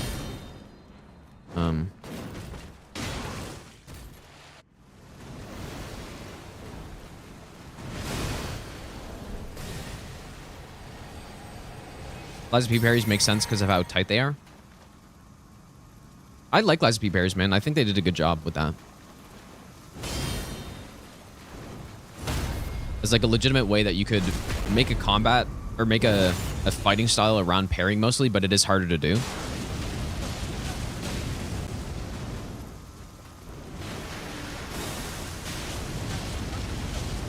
I don't have enough stamina, do I?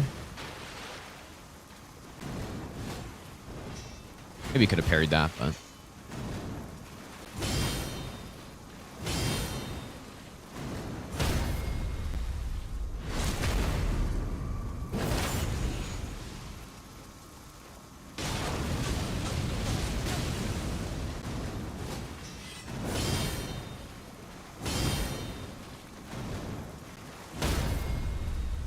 Dude, look how good parrying is here, dude.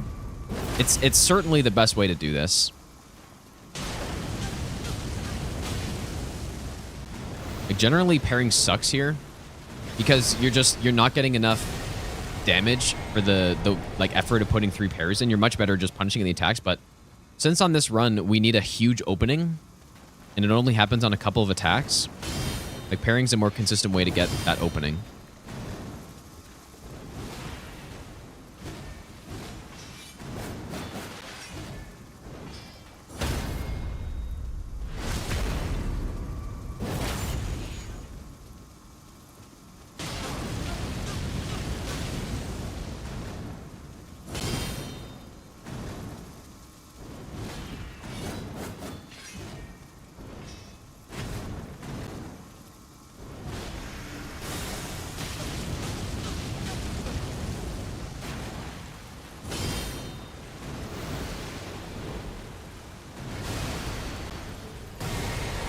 It's too bad they don't have a simple infusion in this game. For people who don't know, in DS3 there was an infusion called Simple Infusion, which regenerated your FP very slowly. But that'd be so nice in this game, man. Like, especially using Care and Retaliation, because you do need a little bit of FP to get, like, the full effect of it. Your strength. Extraordinary. The mark of a true lord. Yeah, it's honestly a miracle that she, that on this run, she actually gets unlocked by Tornado. I did not expect it to work here. Especially in Phase 2, where she likes to cancel out of stuff. There's on Radagon. I guess I didn't, but it wouldn't be good, though. Like, the reason why it's good on Millennia is because it gives us that opening, but Tornado's still really slow. And the only reason why it works is because she gets stunned by it, right? Whereas Radagon just wouldn't care. So it very only, like, uniquely works on that fight with the parries, I think. Niall's fine, yeah. Dusk, we just simply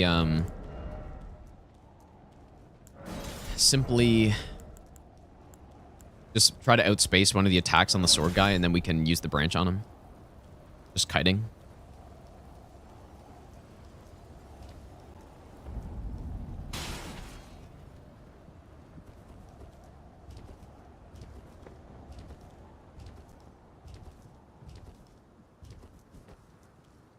Yeah, Millennia is honestly like a very simple fight on this run, dude. Parrying really simplifies her compared to fighting it normally. It's tight. God, you breached. Fair. It's still not an optimal thing to do for most builds. But like I said, on this run, we basically have 2 punishes that we can go for. And parrying gives us a guaranteed one. And that's where we get all of our damage, so it actually is worth it. Carry Retaliation has the highest parry frames, yeah. Like, same with Golden Parry and all that stuff. I think it's the same. But what's nice about Carry Retaliation is you get those parry frames on any shield, doesn't matter what shield. And it doesn't take FP to just like parry normal attacks, so that's why there's like a benefit of using it over Golden Parry.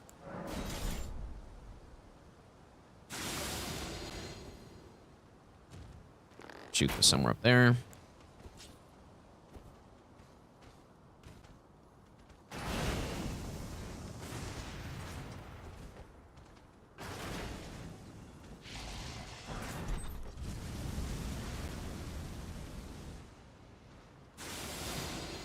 I don't actually know if this is safe to just sprint here, because I feel like he can follow you.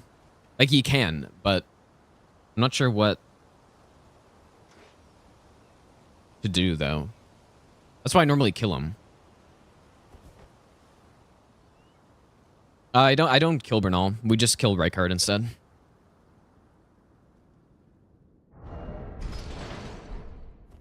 Even on any percent, I killed Rykard instead, just because like Rykard makes sense to go for. Rykard's probably the easiest Great Rune boss out of all of them, I would say.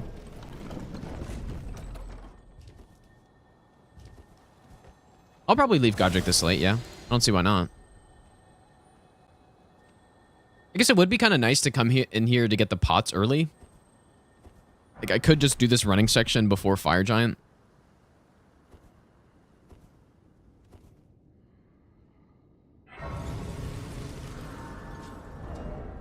Okay, so set up here. How many runes do we have, dude? It's a lot of runes.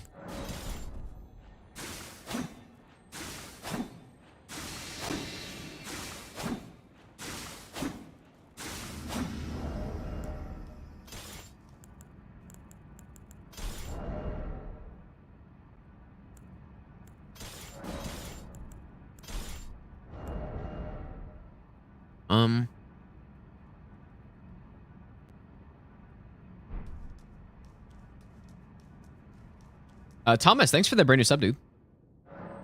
Yeah, this fight goes really quickly. Like, maybe I won't leave it this long, but it shouldn't really matter.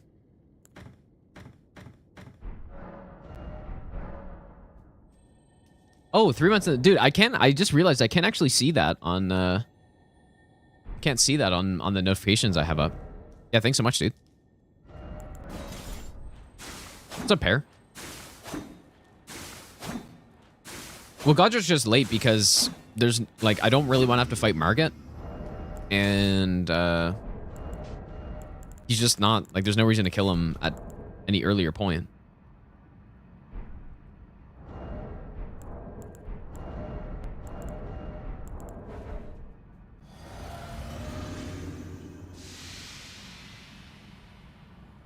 I made a safe out there, right?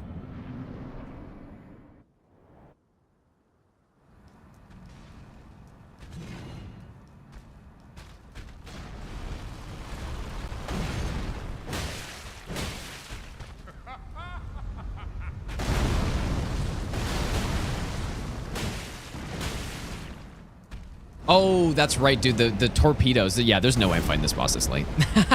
I totally forgot about that.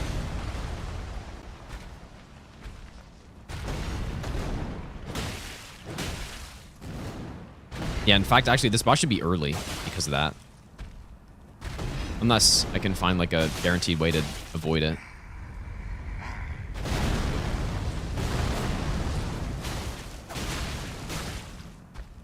I'm not really scared of the fire, though. Like, his fire's not... He dies really quickly in phase 2.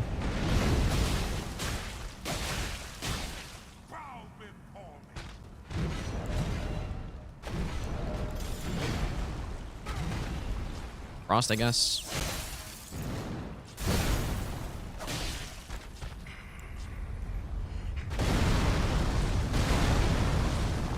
don't remember in what cycle I was doing on him.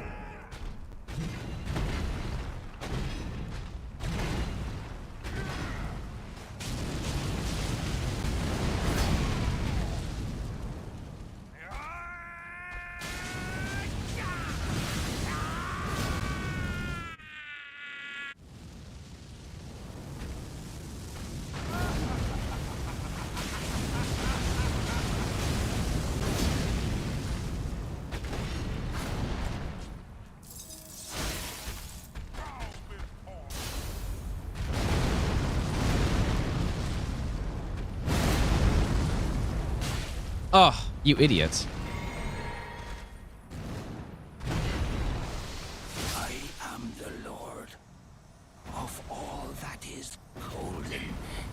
But yeah, he dies really quickly in phase 2 though.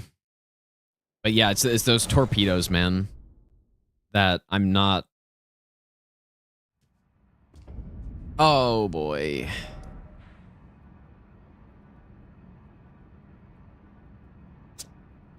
How did I not make a save file there, dude? Honestly.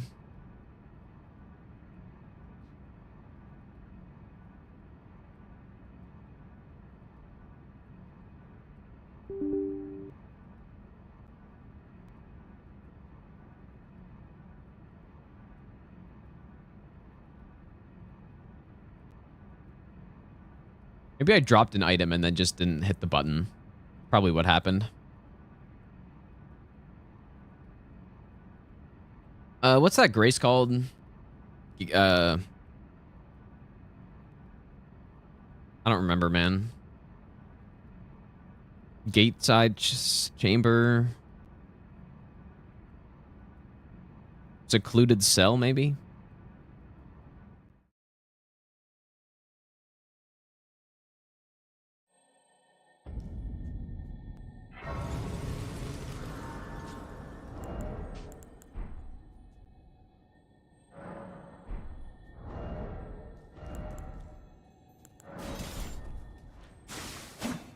Surely you can parry his projectile, dude.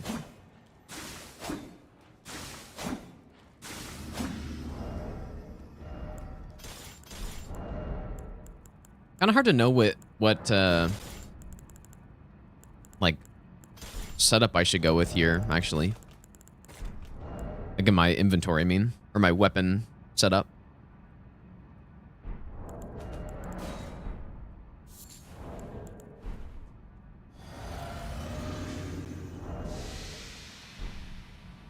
Because we definitely want Black Flame Tornado for phase 2, and we want to use it going into phase 2 as well. But we could also get like a bleed proc though, probably. Thanks for stopping by, Pazan. Have a good one, dude.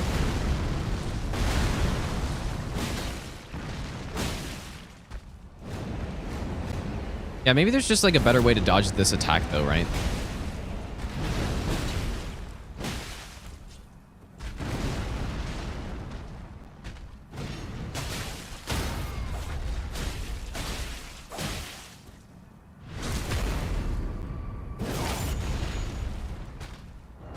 I guess I can swap this one. We don't need that anymore.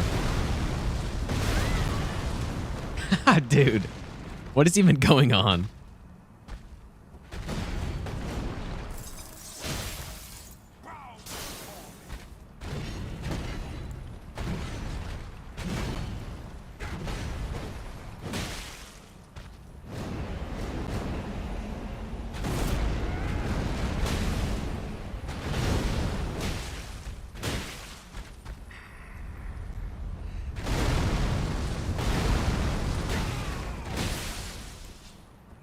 Hey, we did get a bleed there.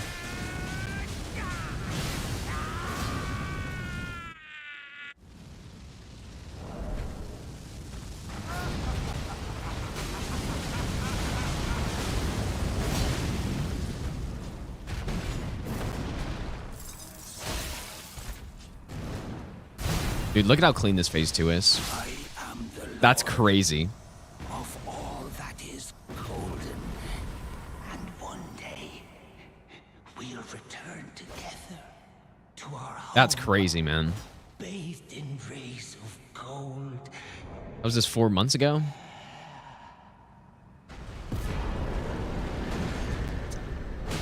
I don't know, dude. I guess I don't know.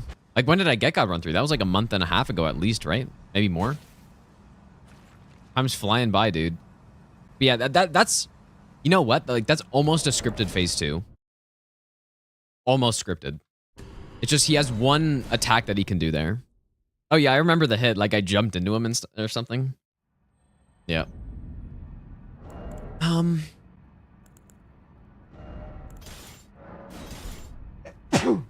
Okay, so maybe then, I don't know. Maybe we just swap the Fang then.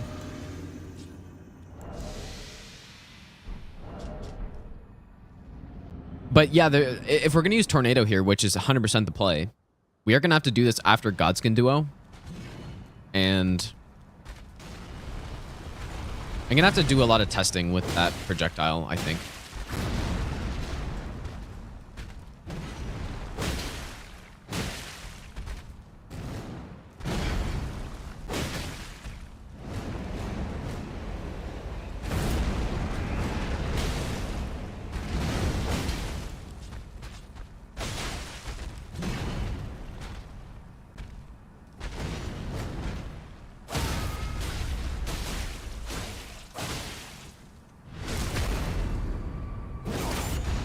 I wonder if a Frost Wake Up is safe there. It's probably a little bit slow. Let's swap to that. Oh. Oh my god, dude.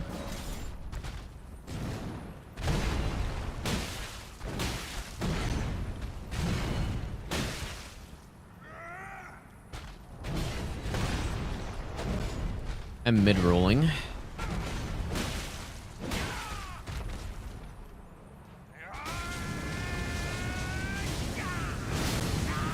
Wonder if that would have been better to just keep going for the bleed there or something, because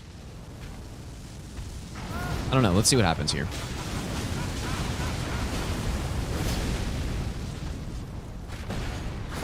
Get our Frost. Yeah, still a little bit more to go here.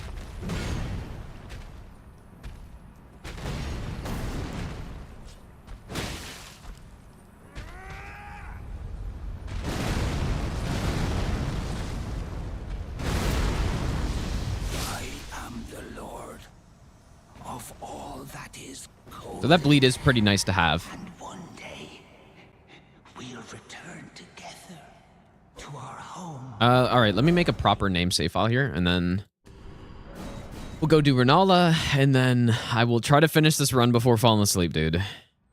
Not because the run's boring, but because I'm just really tired.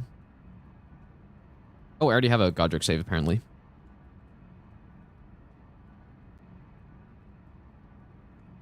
Whatever it is, it's not up to date, so... Here we go.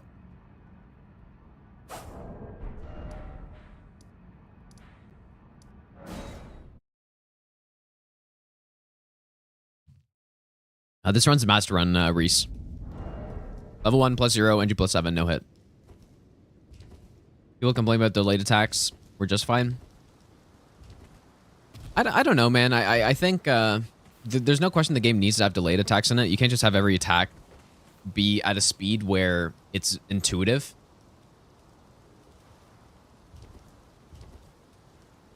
I don't know. It's hard for me to say. Because that's the issue that people have with it, right? Is, like, I think people realize you need to have some delay attacks in the game to, like, change it up a little bit. But people just felt that there were too many of them. But the reason why people don't like delayed attacks is because they're How does he not hear that? There's no way he's not in the range. Yeah, they're just not intuitive to dodge, right? So you dodge when you think is correct, but then... Dude, what the hell? What's going on with this guy, man?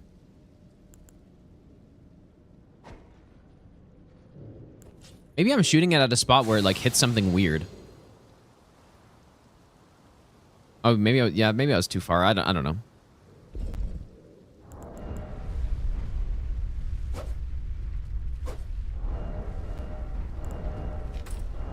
But yeah, I think it's a fair criticism, though, I guess.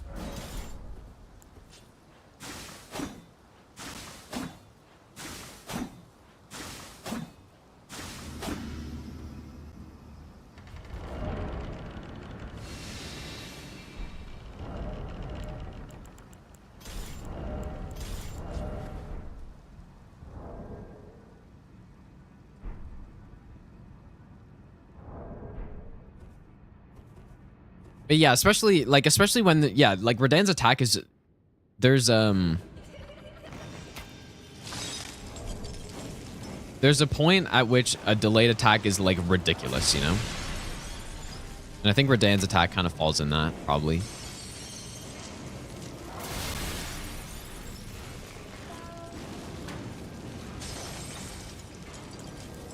Where it's so delayed, it's like it's way too delayed.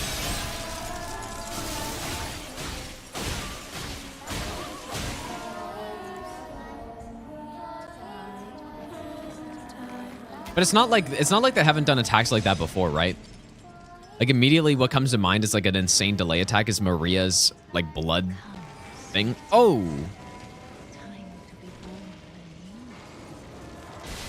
Like it's an attack where she's just sitting there crouched down and like and then the attack eventually comes out. But yeah, I do think you have to have some of them, you know? Is that the second or the first right there? I'll just wait because I'm not sure.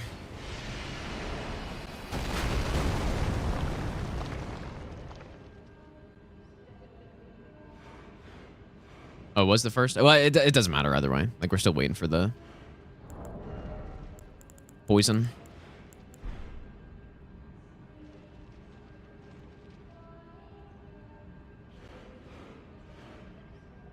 Yeah, the Scaly Misbegotten is so funny, dude. But I think the way they did Scaly Misbegotten, I think is totally fine. Like, you can't have every attack being super intuitive timing to dodge. Like the Avatar. Right? The Avatar's attacks, all their timings are super intuitive.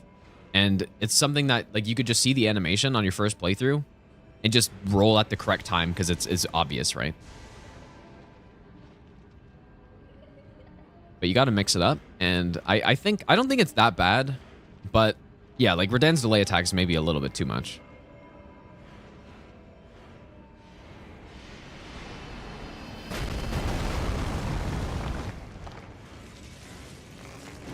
I don't seem to have as much of a problem with it as other people do, though.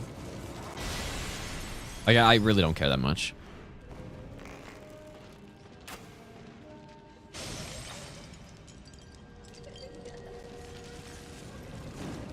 It was totally the second, dude.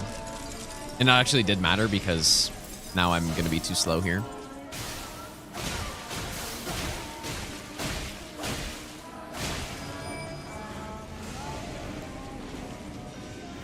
Just kidding.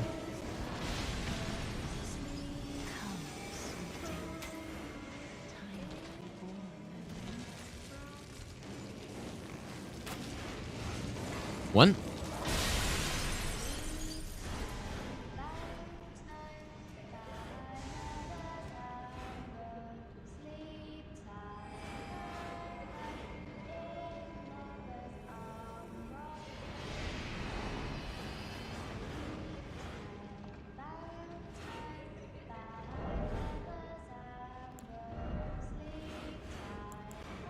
I realized that I never got Poisonous Mist, which is a huge mistake, even though I have it in my notes.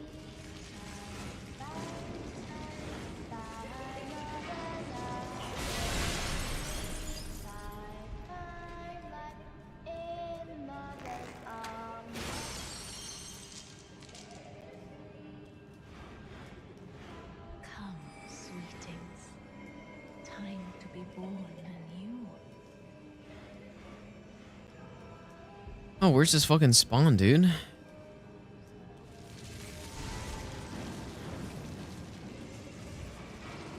There's actually, like, no point in me continuing this run, dude, from here. Like, I'm so checked out right now, and we've already gone through all the running sections and figured them out, so... And now I can't find this last fucking guy.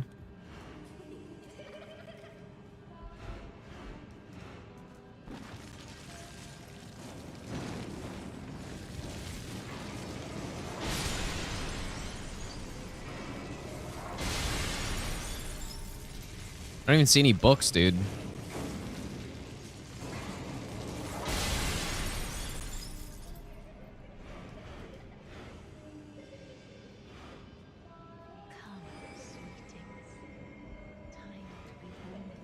Yeah, this is the problem with this strat, I guess, right? Is that sometimes you get somebody who's tucked away in the back.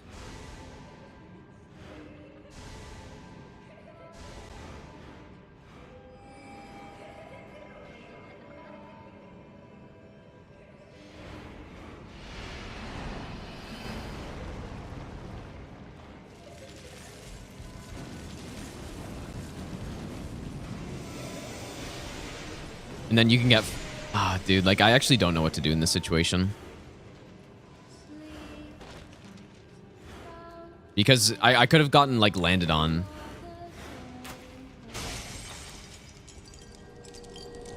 And it's even worse if that's not the last... If that's not the last one, it's even worse, too. Yeah, I'm not sure what to do there, actually.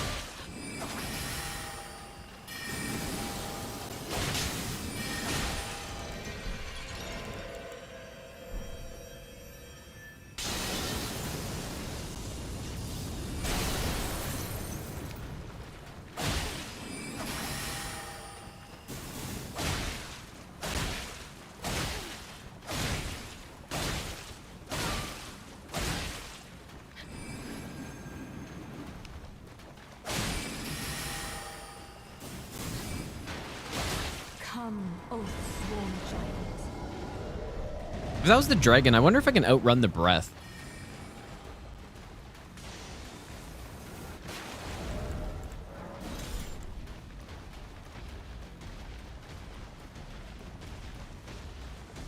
And I was also supposed to equip the torch in phase 1.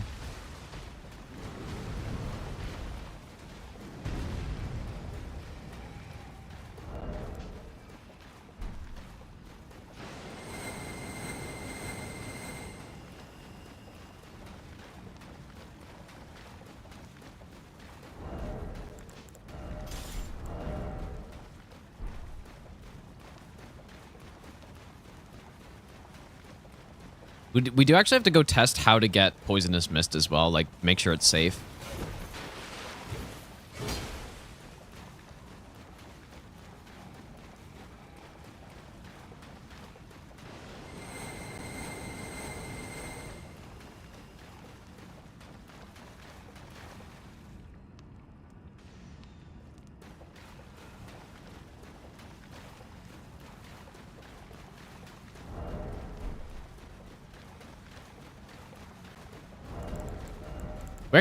We should try some other things here.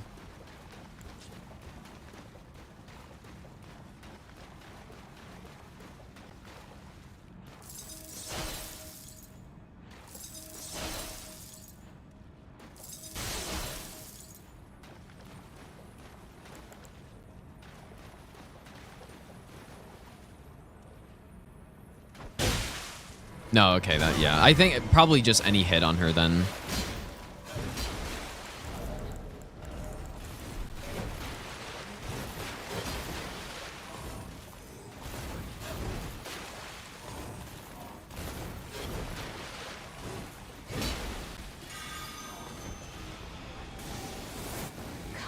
Oath-sworn giant. Yeah, I forgot Poisonous Mist. But yeah, all like literally all we need to do there is just Poisonous Mist. Use Mothflight and kill. I think I'm gonna end for today, guys. I'm insanely tired somehow, so I guess I'll go through like the rest of this at some point. But it looks like we're almost ready to just go for this run. Like there's really not much to it, right? I just gotta practice those extra bosses a bit more, and then yeah, we should be able to go for it, dude. So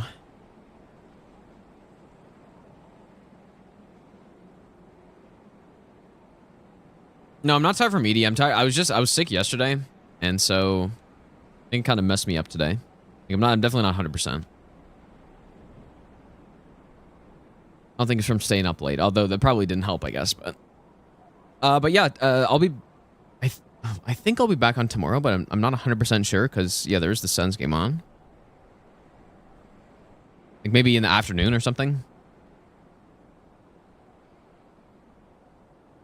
But yeah, have a good one, you guys.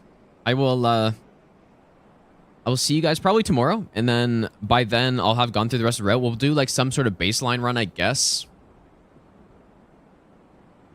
One of the mods is one of the mods want to raid somebody. I'm too tired to even look at who's on, but yeah, the mod. If a mod's here, they can raid somebody. But yeah, I'll see you guys tomorrow.